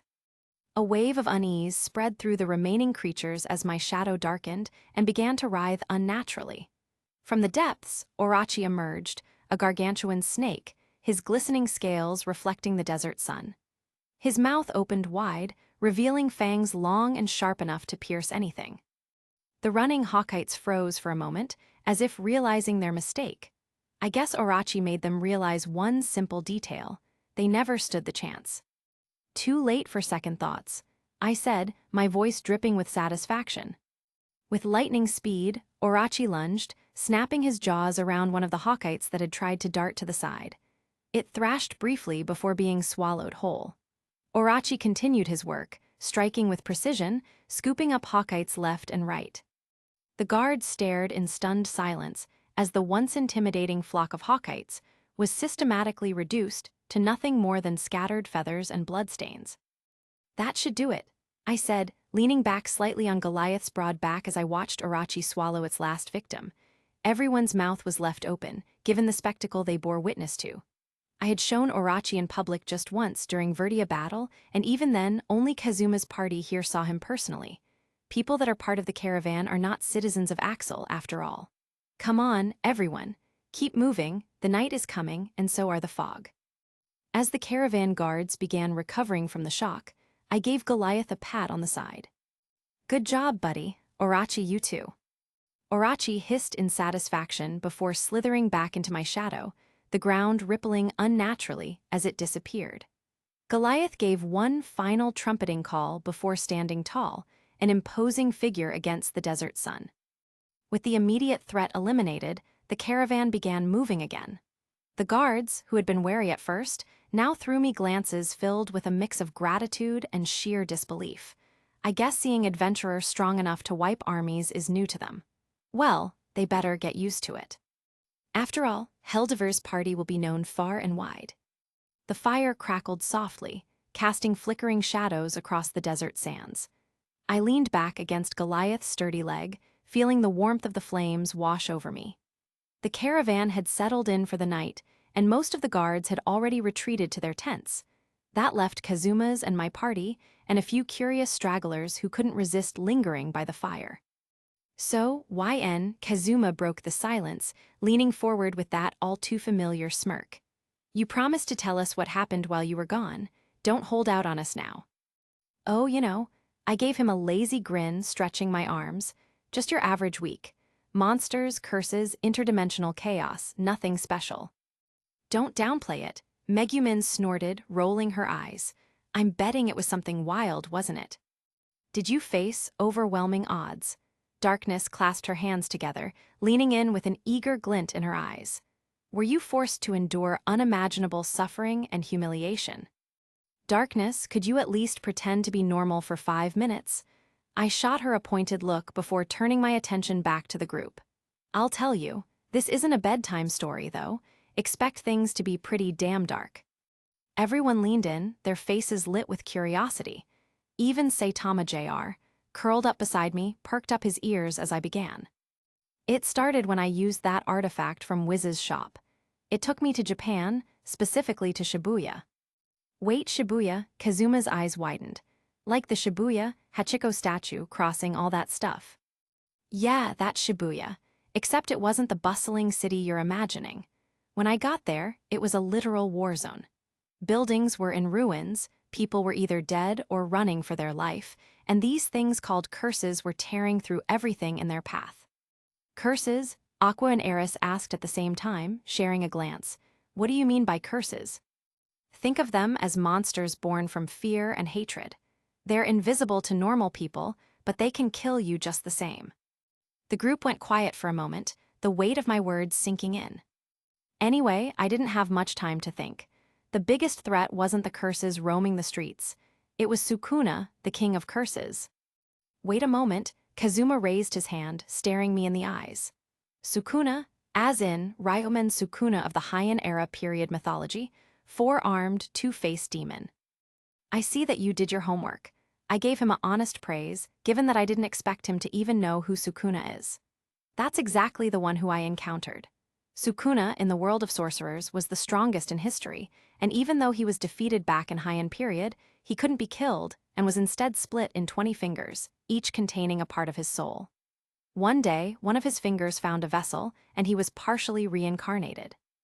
During my arrival to Shibuya, he already had 15 fingers worth of power, and was going to kill everyone in Shibuya, and would have succeeded in doing so, had I not went to fight him. You fought that man?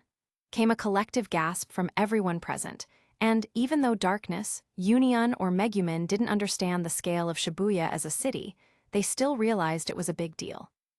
Imagine the most arrogant, overpowered, smart, and tactical man you can think of. Now give him the ability to destroy entire city blocks with a single swipe of his hand. That's Ryomen Sukuna. I said, leaning forward and picking up the stick we used to keep the fire going, drawing an image on the rock with a charred part of the stick, which was now a charcoal. I was both fighting him and protecting the person I encountered in Shibuya at the same time. His name is Megumi Fushiguro. At the mention of the name Megumi, Megumin perked up, more curious than ever. A sorcerer of modern era who had the same ability I do. I saved him from previous battles, and as I taught him how to do better with what he has, Sukuna awakened and went on a rampage. Drawing as fast as I could to better help them understand the scale of power Sukuna has, I kept them on the edge. He was fighting the special grade curse, and when he finished the battle, he came my way, feeling my power. We exchanged some words, and then immediately went to battle. I swiped my hand upwards, imitating the movement of Sukuna's hand. One swipe, and the building behind me got split in two. As I kept illustrating the entire thing, the wheel of Dharma on my head made a spin, and I sped up, getting an adaptation to draw better and faster. We kept fighting, destroying everything surrounding us, leveling entire city blocks, but we far from being finished. I decided not to drag it on for too long, given that the battle itself was pretty long. In the end, we used our trump cards. Remember my domain expansion. That Chimera Shadow Garden thing? Kazuma asked, and I nodded, confirming his words. Yeah, when I summoned Mahoraga, Sukuna got desperate and opened his own domain, Malevolent Shrine. To give you a rushdown, his domain has 200-meter radius of sure hit effect, which targets everything within range with 2 types of attack. Cleave and dismantle. Dismantle is a slash used against non-living beings with no cursed energy, and cleave is meant to target those with it, ignoring the defenses. Everything in radius gets evaporated, and even though I opened my own, I'm ashamed to admit that I let my pride take me over, and, as Mehoraga shattered his domain, he challenged me to the contest of firepower. "Let me guess, you stomped him, right?" Megumin excitedly called out, gripping her staff. "You must have." "Oh, I did." I couldn't help but smile, but it would have been better if I didn't. I began drawing one again, depicting a scene of us standing in front of each other with new totality in the air and Sukuna charging fire arrow. We fired our strongest attacks, and as they clashed, everything in 200-meter radius got evaporated. The city was practically gone, puddles of molten lava on the surface of the earth, a giant crater that formed afterwards. It was devastating. I finished drawing, giving them a clear view on what the scene looked like afterwards. Kazuma, the most knowledgeable about the layout of cities, had the biggest reaction. Eris and Aqua might know how big cities are, but they did not live in them, or even visited, to begin with. It's hard to imagine something you didn't see for yourself. That's just, Kazuma pressed his palm against his chin, deep in thought after the tale I spoke about. A lot, I mean. I understand why you did it, you had to fight to win, but, damn, the entire city gone just like that. He went silent for a moment, looking at the fire cracking nearby. I didn't even realize you are this strong. In the end, I won, saving a lot of lives in the process. Sure, I basically destroyed a city, but it can be rebuilt, while lives cannot be returned. It was a sacrifice I was willing to make. With a sigh, I erased the picture, seeing how sleepy everyone has become after my story. Time to sleep, all of you. I will continue the story later. Sure, Mom, Kazuma sarcastically said, rolling his eyes. Don't make me bring out the La Chancla to get your ass to sleep, Kazuma. To make the point, I took a single slipper from my shadow, pointing it at him. It immediately made him scram to his sleeping bag, silently agreeing with my proposal to get some sleep. Who's gonna take guard? Darkness asked, seeing as everyone else followed suit, getting to their sleeping bags to get some beauty sleep. I will, obviously, I responded, pointing at Golith, Dusk, and Saitama Jr., who was looking around the campsite with him. They will keep guard in the inner circle, I will keep guard on the outer circle. You don't have to worry about anything. Well, Darkness was going to say something, but she shook her head instead, seeing no point in arguing with me.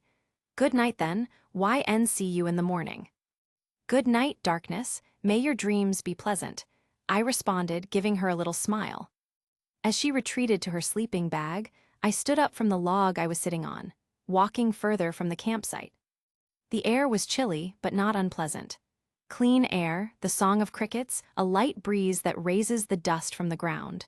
Everything about this night was perfect. I saw a small horde of undead walking in the direction of a camp, but before they reached it and woke up everyone, Saitama Jr. and Dusk took care of them, getting back to the patrol. They were extremely effective in their teamwork, which came from all those times they had played together when he was little, and I was glad I decided to take him in. As I walked further from the campsite, scanning the area with my senses, I noticed a signature of someone hiding from me. The wheel of Dharma spun once, as I changed to the adaptation I had taken for this occasion, giving a side glance to the spectator behind a boulder. You can come out now. As I said that, the figure slowly moved to the side, knowing full well it has been caught. Koyanskaya. I heard a giggle coming from her lips, with a little sigh following afterwards.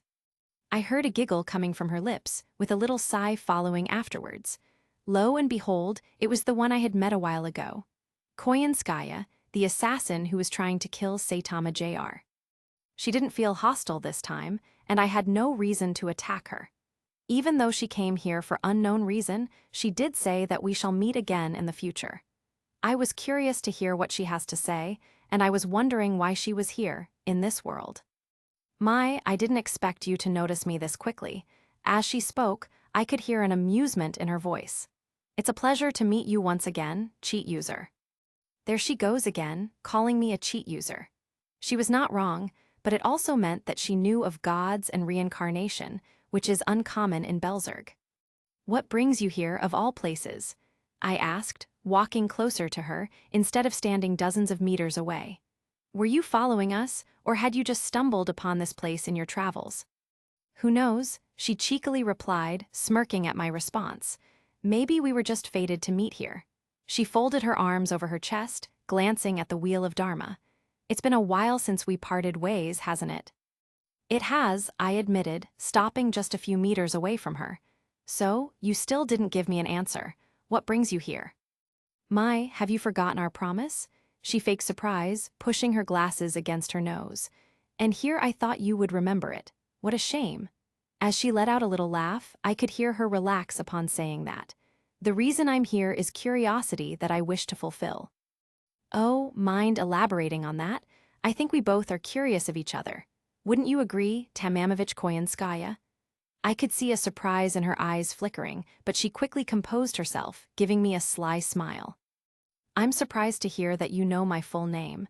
Have we met somewhere in the past? She leaned forward, gazing me in the eyes, as if trying to take a peek at my soul. You could certainly say that, I hummed, tilting my head to the side. Ever heard of parallel worlds? I knew another you, and I can say for certain that we were good partners. A surprising turn of event, indeed, she hummed at my response, less surprised than I expected her to be. That brings me to the reason I'm here this wonderful night. She switched her tone to a more serious one, despite a playful glint in her eyes. I want to establish a business relationship with you and your party. As the silence followed her words, I thought about what she just said. She came here to make me an offer. On the principle that past enemy can become your next ally, she spoke on our last meeting. You had my curiosity, but now you have gotten my full attention, I replied, looking her in the eyes. Before we discuss that, let me ask you a question I want an honest answer to. As I came closer once again, I saw her glasses reflect the light of the moon in an anime-like glint. Are you a descendant of the cheat user, or have you been born this way? She tilted her head to the side, as if thinking of an answer that she could give me. I'm reincarnated, a new Tamamovich Koyanskaya, so when you ask me about the past, I don't know what to answer. Can I trust you to be sensible about this matter? She gave me an honest reply, and I couldn't detect any lies in her words. It was good enough of an answer, and I was willing to work with that information. I see. As I sighed, brushing a hand through my hair, I glanced upwards at the stars, as if seeking guidance. In that case, let us speak of business you want to establish. What is your offer? I merely wish to join parties with you, in order to gain entertainment and profit from our beneficial relationship. I get the possibility to travel with you, and you gain a partner capable or doing dirty things done in the best manner possible. She said, walking closer. I trust that you've heard of NFF service. Nine Fox Foundation, I replied, glancing down at her. I know of your business, but I don't know how you run it in this world. I'll make it brief, since you know the details. Here, I don't run an entire organization, as you might have suspected. Humans of this world are pretty stubborn and stupid. Trying to start a business as big as I wish to make it here is borderline impossible without a companions you can rely on. She got to the point, sounding quite irritated. Kingdom of Belzerg is very strict about organization that can rival them, and mass production of weapons, which I wish to do here, makes no sense with adventurers finding magical weapon in dungeons they clear. That I can agree on. The only real reason you might need mass-produced weaponry here is to arm the royal army to fight demons, and when the war ends, the entire model will flop. Sighing, I sat on the nearest rock, motioning for her to do the same. I see where you're coming from, and I don't mind having you as a business partner. I know you follow the contracts if you're invested in it, so, if I accept you in our ranks, what do you wish to gain from me? That's simple, she smiled, taking a seat at the rock opposite of me, bringing her hands together. Your reputation, your power and influence, as well as your capabilities as a business partner. I know you've been managing magical tools shop in Axel, which is why I chose you specifically. I know a successful business when I see one, and I know who makes this business get profit. She leaned forward, giving me yet another sly smile, which meant she was serious about the entire deal. If we team up, we are guaranteed to succeed. And that, my dear, is a wonderful opportunity for both of us to get what we want. She extended her hand forward, waiting for me to accept it, as I went through her words. It was, indeed, a wonderful opportunity to grow. Wiz's shop is a wonderful place to get started, and if we work together, both Wiz's shop and our own industry shall grow rapidly in a span of years, months, even if things go as we shall plan. Last question. Which type of services do you want to provide to the end customers? Which products do you want to produce to work with Wiz's magical shop and me personally? I shook her hand without much hesitation. An excellent question, she laughed, shaking my hand in return. I have been studying artifactory production skills, and on top of my knowledge of weaponry of all types, I believe we can make profit from adventurers of all layers of income and influence. Poor, rich, noble, smart, or stupid. Magical weaponry, swords, bows, crossbows, staffs and wands, and all in between. Artifacts for battle, support, daily life, and many, many more. She kept listing the possibilities, and I was, honestly, curious to see how it unfolds. How does that sound? I'm inclined to believe we will have an excellent relationship with each other. Smiling and leaning backwards, I folded my arms over my chest. I'm not going to doubt your possibilities. If you're even half as good as the Koyanskaya I know, then I'm more than sure our business will work out. On to the details, then. Just as I was about to speak, she brought up a scroll, giving it to me, which I only raised an eyebrow to, opening it to read what's inside. It was a contract, which was long enough to give a normal person an instant headache. Gladly, I was not normal by any means, so I began reading it thoughtfully, not missing a single line written. A contract already, you really don't waste any time. Time is money, my dear. She smirked, folding her arms. I'm sure you'll find everything in order. The contract was written in elegant script, clear and straightforward. The gist of it was simple. 1. Partnership agreement. Koyanskaya joins my party as a full-fledged member, assisting with my adventures and personal goals. 2. Business collaboration. I provide her with power, influence, and reputation to help establish her NFF business in this world, particularly in partnership with Wiz's magical shop. 3. Product lines. The business will produce and sell magical tools, weapons, and artifacts catering to adventurers of all levels. Commoners, nobles, and everything in between. This includes items for combat, support, and daily life. 4. Profit and obligation. Any profit earned through joint ventures is split equally. We both agree to uphold the contract's terms, with no room for deceit or betrayal. Everything's spelled out, as you can see. Koyanskaya leaned forward, her sly smile never faltering. Clear, professional, and mutually beneficial. I'd never waste your time with hidden clauses. A surprise, but a welcomed one, I hummed, closing the scroll and setting it aside to her surprise. But let's make it much easier for both of us. As much as I trust your contract, a patch of paper means nothing to me unless it's a magical contract, which it isn't, so let's do it in a way that would leave no room for doubt. Putting cursed energy in my speech, I smiled, seeing as she tensed upon hearing my voice. Tamamovich Koyanskaya, do you agree to follow the terms of the contract you have provided me with, follow the rules and obligations stated, and in turn, receive the benefits of working with me, which is also stated in the contract? If you agree to this binding vow, say a word, and we shall begin our collaboration immediately. I, Tamamovich Koyanskaya, agree to the terms of the binding vow. As Koyanskaya answered my binding vow, a chain was wrapped around our soul, signifying the beginning of an organization that shall stand on the top of the world in the future. Her eyes glinted with satisfaction, and we both stood up, beginning to walk back to the caravan. This is going to be the start of something extraordinary, YN. Let's make it happen. And with that, our partnership was sealed. Chapter 17. The following night was uneventful. No more enemies dared to show themselves near our camp, and no one woke up upon my arrival back to it. I didn't get to sleep this night, which is no problem, given my endurance and RCT that could deal with fatigue, and instead of just staring into the night, expecting enemies to appear, I spent time talking to Koyanskaya. Do you have an adventurer card? I asked, sitting by the fire, taking a glance to check on my party, who was peacefully sleeping. Union was sleeping close to Megumin, almost hugging her, while Chris was near Darkness, who was grinning in her sleep. Of course I do, she answered, pulling it out of nowhere, giving it to me as I extended my hand. Who do you take me for? An assassin? I gave her a blunt answer, taking her card in my hand to see what it's all about. I was curious what skills she possessed to be able to get away from me the first time we met, and now, since I was her party leader, I was even more curious, given the need to fit her into the team composition. Chris takes the vanguard role with me, Union is a support from long range, and where does Koyanskaya fit in? Just as I expected. Seeing her class, I couldn't help but grin to myself. Assassin. An advanced class based upon a thief class, being better in most of the characteristics the inferior class gives you. Target detection, advanced trap detection and lurk, which in turn removes the ability to detect treasures, as well as advanced night vision due to her race. A solid start, which goes even further. Massacring technique, human target.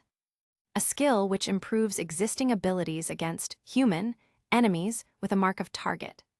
This skill allows its user to freely wield humanity's weapons in whatever era the user may find herself, while augmenting them to be several times more powerful than they would be in human hands. NFF Special improves characteristics based upon the race of an enemy, giving the best result if the enemy is human, and giving negative result if the enemy is any of the classified beast race. Independent action allows to make escape from marked target in a short amount of time.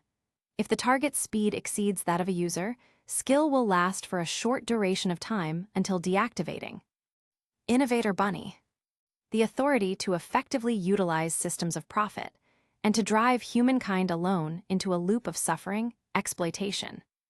Ah, how could I forget? While she does look like a fox, Koyanskaya is actually a bunny. Smirking at the memory, I put my hand on the chin, thinking it over. One of the few people Koyanskaya ever respected is the creator of the Playboy magazine, Hugh Hefner, and people working in the company were first to create bunny suits, which is a godsend. This is partially why she's a bunny. Is something the matter? You are smiling. Koyanskaya inquired, leaning forward while holding her hands folded on her chest. I just remembered one amusing detail, pay it no mind. Giving Koyanskaya back her adventurer card, I leaned backwards, looking at the stars in the sky. I believe it would be best if we discuss the matter of the planning when we arrive to the city. Before that, how do you plan to explain me, darling? They seem like the type to ask questions. Koyanskaya adjusted her glasses, her sly smile never faltering as she glanced at the sleeping forms of Union and Chris. They'll want to know who you are and why you're here, obviously. I kept watching the embers of the fire dance in the stillness of the night while thinking it through. Union's too polite to say much, but Chris will be skeptical. Oh, I do love a challenge, Koyanskaya replied, her tone dripping with amusement. So, what's the story? Mysterious entrepreneur looking to expand her horizons? Trusted ally from a past life? An ex-girlfriend you reunited with? Mysterious entrepreneur. I gave her a side-eye. No need to get too creative. I'll explain that we met while I was out scouting for opportunities, and I saw your potential as a business partner. You're interested in joining our party to help us and yourself grow. That's remarkably tame coming from you, she teased, resting her chin on her palm. I expected something more dramatic. If I say anything too dramatic, Chris will see through it, I said with a shrug. Better to keep it simple. Fair enough, Koyanskaya nodded thoughtfully. And what about the other party? Kazuma will stare at you, Aqua will complain, and Darkness will probably act like a noblewoman for once. Oh, that kind of group, Koyanskaya said, her smile widening. I can work with that. The sun crept over the horizon, casting a golden glow over the camp. Union and Chris stirred awake first, blinking groggily as they noticed Koyanskaya sitting by the fire near me, calmly sipping tea, while we talked about nothing. Morning, I greeted, nodding toward them. Meet Koyanskaya. She's going to be traveling with us from now on. You just bring someone into the party without asking us? Chris shot me a suspicious look, brushing stray hair out of her face. It seems that she was working overtime as a goddess while her vessel was sleeping. It's not like that, I said, holding up a hand to stop her before she launched into a lecture. She's a business partner, someone I met while scouting for opportunities for us. She's got skills that'll be valuable for the party inside and outside of combat. Business partner? Union tilted her head, her expression curious but kind. What kind of skills do you have? I have experience in strategy, logistics, and combat support. Koyanskaya set her teacup down with practiced grace, turning to Union with a warm smile. I specialize in handling the less savory tasks adventurers tend to avoid. Think of me as the party's trusted secretary. Oh, that sounds wonderful. Union blinked, clearly impressed. And why should we trust you? Chris, however, crossed her arms, still unconvinced. It appears even outside of her goddess senses, she still felt something wrong being with Koyanskaya. I can't blame her, honestly. Because I have no reason to betray someone I've entered into a partnership with. Koyanskaya's smile didn't falter, but her tone took on a more serious edge. I keep my contracts. That's more than I can say for many adventurers I've encountered. You sure about this? Chris shot me a look, asking for my take on this. I knew convincing Chris is harder than this, but it will take time regardless. Yep, I'm sure. I replied without hesitation, nodding my head. For one, we got a contract, and for second, we would need someone to keep track of our records outside of Guild. We might not expand our party for a while, but our fame will grow with time, and it means additional work that Koyanskaya is skilled in managing. Fine. Chris sighed but didn't argue further, settling down near the fire. But even as she sipped the tea I handed her, her gaze occasionally flicked toward Koyanskaya, as if watching for any sign of deception. I noticed the tension but chose not to comment. Chris had always been the cautious one, and while I trusted Koyanskaya to hold up her end of the deal, I understood her hesitation. Trust takes time, and this wasn't any different. Koyanskaya, for her part, didn't seem fazed. If anything, the subtle tension between her and Chris seemed to amuse her, as if she relished the challenge of earning her approval. By all means, keep an eye on me, Koyanskaya finally said, her tone light but her gaze sharp as she met her eyes. I look forward to proving myself to you. Kazuma's party arrived shortly after, led by Aqua, loudly complaining about the lack of proper breakfast. I can't believe we're starting another day with no food. Aqua groaned, her hands on her hips as she walked toward the fire. Don't adventurers deserve better than this? We're practically heroes. I think you're confusing heroes with freeloaders, Aqua, I said dryly, earning a sharp glare from her. Hey, at least I don't go around summoning gigantic monsters for fun. She snapped back, pointing an accusatory finger at me. You mean the monsters that saved your life several times over, those ones? I retorted, raising an eyebrow. Well, that's beside the point. Aqua puffed out her cheeks, clearly annoyed but struggling to come up with a decent comeback. Before she could continue, Kazuma caught sight of Koyanskaya. His steps faltered, and his face immediately turned red as his eyes locked onto her elegant figure. And you must be Kazuma Sato. Koyanskaya, noticing his reaction, turned to him with a warm, practiced smile. A pleasure to meet you. My name is Koyanskaya, Tamamovich Koyanskaya. Kazuma opened his mouth, but no words came out. He looked like a fish gasping for air, his face growing redder by the second. My little brother is finally seeing a woman that clearly matches his tastes. It's a pleasure to meet you as well, Koyanskaya. I hope you'll find our group accommodating. Darkness stepped in to cover for him, bowing politely. I'm sure I will, Koyanskaya replied smoothly, her tone polite yet teasing enough to make Kazuma squirm even more. You don't look much like an adventurer. Meanwhile, Megumin stepped forward, tilting her head as she examined Koyanskaya and her outfit. Are you here for a special mission? Oh no, she's joining us. Before Koyanskaya could respond, Union jumped in, her face lighting up with excitement. Isn't that wonderful? It's always nice to have another party member. Such a warm welcome. Koyanskaya gave Union an amused smile. Thank you, Union. I can already tell we'll get along splendidly. Really? Union beamed, practically bouncing on her feet. That makes me so happy. Great, Aqua muttered, crossing her arms. Another one. Why does he always get the cool allies? I'm the only one in our party who is considered cool. You think you are cool by any means? I jabbed without hesitation, smirking as I saw her visibly flinch. Hey, that's not fair, Aqua protested, stomping her foot. At least I don't act all high and mighty like you. No, you just act mighty annoying. I, on the other hand, have something to back it up. I shot back, earning a snort from Kazuma. YN, please. Kazuma said, attempting to break the tension as he nervously scratched the back of his head. Aqua's just unique. For one, Kazuma was trying to act decent, possibly to impress Koyanskaya. Anyway, Koyanskaya, right? What brings you to a group like YN's? I'm here to offer my services as a business partner and adventurer. Koyanskaya turned her full attention to him, her sly smile making him visibly nervous. Your friend YN and I have reached a mutually beneficial agreement. Well, that sounds great. Kazuma gulped, trying to muster some semblance of confidence. So, what do you do? I'm a strategist and a logistical expert, she replied smoothly. I specialize in ensuring everything runs as efficiently as possible. I'm also not too bad in a fight if the need arises. Ha, that's nothing special, Aqua proclaimed loudly, flipping her hair over her shoulder. You're just talking about boring, behind-the-scenes work. A goddess like me brings real value to the table. Oh, and what sort of value do you bring, Aqua?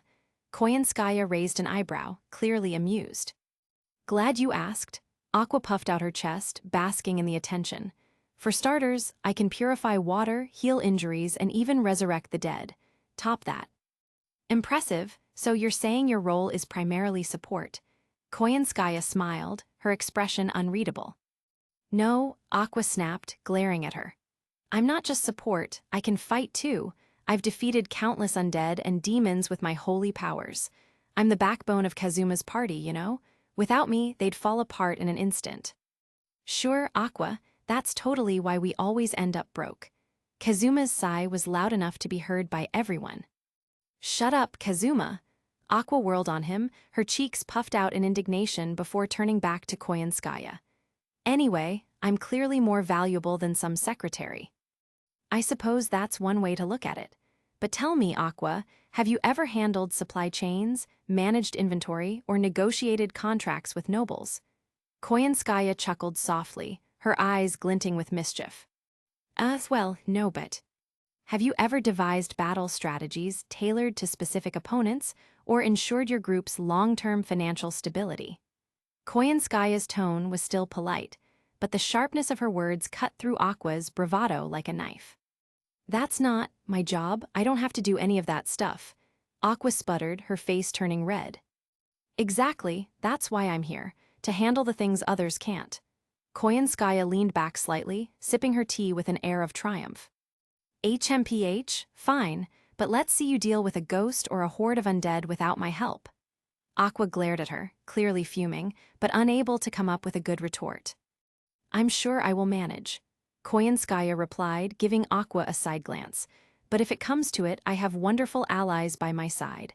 And you? Koyanskaya asked, tilting her head slightly. What do you specialize in, Kazuma? Kazuma's face turned redder with each passing second as Koyanskaya's confident gaze met his. She was effortlessly poised, her words as sharp as her smile. It was like she'd walked straight out of one of his dreams. Beautiful, confident, and, judging by her tone, far too intelligent to give him the time of day. This isn't fair, he thought, keeping his awkward grin plastered on his face. Where does YN even find these people? First, he's this overpowered cheat with 10 billion shadow monsters, and now he's got her. His eyes darted toward Koyanskaya again, quickly snapping away when her gaze flicked his way. I mean, seriously, how is this guy so lucky? My team is Aqua, the useless goddess, Darkness, who treats every enemy like a love letter, and Megumin, the human firecracker with a one-shot limit. Meanwhile, this guy's out here recruiting actual useful people. I bet she can cast magic without blowing herself up or wasting all her mana in one go. He adjusted his scarf nervously, trying to ignore the amused glint in Koyanskaya's eyes as she patiently waited for his response. Come on, Kazuma, think of something cool to say. Show her you're not just some random loser. Maybe something about how you're a strategist? No, wait, that's a stretch. Just play it cool, casual. You've got this. I'm good at stealing. The words left his mouth before his brain could stop them, and he immediately regretted it. He could feel the collective cringe, Koyanskaya's amused smile widening ever so slightly as she processed his answer. Stealing, she repeated, her tone polite but laced with a hint of mockery. I see, how charming. Kill me now, Kazuma thought. his soul practically leaving his body as Aqua burst out laughing behind him. "Stealing, that's the best you've got," she crowed, doubling over with laughter. "Shut up, Aqua," he snapped, his embarrassment boiling over into frustration. It's rare to see someone with such grace and poise join an adventuring party. Darkness, meanwhile, stepped closer to Koyanskaya, her expression calm and composed. "I'm looking forward to seeing you in action." "Likewise," Koyanskaya replied, inclining her head slightly. "I'm sure we'll learn much from each other." "That went smoother than expected, honestly," I said, glancing at Koyanskaya as we rode on Goliath's back. The caravan had resumed its journey after breakfast, the steady rhythm of wheels and hooves blending into the tranquil atmosphere. With the lush forest replacing the barren desert, the air smelled fresher, rich with the scent of pine and blooming flowers. I flipped through Florilegium, jotting mental notes about plants I'd spotted along the way. A forest like this was bound to harbor unique ingredients, and expanding my alchemical repertoire never hurt. Hell, I might make my own recipe at this rate. All those endless hours playing Skyrim will finally pay off. "Amusing is one way to put it," Koyanskaya replied, her voice carrying that ever-present teasing edge.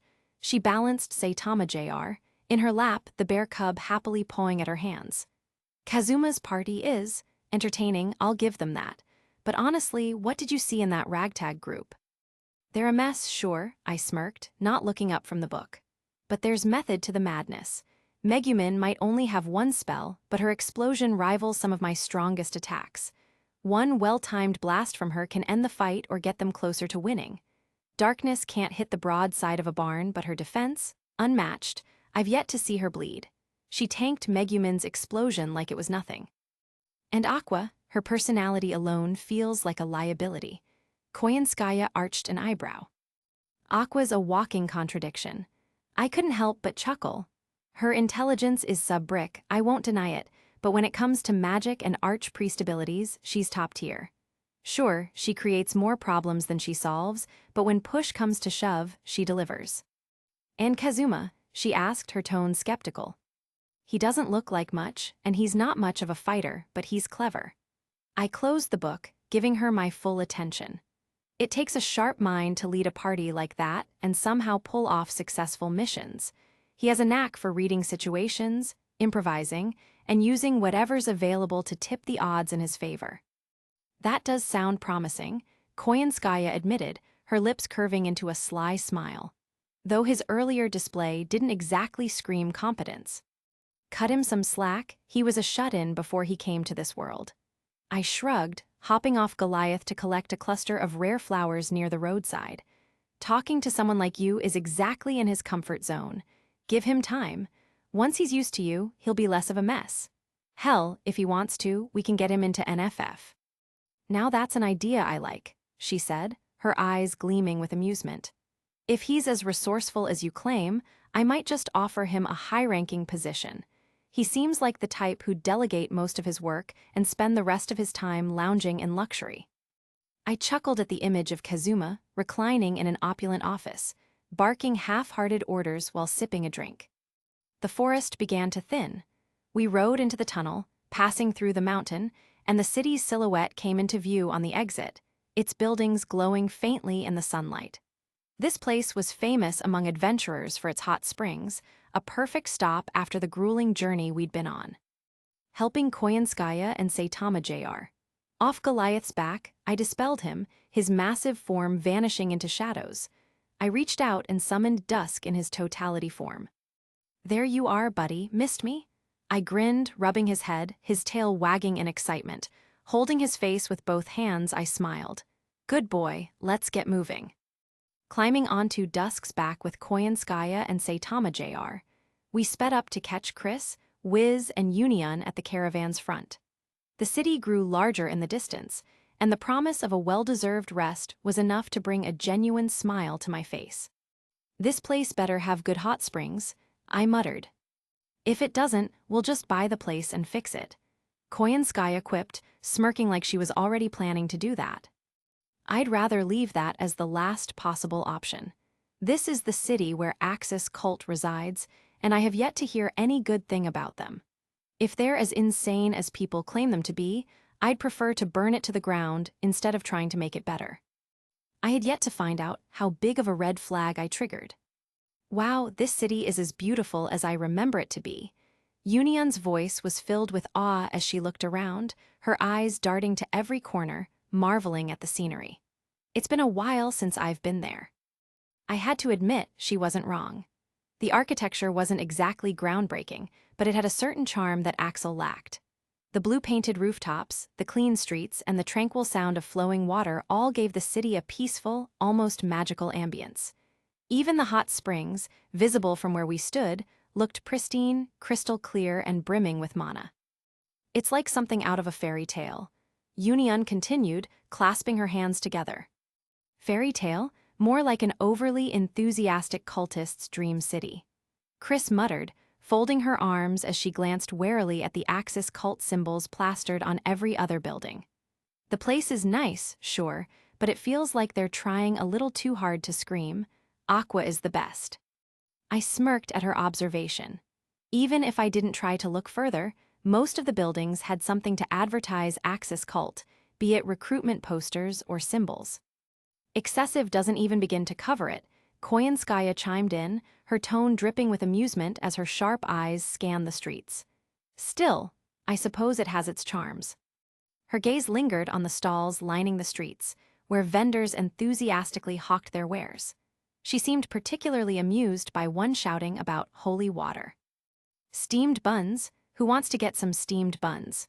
A nearby vendor called out, holding up a tray of freshly baked pastries that filled the air with a mouth-watering aroma. I'll pass for now.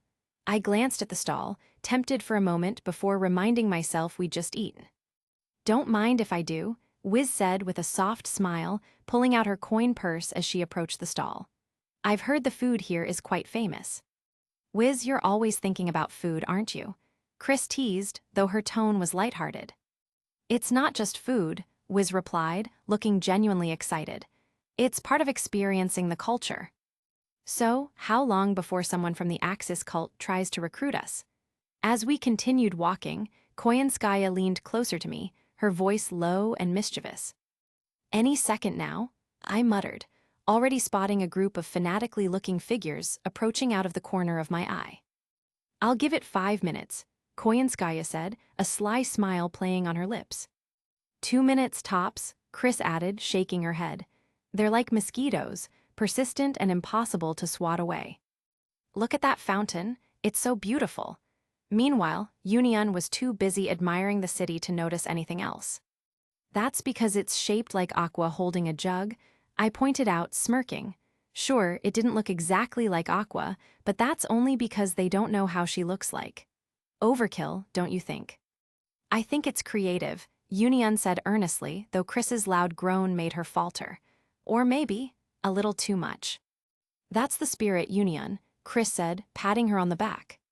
They really are delicious. You should try one. Wiz returned with a bag of steamed buns in hand, offering one to everyone. Fine, I'll take one, I relented, taking a bun. The soft, fluffy texture and savory filling were enough to make me reconsider my earlier decision. Not bad. See, I told you, Wiz said, looking pleased. Looks like our new friends are about to make their move. As we neared the hotel, Koyanskaya's sharp gaze flicked toward a group of cultists gathering nearby. Here we go, I muttered under my breath, bracing myself for the inevitable barrage of overly enthusiastic invitations to join their ranks.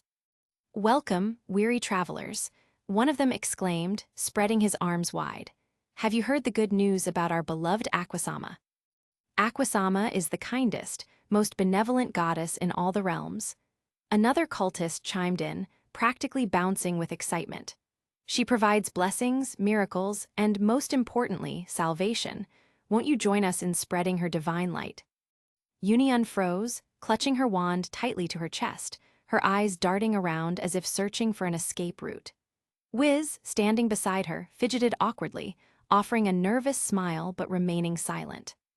Oh, that sounds nice, but we're really just passing through, Chris said, her voice steady but polite as she stepped forward slightly to shield Union. Even though I could see how hard it was for her to keep a straight face, she did her best out of some sort of respect to Aqua's cult. "Nonsense," one of the cultists exclaimed, clearly not taking no for an answer. "Everyone deserves Aquasama's blessings, especially kind souls like you. Please, allow us to tell you more." "Blessings, you say?" Koyanskaya tilted her head, a playful glint in her eyes as she folded her arms. "That does sound intriguing, but tell me, what exactly does this blessing entail?" "Oh, it's simple," the lead cultist said eagerly, clasping his hands together. "All you have to do is join us, pledge your faith to Aquasama, and spread her teachings far and wide. You'll be part of a loving, supportive family." "A family, you say?" Koyanskaya let out a soft chuckle, clearly enjoying the situation. "How heartwarming, and what do we get in return?" "Eternal salvation," the cultist declared, his grin stretching from ear to ear. "Eternal headaches, more like."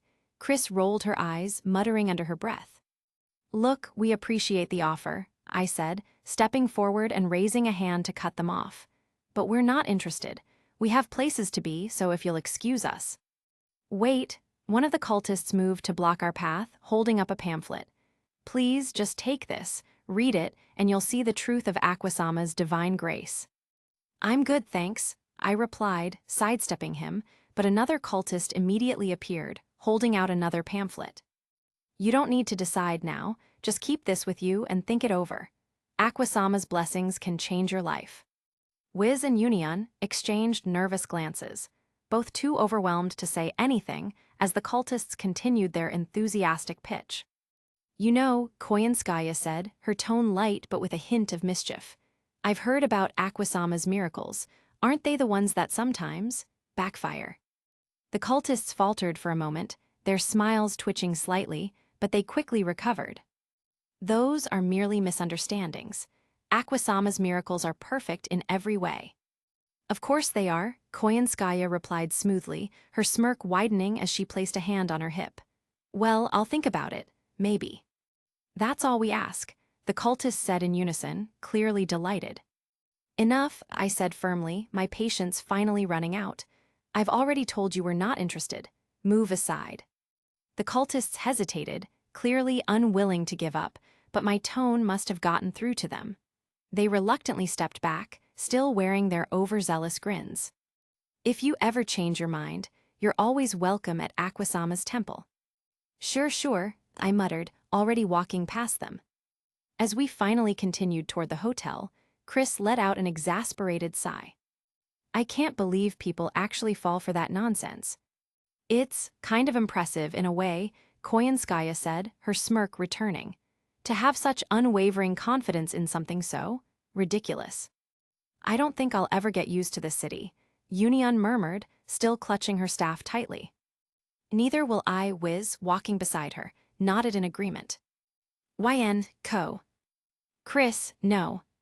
Union/Wiz, Sue. Koyanskaya, Ba. Join Eris Order."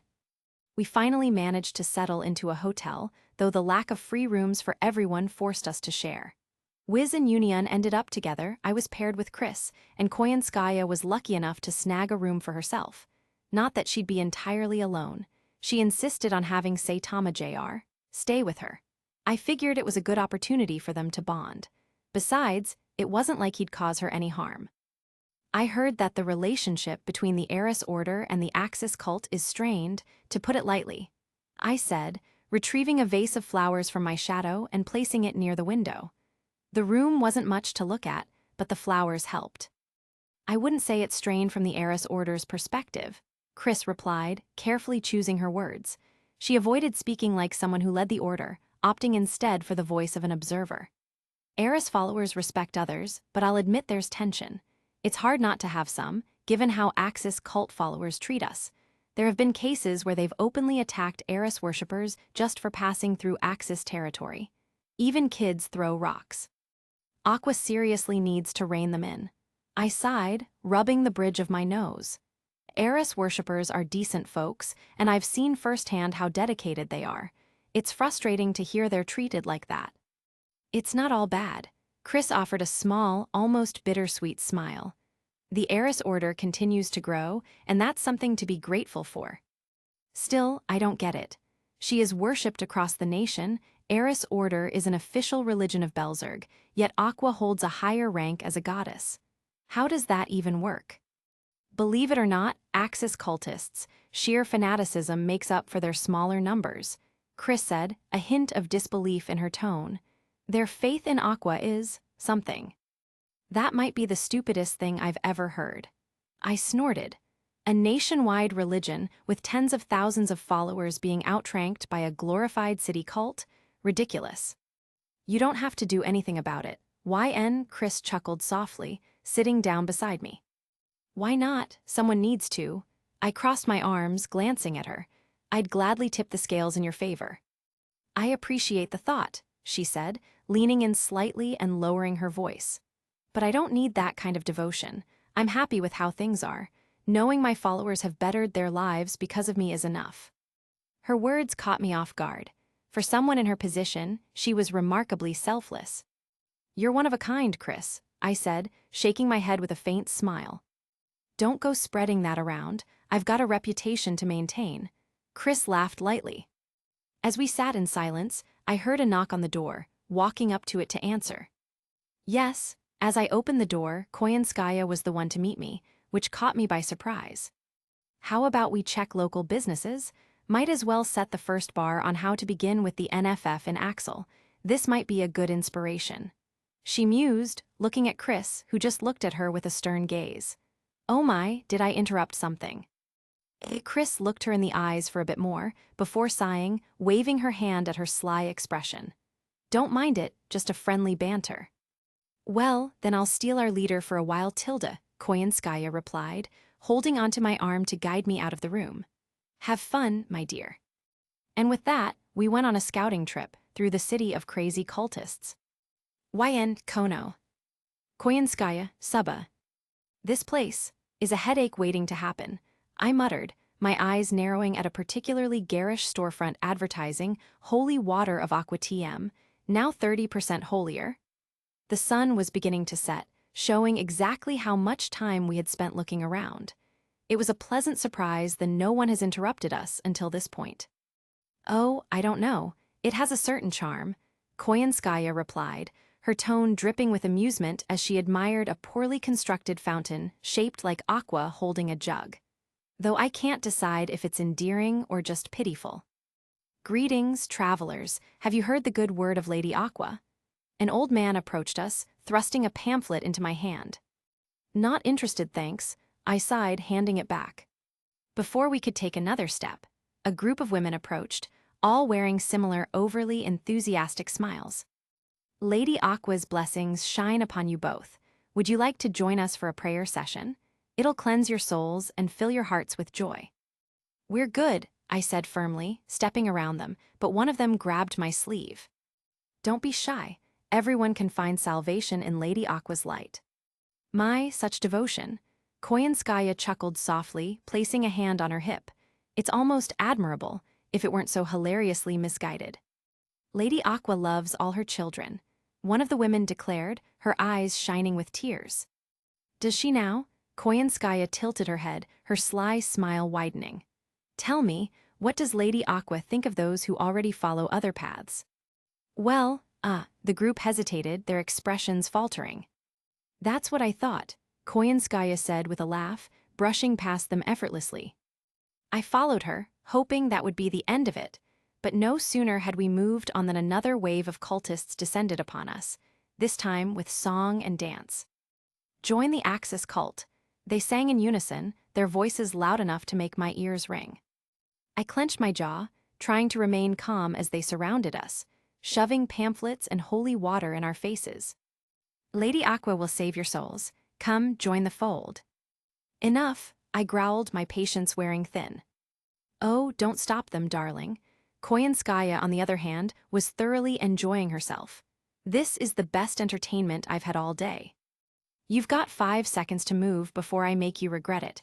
I warned the cultists, but they didn't listen. With a sigh, I reached into my coat and pulled out a pendant, holding it up for them to see. I'm a member of the Eris Order. Do you really think I'm going to switch sides? The crowd gasped, their expressions shifting from cheerful to hostile. An Eris worshipper? How could you? Lady Aqua is the superior goddess. Even then, they did not stop pestering us, finding a new challenge for themselves. Convert an Eris Order believer into Axis cult member. I sighed and turned around, facing the old woman who had shouted. Her crooked back didn't seem to hinder her energy, and the fervor in her eyes was borderline unsettling. In which way, do tell me. I crossed my arms, my voice calm but with an edge of anger. Lady Aqua is the goddess of water. The old woman straightened slightly, her zeal shining through. Without her, there would be no rivers, no rain, no life. She's the cornerstone of all existence. Sure, water is important. I raised an eyebrow. But is Eris the goddess of luck, commerce, and judgment? Without her, there'd be no prosperity, no trade, and no fairness in society. Water might sustain life, but luck and good governance make it worth living. Lady Aqua's beauty is unmatched. The woman bristled but pressed on. Her divine visage inspires hope in all who behold her. Beauty? I let out a low chuckle, shaking my head. Have you ever seen Eris? She's the embodiment of grace and kindness. But let's be real here. Shouldn't a goddess be known for more than just her looks? Lady Aqua has performed countless miracles. The old woman huffed, glaring at me with indignation.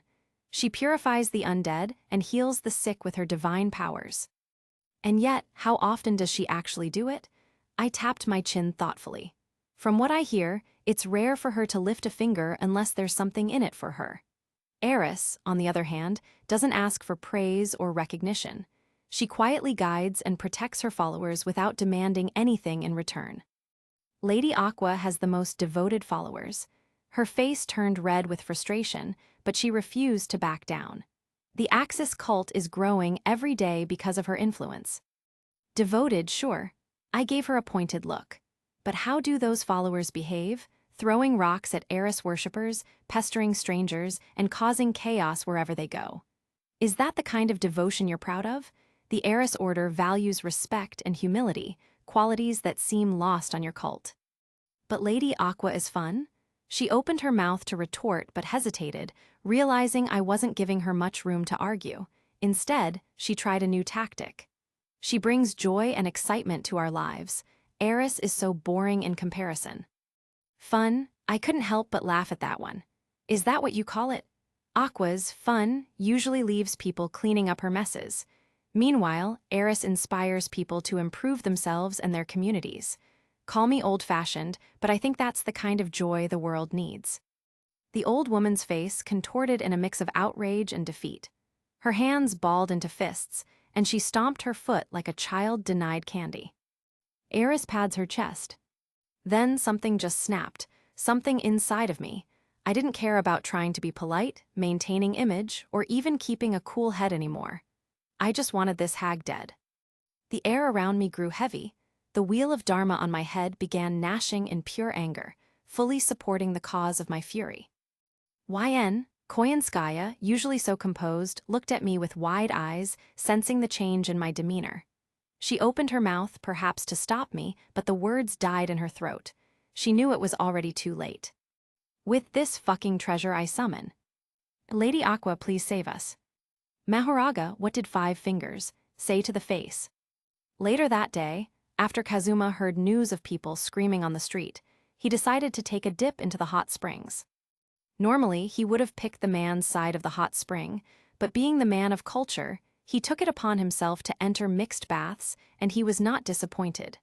There was a red-headed beauty bathing inside, but sadly, she left when he arrived, along with a guy that was with her. Now, he was alone, relaxing to his heart's content. He wanted to find out if anyone was on the woman's side, but for now, he decided to listen, because getting caught so early would be a pain. Kazuma leaned back against the edge of the hot spring, letting out a satisfied sigh as the warm water eased his tired muscles. The soft splashing of water from the women's side caught his attention, and his ears perked up.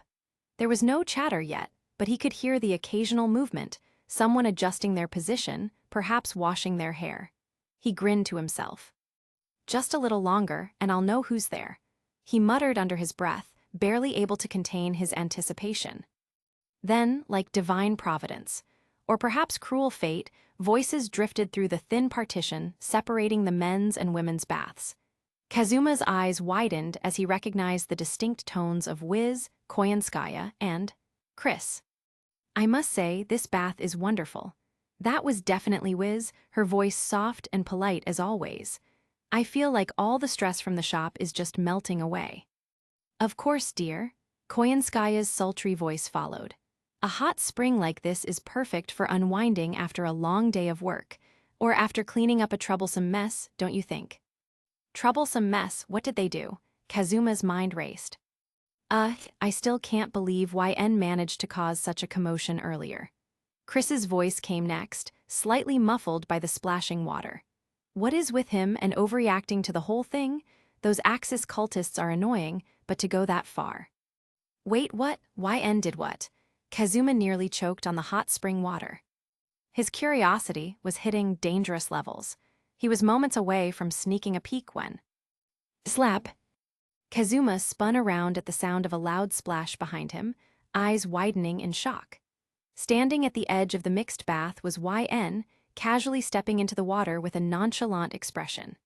A towel hung loosely around his torso, but what caught Kazuma's attention was the splatter of blood on his face, which he probably didn't notice when washing.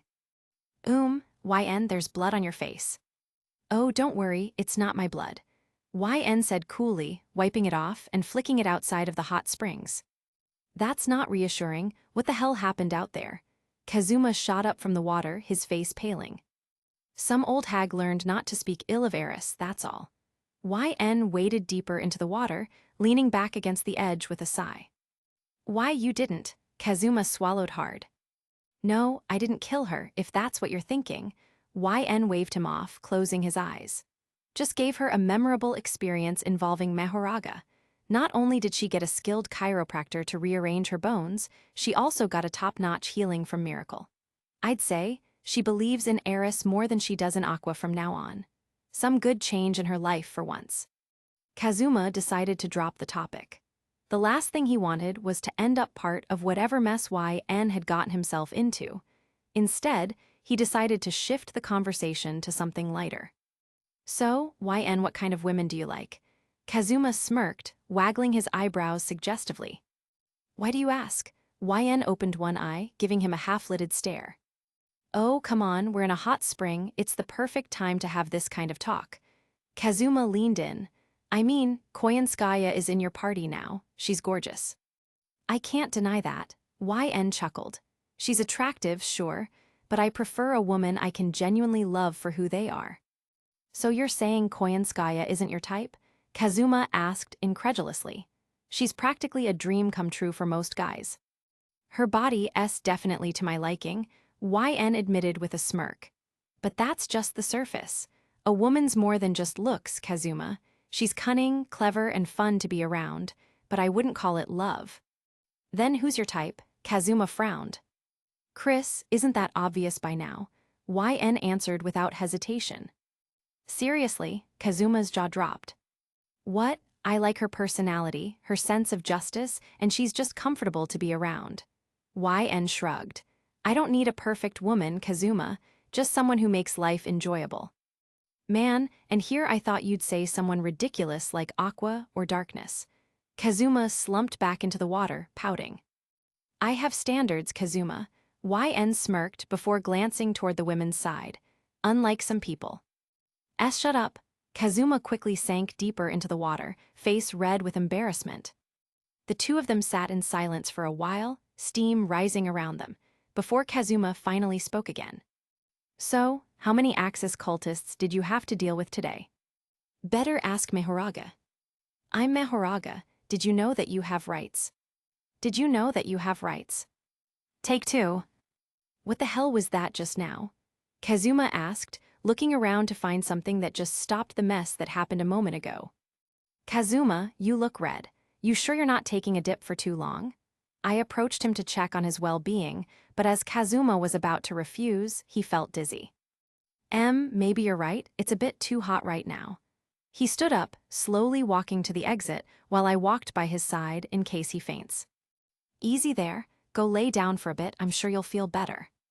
As Kazuma left the hot springs, I sighed in relief, leaning back into the soothing water with a smirk tugging at my lips. As I let my gaze wander toward the partition separating the men's and women's sides, I couldn't hold a smile forming on my face. You know, if you're gonna spy, at least do a better job hiding. I called out casually, turning my head just in time to catch Chris peeking over the partition with an almost guilty look on her face. Chris froze for a second, her eyes darting around as if searching for an escape route. I wasn't spying, I was just making sure you're all right.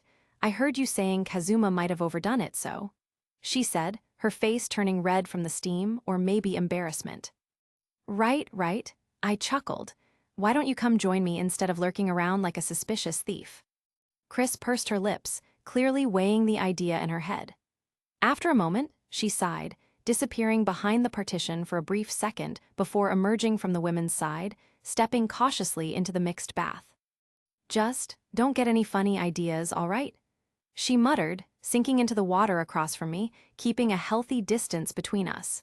I did not expect her to accept my proposal, but the fact she did marked an advance in our relationship. Funny ideas, me? Never. I smirked, resting my arms on the edge of the spring. You know that I'm better than this. Naturally, my gaze wandered to her curves, but I did not dare look for too long. No need to make her feel more embarrassed than she already is. We sat in comfortable silence for a moment, the steam swirling around us, until Chris finally spoke, her voice softer than usual. So, why did you go that far with the old lady earlier?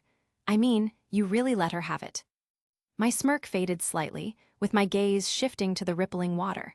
I let out a slow breath before meeting her eyes.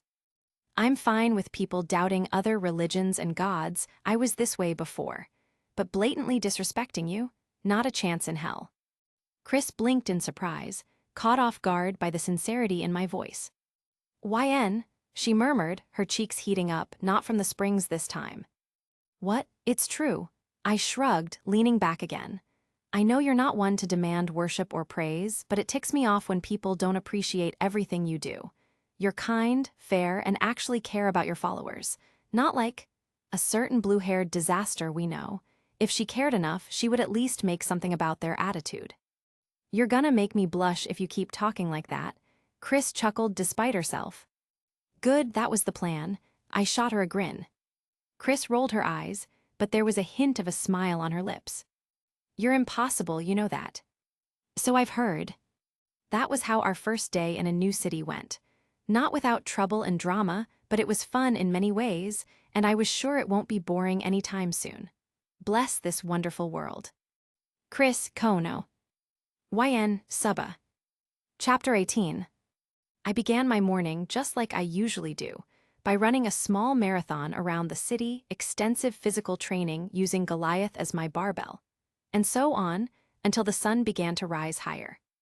I got into a habit to wake up early, if I even slept at all, to keep my body healthy instead of sitting on my ass for several years like some cultivator, and get stronger by doing nothing.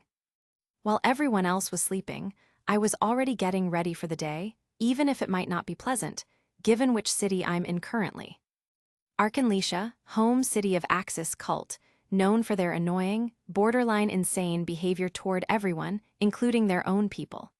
I don't know what Aqua told them, what she taught them, or what type of hypnosis did she attain to trick them into accepting her, but this is something I want to stay away from as far as humanly possible. While I was walking back to our room, I couldn't help but notice every single symbol of the cult placed on every store, building, and wall in the city, including government structures that, as far as I knew, didn't have any Axis cult members among them. At least vendors weren't an insane version of the cultists in this city, because their task is to sell products and bring money for the rest of the cult, which means I was able to look around and get something for myself and my party, such as an early breakfast of freshly baked buns with all kinds of filling, since I didn't know which they would prefer. I, for one, decided to settle on meat, because nothing beats a meat bun. Aside from jelly-filled donut, of course. Then, as I was chewing on my early breakfast, something caught my eye. Something moving fast, clearly running for its life. A rat scurried across the cobblestones, its tiny paws clutching a shiny coin in its teeth. A rat with a coin, now that's something you don't see every day. I watched as the rat darted into a narrow alley, disappearing into a crack in the wall. Rats were smart creatures, and this one clearly had a purpose. Wasting no time, I took a form of a rat with my skill and ran after it, making sure to move as silently as possible. There was a whole set of small tunnels through the walls and the dirt, dug by dozens of rats to make passage, and navigating it myself would have taken an ungodly amount of time. Smelling the air to make sure I didn't lose the rat that I noticed earlier, I emerged from the crack in the wall, barely stopping in time not to fall into the muddy water of the sewers. The smell was horrid, but I was too curious to stop now. Hearing a light clang of the coin hitting the ground, I turned my head to look at the rat that stopped to examine its catch. I made my way to approach it, making no sound as I got behind it. "Cheese to meet you," I said, seeing as hairs on its back shot up in fear. "What are you up to, little one?" The rat froze once it turned its head to look at me, its beady eyes widening in terror. It dropped the coin, its tiny body trembling as it got a clear look on who snuck behind it. Despite my rat form, I still felt foreign to other animals because I passively feel powerful to them. To a normal rat, I must feel like a Lovecraftian deity. I was just collecting shiny things, it stammered. For the Rat King, it's tribute. That piqued my interest even more. I couldn't stop myself from smiling and got a bit closer to the rat to see its face expression. "Rat King, sounds like we'll have a whole lot of cheesy themes to discuss. Mind showing me the way?" I don't think the Rat King would like that. It make a move to get away from me, but I was faster, wrapping my tail around its leg. "Oh, I'm sure he'll make an exception to me."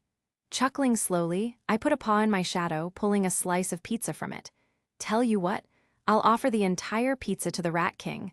I'm sure he'll be cheesed to meet me." The rat's eyes widened at the sight of pizza, a delicacy it had only heard rumors of. After a moment of hesitation, it nodded. Follow me." The Rat King's chamber was, well, let's just say it wasn't exactly Buckingham Palace. The walls were damp, the air smelled like mildew and regret, and the throne, if you could call it that, was a sad pile of bottle caps and broken glass. Honestly, it was kind of depressing. But hey, who was I to judge? I was currently a rat after all. A very powerful rat, but still, a rat. The Rat King himself sat on his makeshift throne, trying to look regal but mostly just looking like he was one bad day away from a nervous breakdown. His subjects scurried around him, their tiny eyes darting nervously toward me. I could feel their fear, their awe. Even in this form, my aura was unmistakable. I was a being of higher power, and they knew it. The Rat King knew it too, but he was doing his best to hold it together in front of his subjects. Good for him. I respected the effort. "Cheese to meet you, Your Majesty," I said, grinning as I sat back on my haunches. "I've heard so much about your ratified rule, thought I'd drop by and see if the rumors were true." "Rumors?" The Rat King's eyes narrowed, his whiskers twitching in irritation. "What rumors?" "Oh, you know," I waved a paw dismissively. "That you're the big cheese around here, the top rat, the one who calls the shots. But honestly, I was expecting something a bit more grandiose, no offense. This is my kingdom, and it suits me just fine." The Rat King bristled, his tail flicking like an angry cat's. "What do you want?" "Oh, nothing much." I leaned in, my grin widening. Just wanted to see how the other half lives, or, in this case, the other rodent. I stopped for a moment, dramatically taking a look around, playfully cringing in disgust. "But seriously, Your Majesty, you live like this? Brothers and sisters, this is unacceptable." What do you mean?" The Rat King's eyes widened, his composure slipping for a moment. The rats around me squeaked in confusion, their tiny heads tilting as they tried to process my words. "I mean, look at this place." I gestured dramatically to the damp, crumbling walls of the chamber. "No proper ventilation, no running water, no. I don't know, rat spas. Do you even have 3 meals a day, days off, health benefits? This is no way to live." We make do." The Rat King blinked, clearly caught off guard. "We're rats, we don't need such luxuries." "Your Majesty, with all due respect, that's a load of cheese." I shook my head, my expression mock serious. "Every rat deserves a decent meal, a safe place to sleep, and a little time to unwind. You can't expect your subjects to work their tails off without proper compensation." "And what do you propose, stranger?" The Rat King's subjects began to murmur among themselves, their tiny voices filled with curiosity and hope. The Rat King, sensing the shift in the room, straightened his posture. "That I simply hand over my kingdom to you." "Oh no, no, no, of course not," perished this cheesy thought. I chuckled. "I'm not here to take your crown, I'm here to offer you a partnership. You see, I've got a bit of a ratical idea. How would you like to work for me?" "Work for you?" The Rat King's eyes narrowed. "Doing what?" "Espionage, reconnaissance, gathering information." I leaned in, my voice dropping to a conspiratorial whisper. "Brothers and sisters, we are everywhere, unnoticed and underestimated. You could be my eyes and ears, and in return I'll make sure you are well-fed, well-protected, and ratified." "And what's in it for you?" the Rat King cautiously asked. "Oh, just a little something called leverage." My grin returned, wider than ever. "Knowledge is power, Your Majesty, and with your help, I'll have more of it than I know what to do with. Plus, it's always good to have a few loyal rodents in your corner." The Rat King glanced at his subjects, their tiny eyes filled with hope. He knew he couldn't refuse, not with my overwhelming presence and the promise of a better life for his kind. "Very well, we accept your offer," he said, giving me a firm nod. "How should I call you?" "You can call me Jesus Crust. I'm here to save your souls and give you a proper home." "YN Kono. Rats Suba." As I strolled back to the inn, I casually brushed off bits of dirt from my clothes. This morning had taken a turn I didn't expect. What was supposed to be a peaceful soak ended with me forming an underground alliance with a bunch of rats. Not exactly my proudest moment, but damn if it wasn't useful. Just as I reached the entrance, the moment I pushed the door open, I was immediately met with a familiar smirk. Koyanskaya was waiting for me, arms folded, her eyes gleaming with amusement as she stood near the staircase. My, where have you been?" She tapped her nose with a finger before taking a slow, exaggerated sniff. "And why, pray tell, do you smell like damp wood, sewage, and is that cheese?" I stopped mid-step, tilting my head slightly. "Your nose is sharper than I'd like it to be." Koyanskaya's grin widened as she took a step closer, practically circling me like a predator examining its prey. "A lady has to be aware of her surroundings, but I must say, you really outdid yourself this time. Normally, you come back smelling of sunshine and blood of yet another monster, but today..." She leaned in slightly, as if confirming her suspicions, before pulling away with an exaggerated sigh. "It's as if you went on a grand adventure through a back-alley kitchen that hasn't been cleaned in years. Should I be worried?" "Actually, you should be excited." I stretched my arms, rolling out my shoulders before making my way toward the lounge area of the inn, motioning for her to follow. "Because, my dear business partner, we now have a brand new spy network." She paused mid-step. "I beg your pardon." I grinned as I flopped down onto one of the cushioned seats, resting my hands behind my head. "You heard me. I just brokered a deal with the ruling class of Arkanlisha's underground society." Koyanskaya narrowed her eyes slightly, her suspicion growing. "What ruling class are we talking about here?" Holding up a single finger, I smirked. "Rats." "Silence." Koyanskaya just stared at me, blinking slowly, her expression unreadable. Then, after a beat, she let out a breathless chuckle, shaking her head in disbelief. "You're serious, aren't you?" "Dead serious." You actually went out, infiltrated a rat society, and turned them into an intelligence-gathering network for NFF." She placed a hand over her mouth, clearly trying not to burst into laughter. "What can I say? I'm a natural-born leader." At that, she finally broke, laughing properly this time.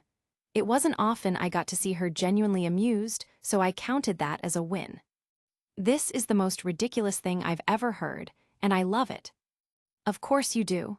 I smirked, tossing a coin up and catching it absent-mindedly.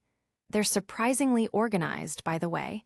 Give them a week to settle in with the new reality, and we'll have a functional information network in the city. Maybe even beyond if they expand their reach. I'll make sure they do, though." Koyanskaya tapped a finger against her chin, her usual playful demeanor giving way to her business-like focus. "Rats in the walls, the perfect informants. They go unnoticed, they hear everything, and best of all, they cost next to nothing to maintain." Exactly, just toss them some food and they'll work like they owe us their lives. Which, technically, they do. She let out an amused hum before taking a seat across from me, crossing one leg over the other. This, YN, is why I find you so fascinating. You take the most ridiculous scenarios and turn them into business opportunities. I shrugged. Gotta keep things interesting. Koyanskaya smirked, leaning back into her seat. I let my party have some fun without me bothering them with my presence. Girls needed some time to get together, especially since Wiz and Koyanskaya were with us, and I needed some time to unwind after yesterday. After the spectacular show with the Grandma and Mehoraga, I've yet to see any other Axis cultist that dared to look in my direction when trying to recruit other tourists. When no one bothers you, it becomes such a peaceful day. Walking past the church, I got curious to see how different it was from the one in Axel, so I went in to take a peek. The inside didn't look much different from the church in Axel, but compared to it, it was less. How can I say it? Magnificent. While I could see the passion with which the walls and interior was designed and built, it lacked the atmosphere of a place that was meant to pray to your god. It didn't look rundown or dirty, mind you, but it just didn't feel like a proper place of faith it's meant to be. Once I stopped looking at the interior, I noticed a few people I didn't expect to see there. Megumin, Darkness, good morning, how have you been? Waving my hand, I approached two girls that stood in the corner, one looking like she was having a mental breakdown, the other happy out of her shoes. Ah, YN, good morning to you as well. Darkness returned the greeting, giving me a faint smile. We're doing fine, wonderful actually. I looked at Megumin, as if to show my doubt in her statement, wordlessly looking back at her. What brings you to the Axis Church? I didn't expect you to visit it. Neither did I expect you to be here. We're both followers of Eris Order, remember? Showing her my amulet, I arched an eyebrow, seeing her nod in realization. Honestly speaking, I'm just looking around. We're in a new city, after all. Spreading my hands as if to say, look around, I stopped for a moment just to think it over. When you come to a new city, you need to at least see a few famous places. I traveled a bit before, but Arkanlisha is the first city with such. Let's say, charm to it. Well, you're not wrong, Darkness chuckled, putting a hand to her chin. Speaking of which, there are still places I want to visit before we depart. Would you care to take a walk with me? I would love to. How about this evening? I suggested, thinking about my routine. That would be perfect. Darkness seemed to brighten at my agreement, putting a hand to her chest. Then I'll see you at the evening. Have a wonderful day, YN. Same goes for you, Darkness. Keep yourself safe. I waved as she departed, looking happier than before. Honestly, looking back at our past interactions, I realized I didn't spend much time with her at all. A few words there, a conversation here, and that was it. I spent more time talking with Aqua than I did with her, and it physically pained me. Shaking my head to rid myself of those thoughts, I sighed, looking down at Megumin, who hugged her knees while sitting on the cold church floor. Whoever, or whatever, for that matter, led her to this state, probably won't sleep well today. She was looking like a brooding Chunibyo raccoon, her big witch hat nearly swallowing her whole. Well, this wouldn't do.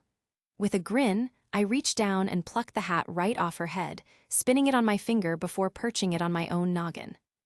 All right, my thermonuclear bomb, I said, ruffling her already messy hair. What cosmic horror has you looking like Kazuma after drunk night? I made them this way. Megumin peeked up at me with the haunted eyes of a woman who'd seen too much. Come again, I paused mid-hat spin. The Axis cult, she wailed, flinging her arms out dramatically. Before Axel, before the party, I was their consultant. You, consultant, for the Axis cult? I let that sink in for a second before the sheer absurdity hit me. Oh, this is too good. Start from the beginning. I was stranded here for a while. Megumin groaned, pulling her knees tighter to her chest. No money, no food, just my glorious explosion magic and my wits, when the cultists offered free lodging in exchange for helping with recruitment. Let me guess, I interrupted, barely containing my glee. You weaponized your Crimson Demon flair for dramatic presentations. I taught them everything. She nodded miserably. The power of persistent invitation, the art of the dramatic pause, the strategic tears technique. Her voice dropped to a horrified whisper. Oh my Eris. I lost it. I actually had to grab a pew to keep from collapsing in laughter. You, the walking explosion fetish, you're the secret architect of their entire harassment campaign. This is the most beautiful irony I've ever witnessed. It's not funny, Megumin wailed, snatching her hat back. They ambushed me at the hot springs, they fake fainted into my arms. One followed me into the bathroom chanting about divine purification. She shuddered. I created monsters. Okay, okay. I wiped tears from my eyes, still chuckling. So you basically taught a cult of zealots how to weaponize Chunabiu energy, only for them to use your own lessons against you. This is the most poetic thing I saw in a while. I just wanted free food. Megumin buried her face in her hat. Cheer up, you portable hellbomb. Putting my hands on her puffed cheeks, I rubbed them, making her look me in the eyes. How about some restaurant visit? My treat. She sniffled, playfully swatting my hand from her face. Go wash your face, you're like a kitten that got scared by a bunch of hungry dogs. I'll see you in half an hour, all right? Putting on my best smile, I helped her get up, until she walked out of the church. Seeing such a cheerful girl like Megumin being so gloomy felt weird, and since I accepted my role as a bigger brother, it was my obligation to cheer her up. As she left, the church was silent once more. I was about to leave as well, until I heard loud wailing from the confession booth. Normally, I wouldn't even care, since it's not my place to listen to other people confess their sins, but something felt off, and I decided to investigate. Walking closer, I felt a divine aura, but it was weaker than I was used to. Aqua, I guessed, and given that it was her church, it wasn't as weird she was there to begin with. Leaning against a wall near the booth, I started listening, which wasn't that hard, considering my abilities. I was tempted by the other goddess. Please forgive me my sin. Live in peace. The goddess forgives everyone. Aqua stated, in a voice I haven't heard her use in, ever. Had I not seen how she acts before, I would have thought she actually is a goddess.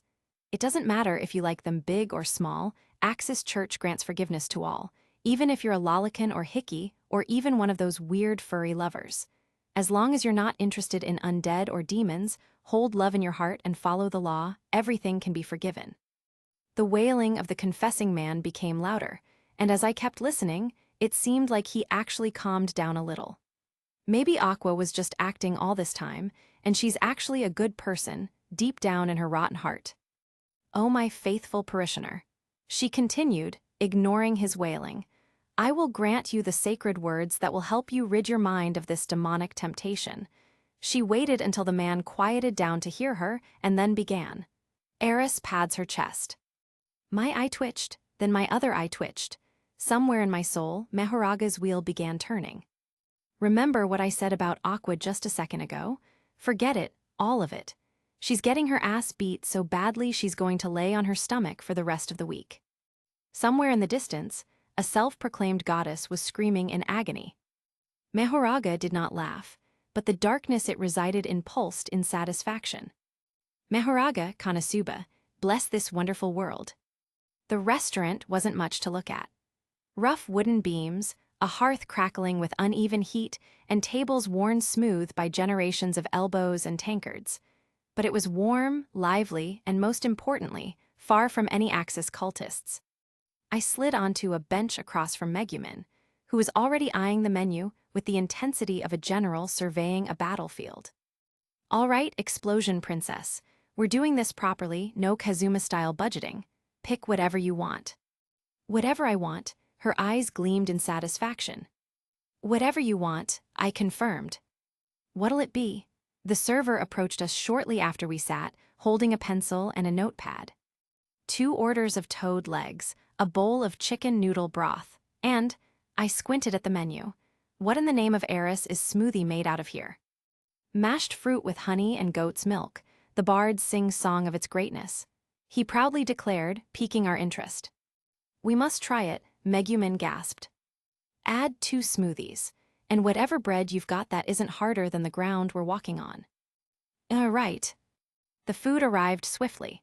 A plate of crispy, golden brown toad legs, a steaming bowl of broth, and 2 wooden cups of suspiciously green smoothie. Megumin snatched a leg and bit into it with the fervor of a woman who'd been denied snacks for years. Crunchy, Those are even better than the ones in Axel. Delicious. Seeing her reaction, I took a bite as well and was pleasantly surprised. It wasn't a 5-star dish, but it sure crawled its way there. Less swampy than Axel's. They actually season these with something more than salt and pepper. Megumin chugged her smoothie next, then froze. This is the most glorious potion I've ever tasted. The way she acted was akin to a child that tried ice cream for the first time. Considering she is, technically, a kid, it suited her. It's yogurt with fruit chunks. You're easy to impress. I shall call it liquid sunshine. With its power, my explosions will shine brighter. She completely ignored me, enjoying her new favorite potion. It's a smoothie, not a mana potion. You don't know that. After a short while, we ate everything on our platter and left satisfied with our meal. Megumin bounced ahead, her hat swaying, probably thinking where she can blow something up without being escorted out by guards. I was satisfied as well, but more by the fact she was back to her cheerful old self. Let it stay like that a little longer. The sun dipped low over Arkanlisha's rooftops, staining the sky in molten gold and deep violet as I approached the central plaza. The usual daytime chaos had settled into a comfortable murmur, the sort of quiet that made you want to walk slower just to savor it. Darkness stood waiting beneath Aqua's statue. The way her armored fingers kept fussing with her sash betrayed how long she'd been standing there. I do hope you didn't wait long for me to come, I said, approaching her, seeing as she noticed me after a while. Don't worry about it, I just got here. The sash fiddling stopped as she squared her shoulders. The Western Gardens have an excellent view of the sunset, if you'd like to see them.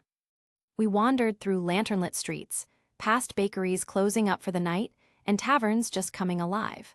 She pointed out landmarks with surprising enthusiasm. A tiny Eris shrine tucked between buildings, and a bridge where legend claimed 2 star-crossed adventurers dueled for 3 days over a rogue's affection. From what I heard, they fought without rest, their blades singing like. Let me guess, they both tripped into the river. I interrupted her, seeing where the story went. How did you? The way her eyes widened was almost comical. Because nothing ever goes as planned in this accursed world. I uttered famous world of the greatest dancer, leaning on the side of the bridge. Her laughter rang clearer than the fountain we passed afterwards. The gardens were suspiciously romantic. Flowering vines curled around stone arches, a secluded fountain gurgled softly, and the entire place smelled like night-blooming jasmine. I turned slowly, taking in the very deliberate atmosphere. You planned this. It's simply, the way her cheeks pinked beneath her bangs was answer enough, the best vantage point in the city.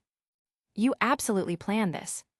Perhaps, she fidgeted with her sash again. Lucky for you, I sighed, but couldn't stop the smirk. I do like stars. We settled on a weathered stone bench as the first stars blinked awake overhead. It's peaceful, isn't it? Yeah, it is. I followed her gaze upward. The comfortable silence stretched between us, filled only with distant crickets and the occasional rustle of her armor shifting. Hypothetically, if I were to fall off this bench right now, would you catch me? Not a chance, I replied with a smirk. How cruel. The dreamy sigh she let out could have powered a small windmill.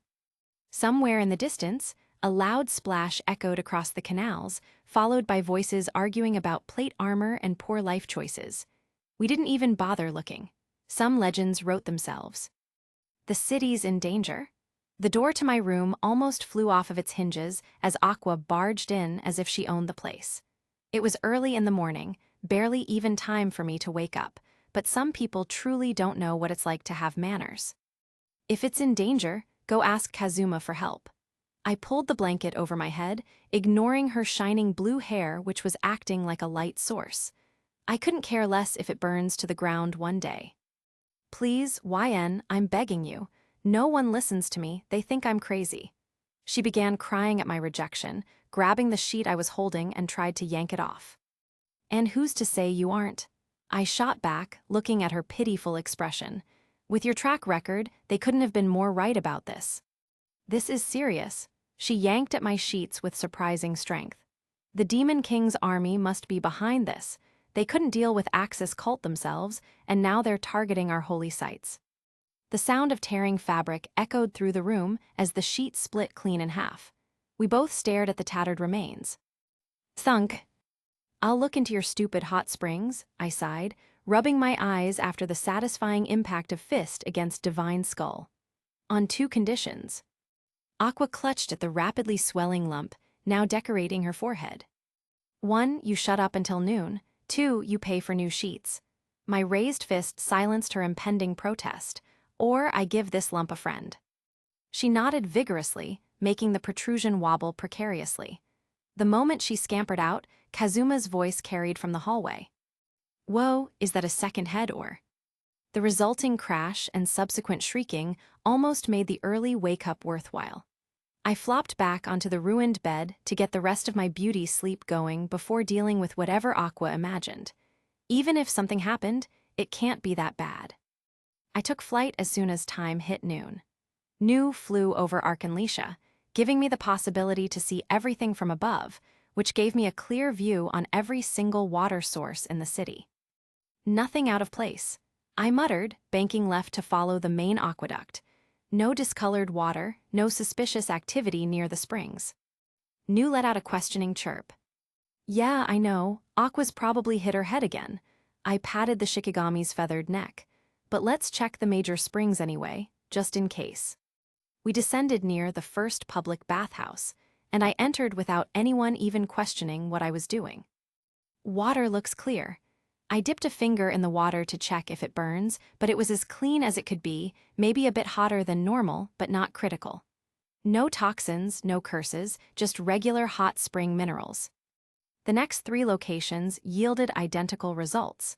By the 5th bathhouse, even Nu was giving me judgmental side-eye. All right, last stop, the source spring. I relented, mounting Nu again. If there's really something wrong, it'll be there.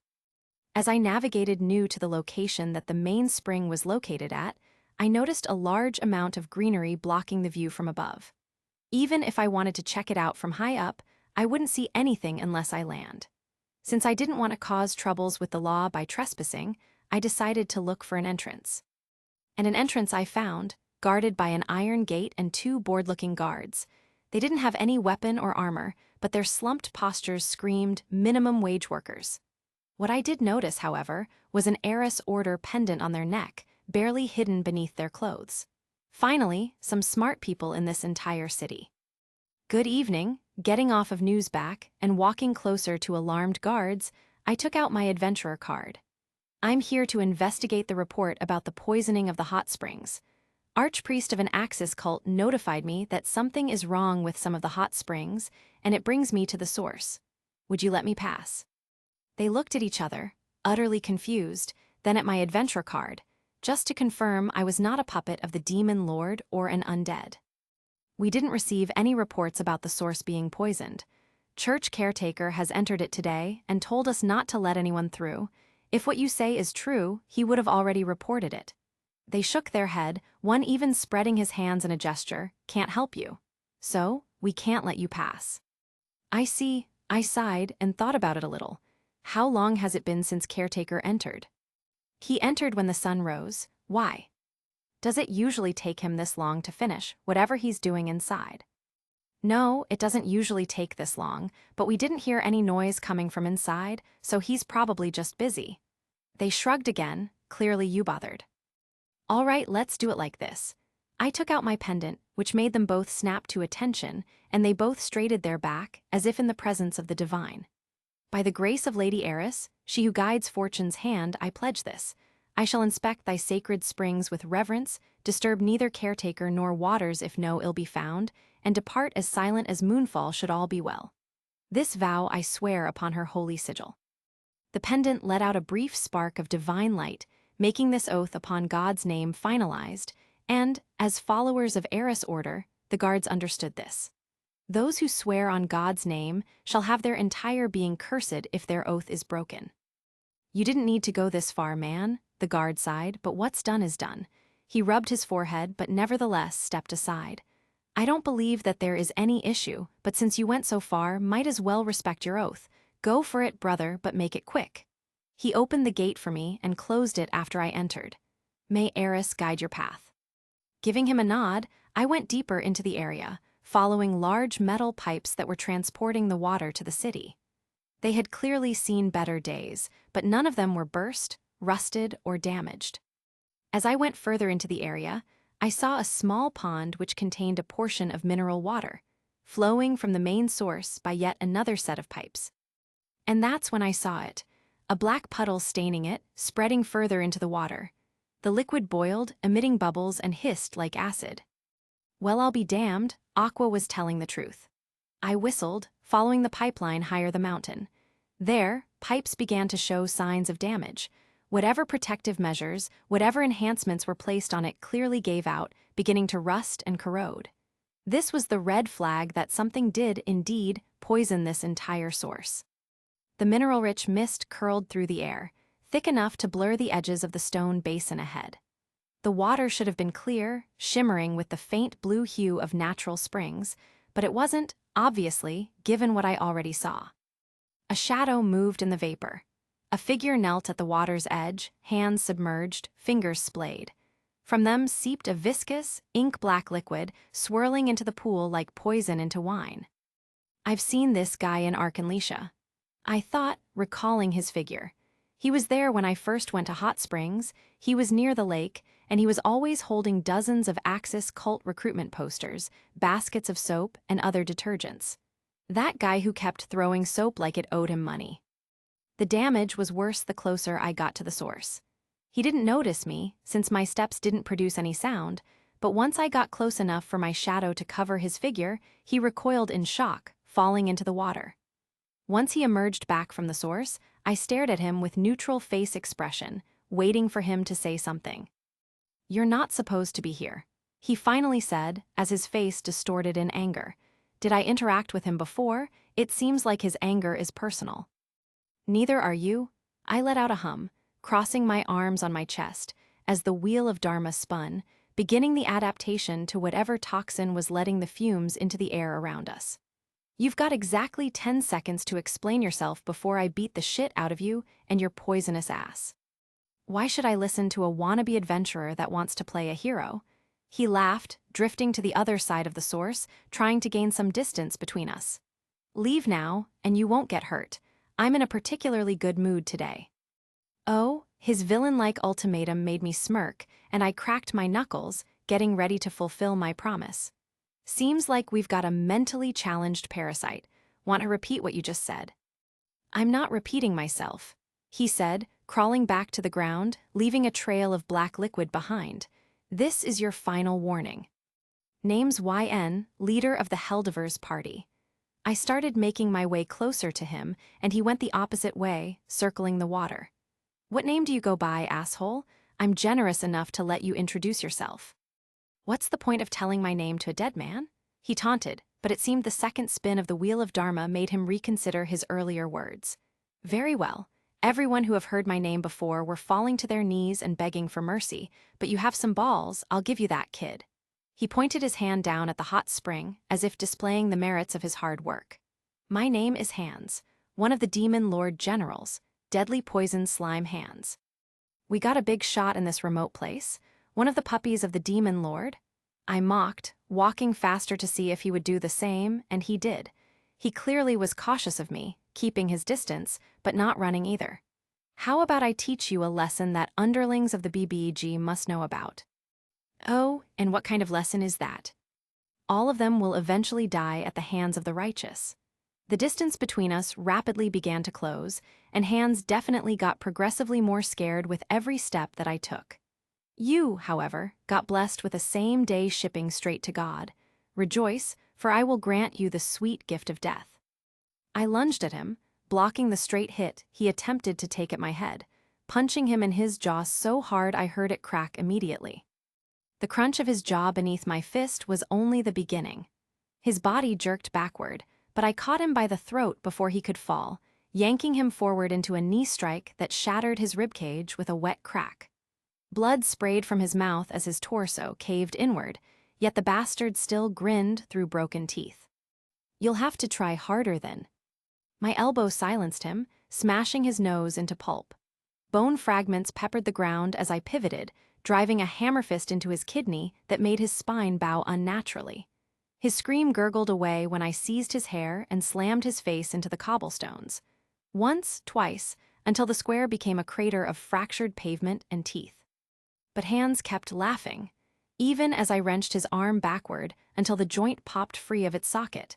Even as I stomped on his kneecap and felt it disintegrate like gravel beneath my boot. His human vessel was collapsing like a ruined puppet, yet his eyes burned with manic glee. My turn. His whisper came from a throat that should have been incapable of speech. Then his skin split. I leapt back as his body erupted, flesh sloughing away in great gelatinous sheets to reveal the horror beneath, a towering mass of iridescent slime, its surface bubbling with pockets of noxious gas. Where it dripped, stone dissolved with a hiss, leaving smoking craters in the earth. The stench of rotting flesh and acid filled the air as its form coalesced into something resembling a grinning maw full of teeth large enough to swallow houses whole. My lips curled as I spread my arms. The ground trembled as I let my cursed energy flow freely through my entire body. Tiger funeral, totality, I called out, making a hand sign, and a liquid shadow took form beside me. On top of having larger body size, Prowler now possessed Wheel of Dharma to help with adaptation and overall power, as well as claws coated in positive energy from round deer. Hans was clearly weak against it, so I decided to give it a try. His monstrous form pulsed, then lunged at us, trying to swallow us entirely.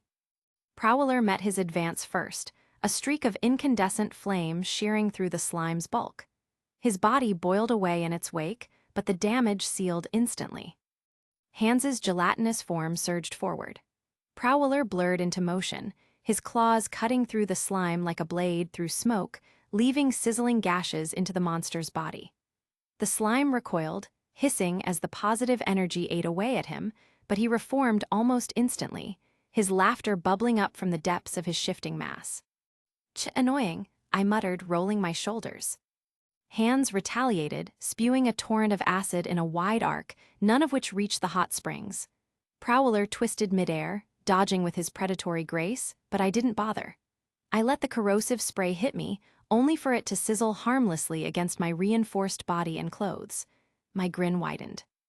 You call yourself deadly poison slime? That barely tickled.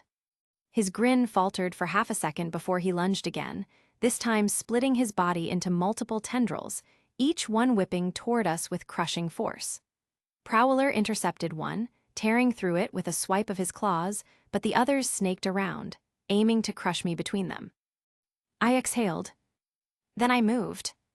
My fist crashed into the first tendril, positive energy flaring as the impact liquefied the slime on contact.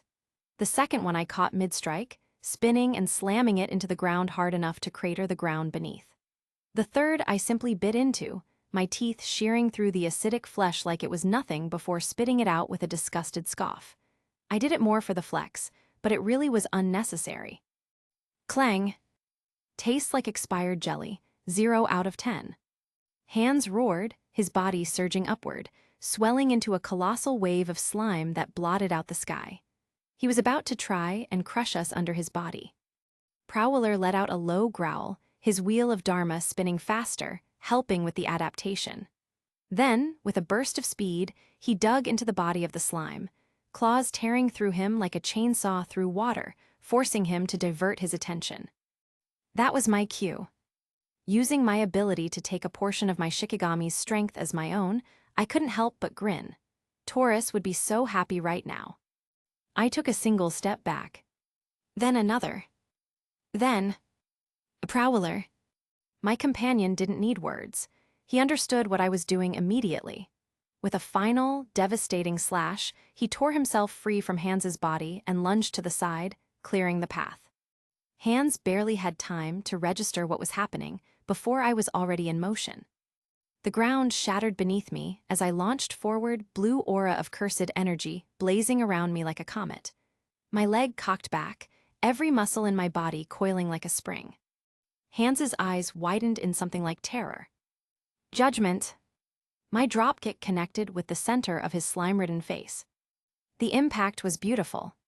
A shockwave detonated outward, a thunderclap so violent it ripped through the air like a divine hammer.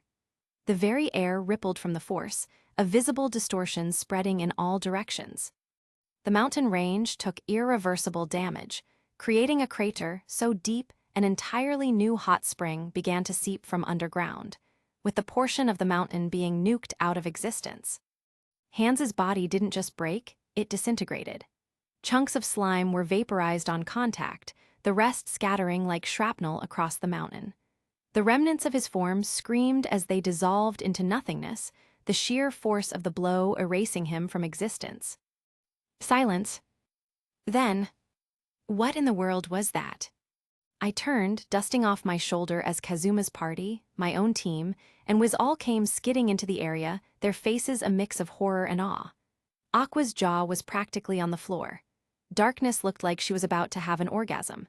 Megumin, she was grinning with stars in her eyes. That was, my friends, an act of pure judgment. That was the most incredible move I've ever seen.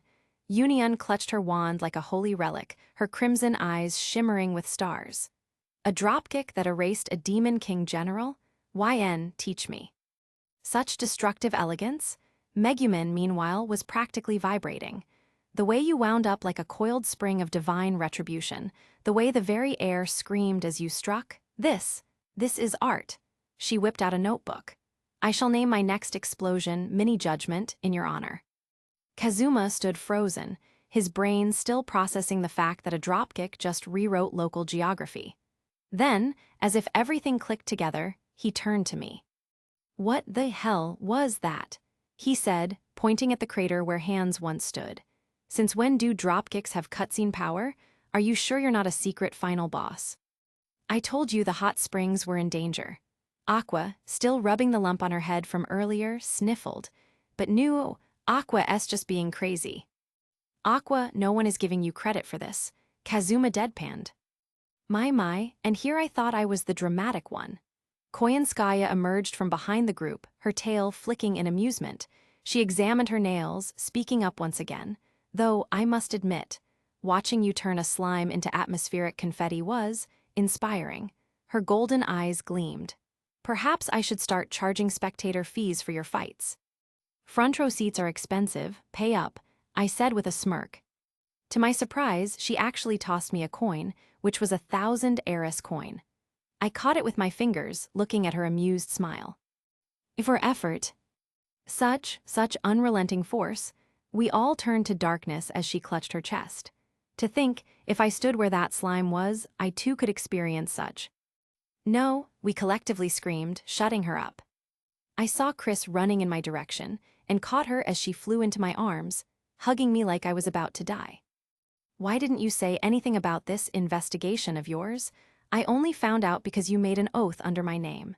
She puffed her cheeks, her eyes slightly wet, as if she was about to cry. You could have warned me before nuking a mountain. I almost thought you died when I felt the shockwave. I honestly didn't expect Aqua's worries to be true.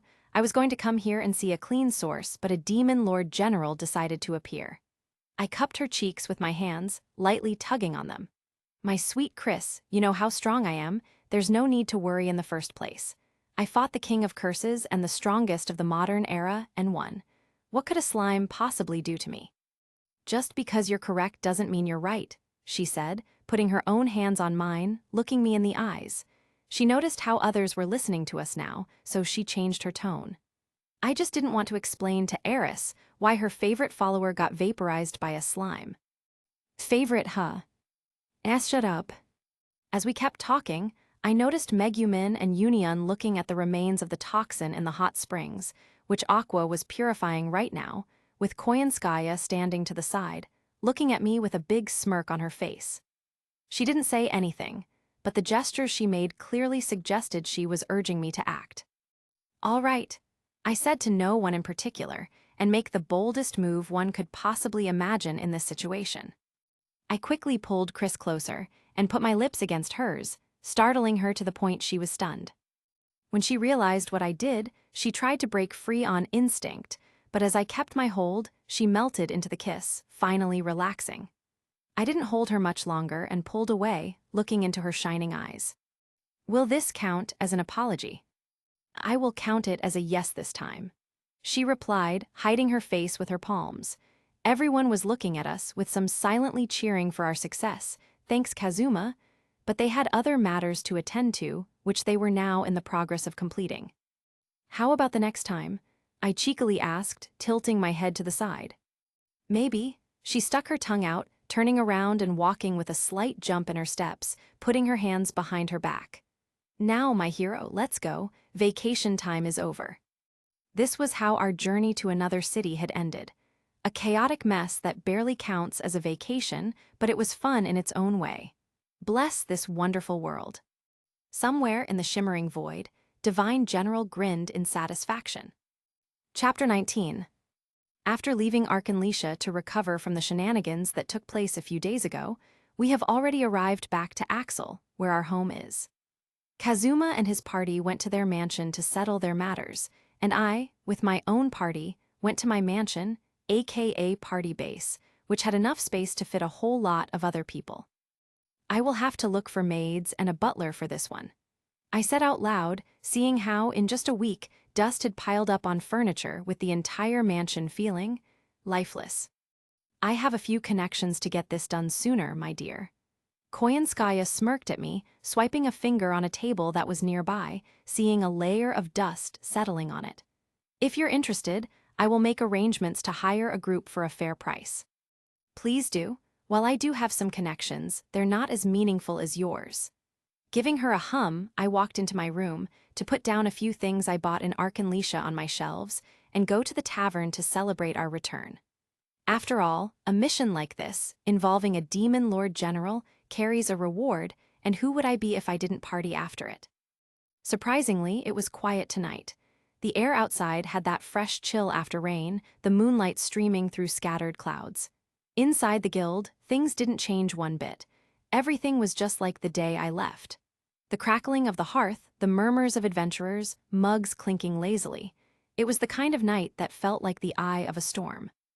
Kazuma and his party were already seated at a long table, a couple of empty mugs around Aqua, who was, predictably, red in the cheeks and halfway through rambling nonsense.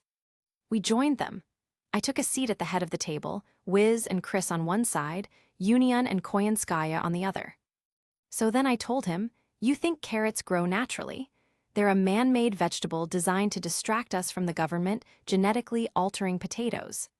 Aqua slammed her mug down with righteous indignation, wobbling slightly in her chair. They're turning them into mono-storage units, I swear. That's why mashed potatoes sparkle if you leave them out in the moonlight.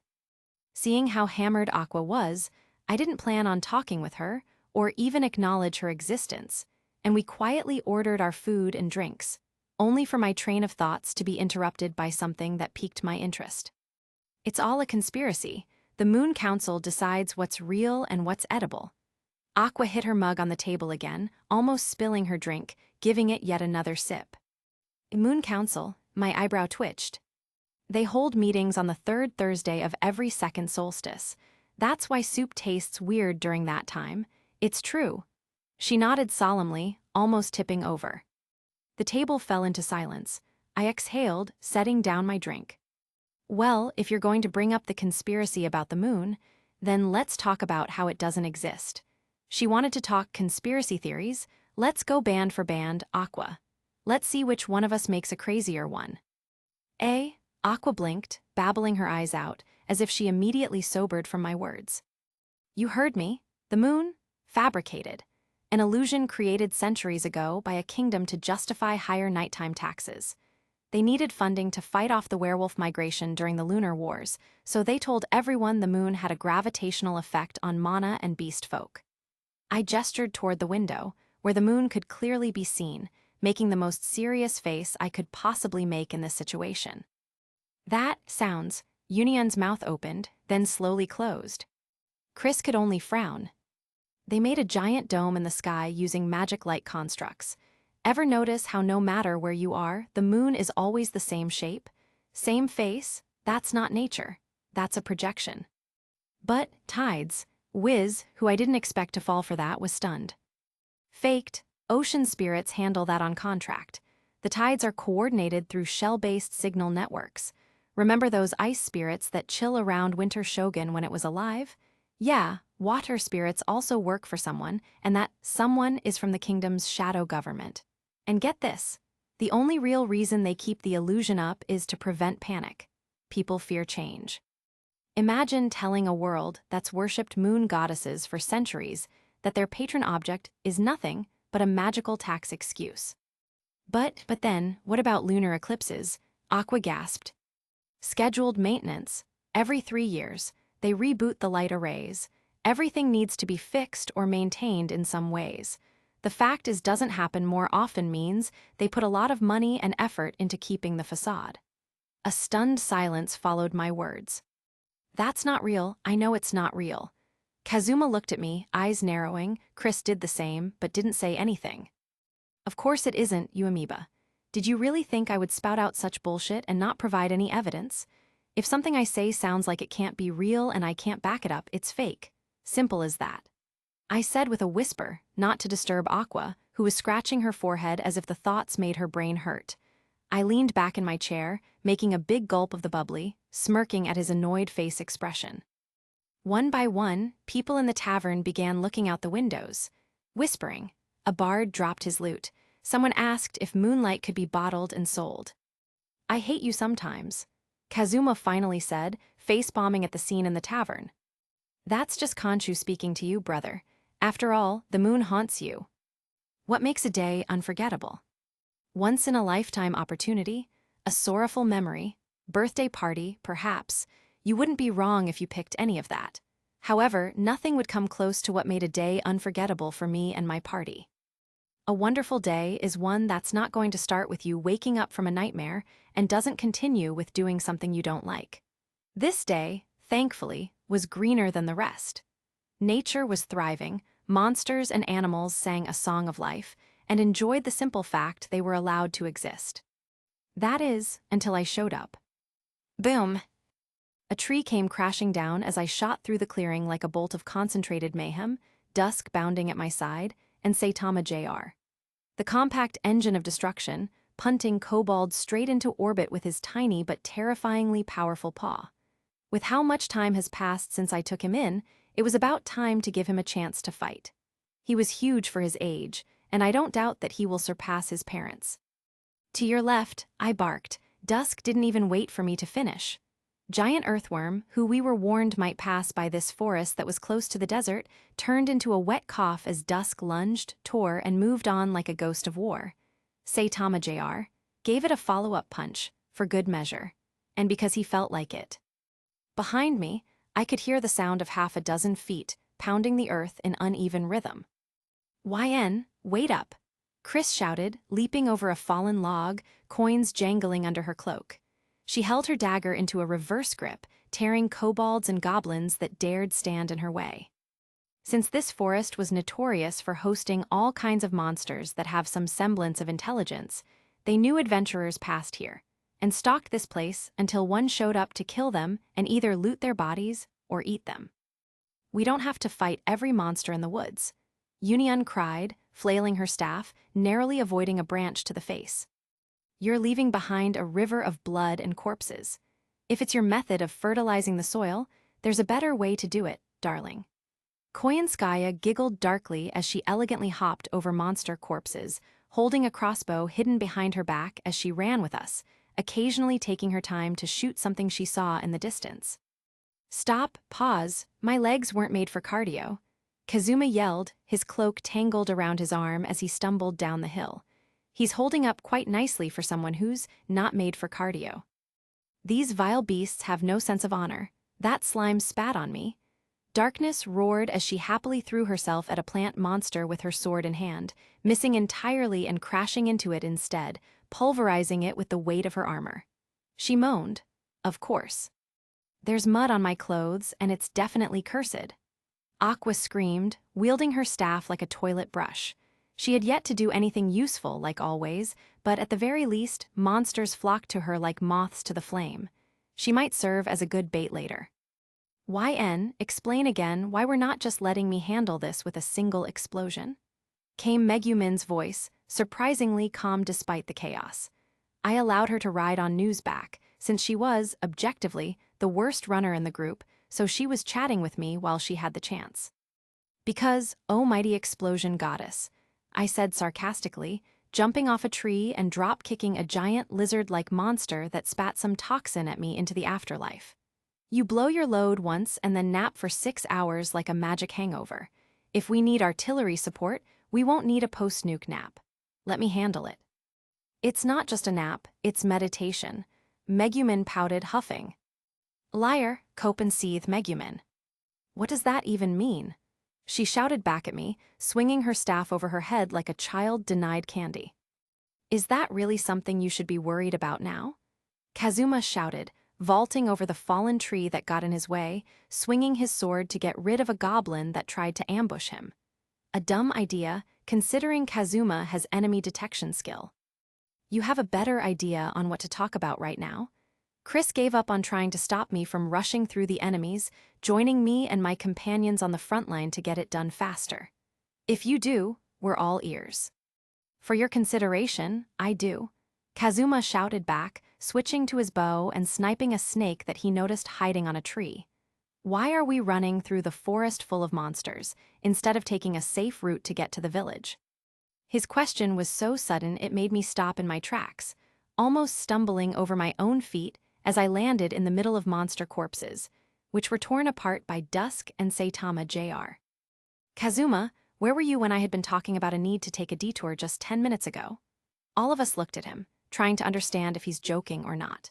The main route is occupied by a small army of Demon Lord General.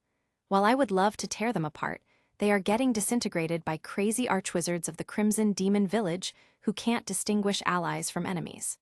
Are you eager to die from a random spell that will kill you before you can even blink? Then why is the forest so full of enemies?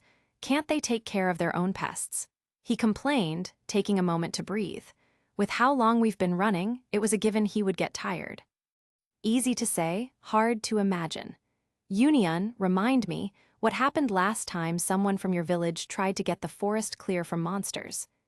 I turned to the archwizard of my party, looking her in the eyes, while she nervously shuffled with her staff. I remember Buckarori and Eru trying to do just that, but the forest was set on fire and burned for half a day before we managed to put it out. She laughed awkwardly, trying to ease the tension, but given the situation, it only made things worse. That's mainly the reason we don't use advanced magic near flammable terrain. Many spells from that category tend to light things on fire, even if by accident. Don't use advanced magic then? Kazuma suggested in hushed tone before facepalming. Right, Crimson demons don't use anything but advanced magic. Point taken. He sighed, turning back to look at me. Still, why can't we just fly over to the village instead of going through all this trouble? Kazuma, you're, 30 to 40 levels behind anyone in my party. Step up and get some EXP to level up. I know it's hard, given that your team steals last hits most of the time, but it's not an excuse to be so far behind. I scolded him, remembering the times Kazuma just plain refused to put out any work to level up during our stay in Arkanlisha and on the way back to Axel. I presented him with a golden opportunity to get levels without any trouble, but even then, he was too lazy to do anything. Don't be such a party killer. I'm not a guy who has broken ability like you do. You can sneak kill almost any monster that can't detect you and get double the EXP from stealth bonus, and you're complaining about not having broken abilities? I could only raise an eyebrow at his excuse, but I had no reason to argue any further. Forget it. We're basically done with the cleanup. New can't see any more monsters that didn't already hide. Since Megumin was currently flying on New's back, I had to make it land first before letting it dissolve into my shadow, which also upset Megumin, who began pouting about being denied the ride. Couldn't you wait until we arrived to the village before letting it go? She complained, half-jokingly, before turning away from me with a huff. Stop acting like you're the only one who needs some luxury. Let New rest, it's tired. I replied, sighing at her remark. While I do enjoy spoiling her whenever there's a chance, she has to remember she's an adventurer. She has to be used to walking long distances, despite me being there to help with that. She didn't respond, but she did look at the ground, as if ashamed she even complained about it in the first place. Once everyone got enough rest after running for so long, we arrived at the open plains that, judging by the map Koyanskaya was holding, and information gained from Union and Megumin, was the last obstacle before arriving to the Crimson Demon village. Oh, I just remembered something. Union spoke, just as we felt the vibration of the ground, which felt like a small army running in our general direction. Crimson Demon Village is just a short distance away from Orc settlement. While we're not hostile to one another, due to the laws prohibiting the killing of orcs that are not immediately hostile to people, they cause entirely different kind of trouble. Different kind of trouble? I turned to look at her, while still keeping an eye to the side the approaching cloud of dust was seen in. Can you be more concrete about the kind of trouble? Every male orc that was seen in the last years has gone extinct, and only female population of orcs are still present. That creates a problem for any male of any other species encountering a group of female orcs. Union spoke, painting the situation in a different light than I had expected it to be. Any male captured by them usually doesn't last long in their captivity, and male orcs that do get born from their unending libido dies shortly after they have their way with them. You mean to tell me that orc women go on a hunt for males, only to give them death by snoo-snoo? Kazuma questioned, oddly interested in the topic, only to go pale once the cloud of dust cleared enough to see what kind of orc woman were moving in our direction. You didn't expect them to look like that, do you? I teased him, given that the image I formed in my head was just as different from reality that was presented in front of me. Well, if they don't stop soon, they will have to be punted back to where they came from. Please stop them now. I think this will be the first time I will have to reject a woman instead of the other way around. Kazuma begged me, only to receive no answer. YN, please say something, you're making me worry there. Relax, I'm just thinking of a way to make sure I don't accidentally kill them. I turned to face him, waving my hand dismissively. Union did warn us that killing them is against the law if they aren't hostile. Those appear to be thirsty instead. Then do something about it. They're closer than I would wish they were. He hid behind darkness, who appears to have entered a state of terrified daze upon realizing one of her prevented dreams aren't going to come true anytime soon. Fine, just stop screaming like a little girl. I was fascinated how a single look at the orc woman terrified him, but didn't give it much thought. I'm sure there are people ready to die for experience like this, but sadly, for orcs, there ain't none present. Tiger funeral. Making a hand sign to call upon Prowler, I put my hands in my pockets to spectate the scene that was about to unfold. If what Union told me is correct, which I don't doubt is true, those women will hunt after any species if they happen to be a male, and Prowler just so happens to be a perfect fit to put them to rest. Not in the way you imagine, of course. Your dirty imagination has to go somewhere else. The advantage of using Prowler for warding them off is simple. He looks fabulous, he's strong, and he knows martial arts that are perfect of knocking out any and all orcs that try to go after him. Prowler, knock them out. I'm sure you're itching for some action. Giving me a complicated stare, one I couldn't quite distinguish the meaning of, Prowler moved forward to fulfill the request. What met him were not warriors clad for battle. They were hunters clad for other pursuits. 20 orc women, each towering well over 7 feet, their powerful forms draped in scant, makeshift garments of patchwork fabric and leather strips that did little beyond the bare minimum of decorum. Oh no. Kazuma made a sound like a stepped-on mouse. They're not even wearing proper armor. That makes it worse. Just as Kazuma launched into another panic attack, Orc woman reached Prowler's position and jumped at him with a crazed look in their eyes. What followed was not a fight. It was the most bizarre, careful, and utterly harrowing display of defensive martial arts any of us had ever witnessed. A massive orc lunged to embrace him. Prowler sidestepped, caught her wrist, and used her own momentum to spin her gently but decisively away, sending her stumbling past him with a surprised giggle. Another tried to pin him from behind. He dipped his shoulder, let her weight come over him, and executed a perfect, low-impact hip throw that deposited her onto the soft grass with a soft oomph, more startled than hurt. A palm hest here to maintain personal space. A guided wristlock there to steer a groping hand away. A tripping foot to upset the charge of an overeager admirer without hurting her. This has to be the most embarrassing way to be rejected, if I were to say so myself. Megumin commented, watching Prowler move with eyes twinkling like stars. While she didn't see Prowler fight before, the display in front of her made it hard to think any differently. This is the most effective course of action to leave a lasting impression, that's for sure. Koyanskaya hummed, tilting her head to the side.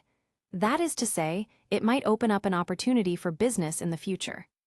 What kind of business? Kazuma asked, shocked by her statement. You're not thinking of what I'm thinking, are you? He hopefully asked, as if pleading her to tell him he's right. Are you? Why yes, it can open up a possibility for an exotic soapland. Even if I was used to Koyanskaya's antics, even I had to admit, it was a crazy business idea. Don't make that face, my dear. You know it's one way to make a profit from a win-win situation. I mean, you're not wrong, there's definitely a way to make that work, but you do realize that any official visit from the kingdom officials or prosecutors will be the end of it. I asked, struggling to understand her way of thinking. Finding loopholes in regulations regarding monsters has always been a strong side of mine, dear. Have you forgotten who am I? She teased, looking back at Prowler, who was still doing his best to make sure none of the orcs were harmed in the process of making them go away. I'll give you that. That is, indeed, one of your strong points. I could only sigh, hoping she will forget about this idea soon. There's no way I'm about to be a part of making a legal soapland where orc women work to please adventurers. Finally, after a solid 5 minutes of this chaotic, non-lethal waltz, the orcs lay in a sprawling, groaning, disappointed heap. Their spirits were more bruised than their bodies. Their leader sat up, looking at Prowler with a mix of heartbreak and newfound respect. You, she sniffled, wiping a tear from her eye. You have the heart of a true gentleman, so strong yet so firm in your boundaries. She turned her gaze to look at me, both hopeful and disappointed, and stood up, ready to leave us be. We shall have our way with you in the future, pretty boy, just wait for us. And with that, they departed, leaving us to travel further to our destination. What a weird group. I sighed, glad it ended the way it did. YN, Ko. Koyanskaya, no.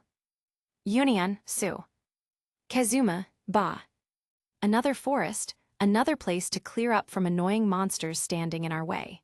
No matter how many we killed, there was simply an endless amount to go through.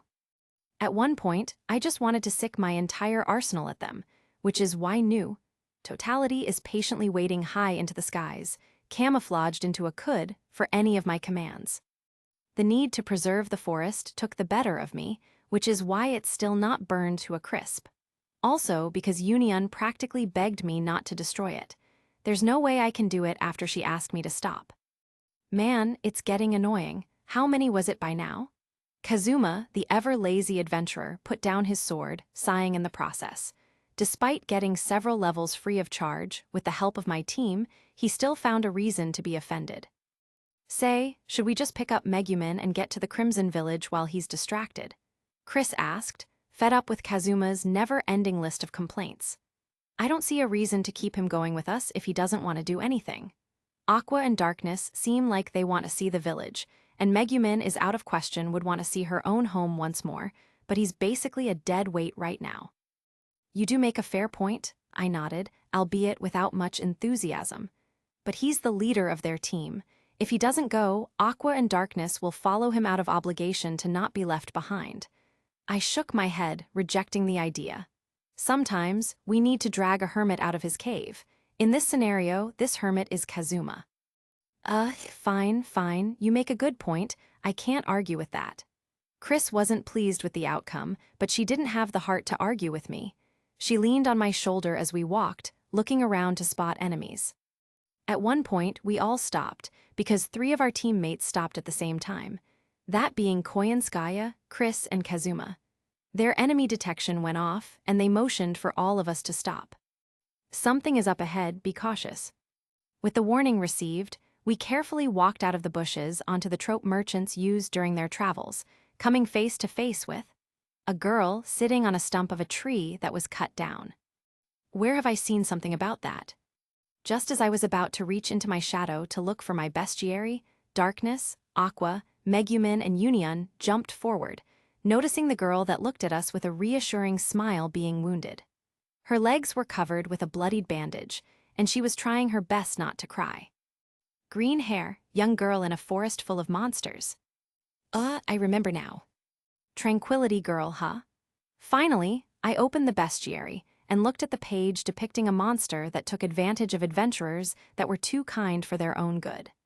Plant-based monster taking shape that appeals to the feeling of guilt and desire to help a wounded child to kind-hearted adventurers. They appeal to the kindness of others to trap them and feed people with addictive fruits devoid of nutrients, until they are no longer capable of fighting back and traps them to later use as food source.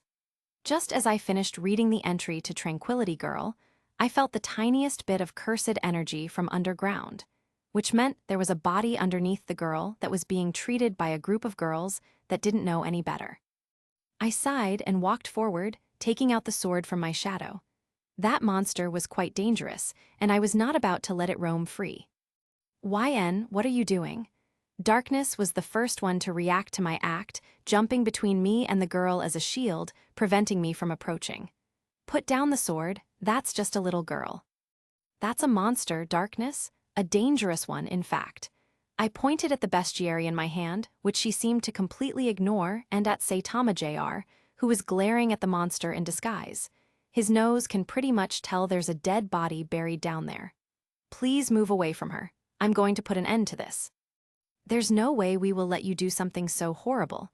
Megumin and Aqua were near Darkness the next moment, spreading their hands to block my path forward. Have you no shame? YN, please, wait, that can't be right. Union was no better in that regard because she didn't stay back either. It appears that Tranquility Girl has already ensnared all of them. Just look at her, it can't be a monster. Even as I looked at the disguised monster-taking shape of innocent girl, trying her best not to cry, I couldn't imagine it as anything other than a terrible being pretending to be good. Dead body underneath her didn't make it any better. Kazuma, do something, YN is not listening. Aqua yelled, trying her best to do something about me approaching, only to receive Kazuma answer. No can do, YN is right, that's a monster. He pointed his thumb at Koyanskaya and Chris, who didn't try to stop me either. Those two agree as well. So Shu, move out of the way so he can do his job. No way, all of you are just lying. They yelled in unison, and I just couldn't help but sigh. Fine, let's see how it goes. Making a hand sign, I put some cursed energy into the summoning, expanding my shadow to appear behind the girl. Round deer. Before any one of the good adventurers could react, Miracle has appeared behind Tranquility Girl, radiating positive energy that shouldn't hurt any being that wasn't evil, and got to it. GYAH, the monster pretending to be a girl screeched in a voice that didn't sound human in any way, shape, or form, squirming near the stump like she was being burned alive. GYAH, stop it.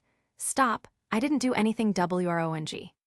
Her pleading lead to nowhere, because her body began decomposing like a withered plant, and even Union, who was adamant about stopping me, could say nothing to the scene before her eyes. They were fooled by a monster, end of the story. What a shame, Koyanskaya walked forward, examining the decomposing plant body that was slowly withering at sunlight under the positive energy influence of Miracle. Not even a tiny bit of useful materials that can be used from this monster. The worst disguise to fool competent adventurers goes to the Tranquility Girl. I hoped this would be the end of it, but it didn't stop the girls from glaring daggers at my back once we moved on. At least Union saw and heard the voice of reason and moved silently behind me, looking at her hands that held a bandage she was going to use to help the crying girl. Let this be her lesson, that her kindness shouldn't be wasted on things that don't deserve it. I needed something to vent my frustration at, given my disappointment with the fact Kazuma's party was still giving me an earful about my actions. Just as I was about to put Aqua through a beating, a group of monsters showed up in front of us. Humans, they got 2 crimson demons. A goblin shouted, pointing his sword at me and 2 crimson demons in our team, while his companions, that being ogres and some variation of low-rank demons, prepared for battle. You will pay for making us suffer. You know, you've arrived just in time, I said, cracking my knuckles as I began walking forward. I motioned my team to stand by because I wanted to do this alone. Anyone threatening my companions shall be put through the same exact punishment. I grinned, looking up at the sky. Complete and total extermination.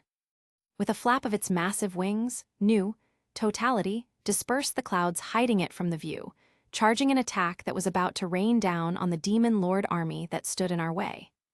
It appears they realized their mistake, because their faces paled at the sight of a bird whose wings were large enough to cover the sky above their heads. Orbital precision strike. Following my command, fired a superheated beam of fire at the enemy forces, who, with a scream, tried to run away before it was too late for them to do so. A shame, because none of them was allowed to make it. Their armor, weapons, flesh, and bones were evaporated from a single attack that sealed their fate. I kept smiling through the process, relieved to finally let out some steam. In hindsight, it might have been a little overkill. I looked at once more, as it began forming another set of cloud to hide itself from view. Those who already saw it might come to investigate what's happening, but it did exactly matter. Smart people wouldn't exactly walk straight to their death, after all. Just as I was about to address my team and keep walking, 4 pillars of purple light slowly descended in front of me. I recognized the teleportation spell Wiz has used to send us closer to Crimson Demon Village, but since people in front of me didn't look like anyone I knew, I was sure it wasn't Wiz who sent them here. Not a single piece of flesh will remain on your bones, perish in the dark flame of my heart. Fall asleep for eternity in the embrace of my ice. I didn't need any other trigger to follow the introduction of the new people. Their greeting was followed with a surge of mana that was threatening to be launched at me and my team, so, logically, I expanded my shadow forward, until it reached the legs of 4 people that were still in the middle of their introduction. Before they could react to the sudden action, their legs gave out, and they sank into my shadow, with only their heads still above the ground. Their confusion was evident, but I didn't pay it much attention. They could be demon lord generals or their underlings, for all I knew. There's no light beyond this point. Evening shroud, morning lark. To make it funnier than it already was, given their face expression, I decided to match their style, letting the chuny-side Megumin once awakened into me take the stage. The end of a rotten dream, devour the twilight. Koyanskaya seemed to recognize the speech, given her unamused expression. Standing before you is the leader of Heldivers. YNLN, let your despair seep into your bones as you drown in your nightmare. YN, wait just a moment. Union ran forward, holding onto my outstretched hand. Those are not our enemies, they are from Crimson Demon Village. Megumin joined her, holding onto my other hand, looking into my eyes with a bit less enthusiasm than Union. She's right, I know them, they're not a threat. At least, I don't think they meant anything bad. She turned to the confused people that could only stare at me wide-eyed, some having stars sparkle in their eyes. You didn't, right? Of course not. The girl in their team answered first, trying to free herself from my shadow. We saw a beam of light and a giant bird in the sky and went here to investigate. We didn't expect to meet Union and Megumin with anyone else.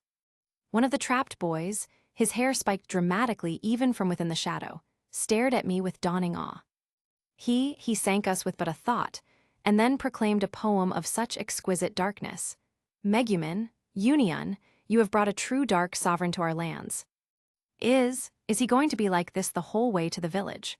I slowly turned to look at Megumin, a single, deeply tired eyebrow raised. Probably, Megumin beamed with pride. Isn't it wonderful? No, not at all.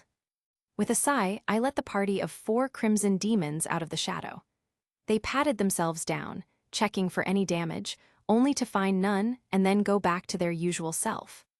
My name is Buckarori, son of the best shoemaker of the Crimson Demons. Once they were capable of doing so, they went on with the introduction, one by one. Archwizard and master of advanced magic. Ah, I remember, Union mentioned how you almost burned down the forest once. I snapped my fingers once I remembered where have I heard that name, which prompted Buckarori to blush and cough in embarrassment. Let's not dwell on the details, he said, flipping his cape to the side in a dramatic manner. O traveler who goes by the name of YN, I'm honored to witness the first outsider who can match our greeting style. Megumin, Union, you've definitely found worthy friends. It's still a bit too far until we reach the village, so let us help you. Buckarori offered, walking closer with his group. Teleport? In a blink of an eye, just like that, we appeared in the middle of a village. Kazuma, you should definitely ask someone to teach you teleport. I said out loud, looking at him. I will think about it. Doesn't seem like it will be cheap to learn, though. He gave me an answer, sighing at the idea of learning a spell that expensive. Doesn't seem like New was teleported along with us. I noticed, looking up at the sky. Well, give it a minute, it will arrive shortly. As if on cue, we saw a cloud the size of half this village rapidly moving in our direction, stopping right above me, waiting for any following command. A gust of wind strong enough to make unprepared folk fall to the ground passed through the village, but nothing else out of the ordinary happened after that. Welcome to the Crimson Demon Village, everyone. It was time to finally meet the family of our Crimson Demon girls. Dad, can you repeat that? Union was the first one to introduce me to her family, that being her father, the chief of the village. Originally, we went to the village because her father sent her a weird letter that sounded too far-fetched to be a reality, but also because Megumin wanted to see Komko after being away for so long. Haha, yeah, it was indeed me who sent you this letter. He answered, laughing nervously, scratching the back of his head. It didn't help that Union, who grew more confident during our journey, was staring daggers at her father, who wasted time we spent getting there and clearing the mess in the forest they couldn't deal with by themselves. It started with the phrase, "By the time you read this letter, I'll be dead." She pressed, which was uncharacteristic of such sweet girl, but it was evident her father annoyed her just enough to draw that side of her we had yet to see before. That's just a common Crimson Demon greeting. He gave us an excuse, sweating more and more with each passing second. Union looked at him with disappointment. You wrote me that you wouldn't be able to destroy the Demon Lord outpost. She pressed further, not letting him off the hook so easily. We just couldn't decide what to do with it. It's either destroy it or leave it be as a tourist attraction. He said at last, looking anywhere but at his daughter. He was more than nervous. He was scared for his life, even if metaphorically. YN, can you do me a favor? Union turned to me with a smile, her eyes hidden beneath the shadow from the sun that shone through the window. Can you hit my father as hard as you can? Union, her father immediately hid behind the couch he sat at, looking at his daughter as if he just saw a ghost. Maybe later, I sighed, almost compelled to fulfill her request, given that she never asked me for any favors before. Let's hear him out first. I leaned forward, folding my palms beneath my chin. Tell me, the amount of demons we encountered near and in the forest is larger than we've encountered before. Is there any reason they are so active in this area? Oh, that has to be because one of the Demon Lord generals is here. They're supposedly good with magic. He answered, putting a hand to his chin. They brought an army with them, around 1,000 or so heads, if I remember correctly. Must be attacking any minute now. So that's how it is. I sighed, dragging my palm through my face. I take it your people got it covered, or do you need any help with that? Don't worry about it, our village knows how to protect itself. He dismissively waved his hand, looking outside the window. You must be YN, right? He addressed me, finally finding the courage to look into my eyes. Right, that's me. I nodded, pointing the back of my hand at him. I don't think I heard your name, though. As if encountering a trigger word, or getting a sleeper agent mode activated in him, Union's father jumped to his feet, posing like he's the main character of his own show. My name is Hereupon, chief of the Crimson Demon Village, archwizard and master of advanced magic. He finished his introduction and sat back at the couch. Pleased to meet you. He coughed in his fist, trying to ignore the look Union gave him, and returned back to the topic. Right then. YN, I've been waiting to meet you since the moment I received Union's letter. She wrote a lot about you. Oh, I gave Union a side-eye, smiling as I saw her blush, immediately jumping at the opportunity that presented itself. What did she write, if I may ask? She wrote every day since the moment she joined your party. Heldivers, right? What a wonderful name. He mused, humming to himself. I wasn't sure of what kind of party that was, so I looked a little into it, and might I say, I'm impressed with your achievements. He couldn't help but smile while looking at Union, but nonetheless he continued. She wrote that you are a great person and a friend that helped her immensely. There wasn't a day she didn't write anything mentioning you, and I'm glad you're helping my daughter. Keep an eye on her, will you? She's very kind-hearted, but people tend to take advantage of that. I noticed, thanks for pointing out. I rolled my eyes, looking back at Union. Don't worry, I will look after her. I'm her party leader and a friend after all. I'm glad to hear that. He nodded and stood up, ready to walk away. I hope you have a pleasant stay at our village. If you need anything, don't hesitate to ask. I will try my best to provide whatever you need. And with those words and a silent nod, he walked away, leaving me and Union alone in his office. Union was still embarrassed, but otherwise everything was fine. Union, you must know the way to Megumin's house, right? She only nodded at my question, wordlessly standing up to lead me there. I see. Let's catch up to everyone then. Wouldn't want to miss all the fun, right? YN Kono. Union Suba. We spent a little while catching up to our party that tagged along with Kazuma, only to be greeted by a small shack that could barely be called a house. It wasn't big enough to house that many adventurers, and it definitely saw better days. I saw signs of shoddy repairs, rotting planks, wet roof, and a hole in the foundation, and that was just the outside. I dreaded the moment I would see the inside. Megumin, are you sure that's the right place? Even though I didn't want to accept the truth, I still asked her the question that I knew the answer to. Yes, that's my home. Megumin sighed, as if steadying herself to open the door to her house. She breathed in, breathed out, and lightly knocked on the door. For a short moment, nothing happened. Every sound ceased to exist, only to return in a way of light steps hurrying to open the door. Once the door opened, we were greeted by the adorable little girl that was a copy of Megumin if she was younger than she currently is. A small ball of curiosity, given the look she was giving us. I imagine it was quite a surprise to see so many people in front of the door, because she didn't say or even do anything for a little while after seeing the group. I'm home, Komko. Megumin finally said, slightly kneeling to ruffle her sister's hair. Before she had the chance to do that, however, Komko turned around, breathed in as much air as her small lungs could hold, and screamed for everyone inside to hear her. Dad, sister is home, she caught a boy. With her arms spread wide, like a small plane, Komko ran inside, as we followed her with varying degree of confusion. Unfortunately, the house was too small to hold Saitama Jr., so I had to leave him to rest outside, accompanied by Dusk and Dawn, in case something happens. They will manage, I was sure of it. Megumin was with us, so it didn't feel like we weren't invited, and we let ourselves in, taking off the shoes before stepping onto partially clean floor. While me and Chris were looking around, trying to see how bad was the state of the house Megumin had lived in before becoming an adventurer, Union, Aqua, and Kazuma followed Megumin deeper inside, clearly to greet the adults that had been waiting for us to come. Even my untrained eye can see how bad things are going with this home. I whispered to the remaining company, which was Darkness, Chris, and Koyanskaya. What do you think? This place doesn't seem like it even had better days. Koyanskaya was quick to catch the details, so it wasn't wonder she was the first to respond. Walls are crumbling under your gaze, mold seeped deep into the floorboards, termites ate everything they could, and that's just the beginning. I'm surprised this shed is still standing, to be honest. I'm inclined to agree with Koyanskaya, Darkness replied, giving us a long sigh.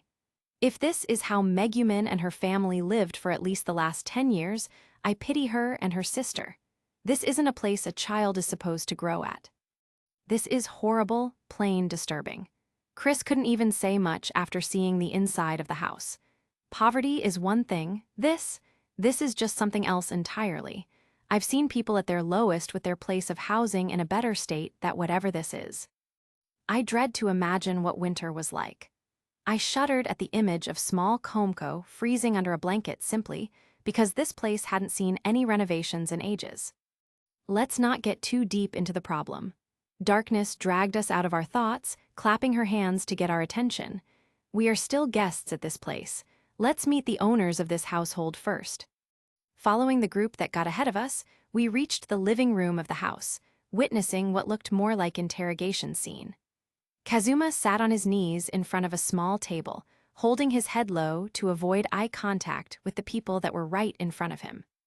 A young woman, presumably mother of Megumin and Komko, and her husband, sat on their knees without even a pillow to make it more comfortable for themselves, looking at Kazuma as if expecting something. And while the mother looked like a picture of hospitality, with a smile on her face, father was definitely in the mood to interrogate Kazuma, who brought Megumin home.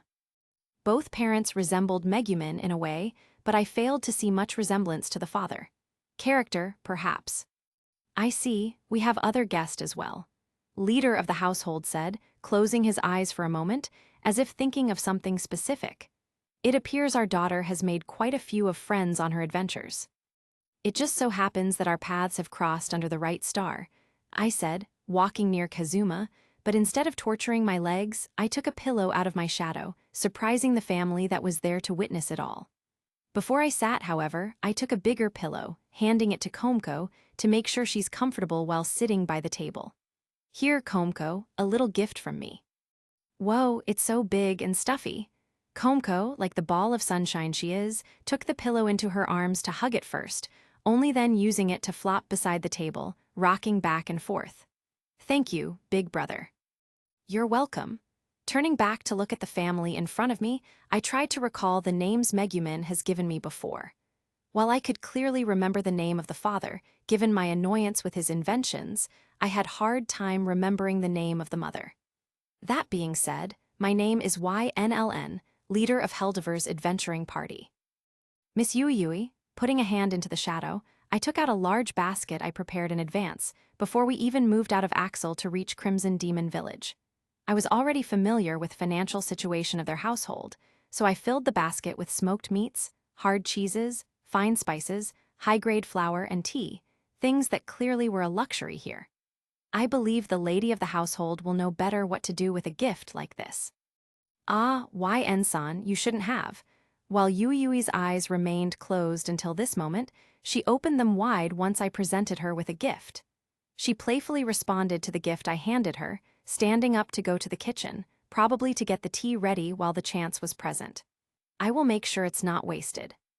Haizaburo, Megumin's father, was just as wide-eyed as his wife was, looking back and forth between me and Kazuma. It appears he expected the situation to be much more different, but, with me present, no such atmosphere is going to be a thing. Interrogating my brother?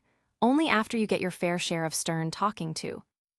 Aqua, Darkness, how about you play with Komko? Their confused stare at me was the answer I got, and, with a sigh, I summoned Blitz, who immediately made a few clones to go play with the girl who needed to be looked after while her parents are busy. Here, I'm sure you're hungry. Handing the girl a box of sweets I didn't expect I would even use, I could see how fast Komko bolted to the other room with 2 girls and a dozen of rabbits following her. Turning to the man of the household, I put on the best smile I could hold in that situation, trying my best to make it look presentable. Now, for Mr. Haizaburo, taking out a book from the shadow, I gave it to him, waiting to see his reaction. This gift shall no question make your handiwork much better. I heard how Megumin praised your inventions, so I hope this gift is well received. Haizaburo, clearly displeased his gift wasn't as grand as his wife received and daughter had received, took the book from my hands, reading the cover, going more wide-eyed by the second. To be fair, this was planned for a while. Koyanskaya did a good amount of research and analysis to write this book on the fly, adding details as we discovered new things from merchants, inventors, and our own experience to finish the masterpiece that was now laid in his hands. Inventions 101, How Not to Screw Up the Product You Wish to Sell. The combined weight of our gazes settled over Haizaburo like a physical law. It wasn't the nervous pressure of a village elder or the familiar, exasperated sigh from Yui. This was different.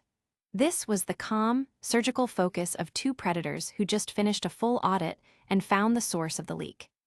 My smile stayed polite, but my eyes held the flat, assessing stare I used at Wiz's shop when a charlatan tried to pawn off a cursed doll that was just badly stuffed.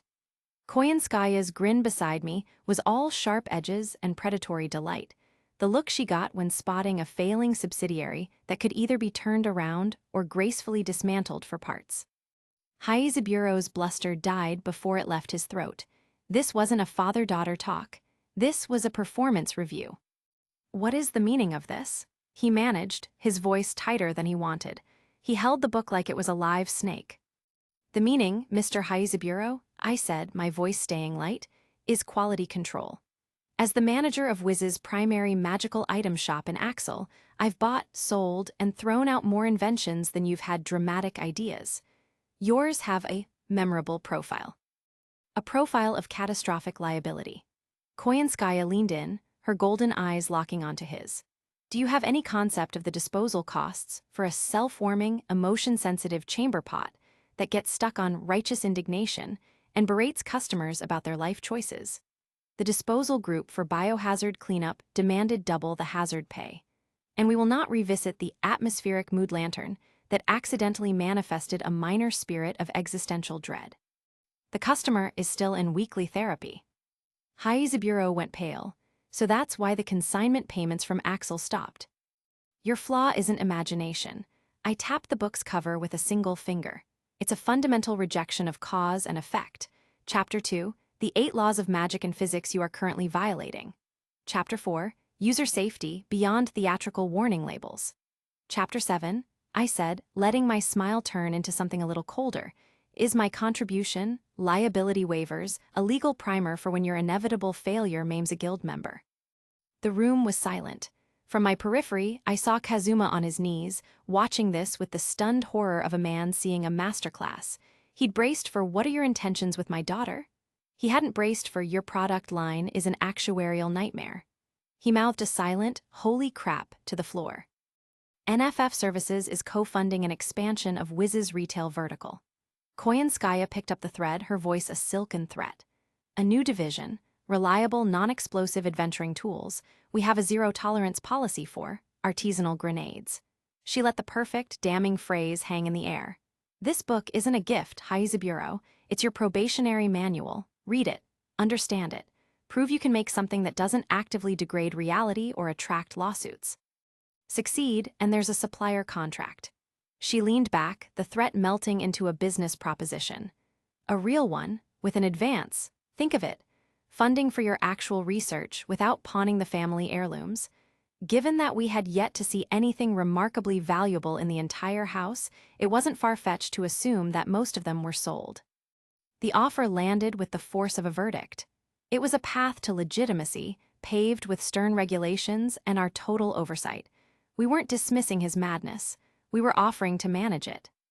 Haizuburo looked from my merciless shopkeeper's gaze to Koyanskaya's cutthroat CEO smile, then down to the book. It wasn't about his daughter. It was a damning efficiency report on his life's work. For a crimson demon who lived for grandiose self-delusion, it was the ultimate attack. We'd seen the wiring behind the spectacle, and it was amateur hour. I shall. He slowly closed the book, his dramatic defiance utterly punctured. Study this text, he muttered, the theatrical boom gone from his voice. From his spot on the floor, Kazuma finally exhaled. He looked at me with something between terror and awe. I'd erased a demon lord general with a dropkick, but I'd dismantled a crimson demon patriarch with a self-help book and a vendor agreement. I could practically see the thought bubble over his head, never get on YN's bad side, and ask Koyanskaya about franchising. The meeting with Megumin's family began with two sides of the same coin, the desire to help. One provides luxury food, the other a solution to a problem created by the hands of a lunatic incapable of perceiving reality without a good kick to the face. We shall see how this fateful meeting turns out. After all, this beautiful world is blessed by the goddess. At the end,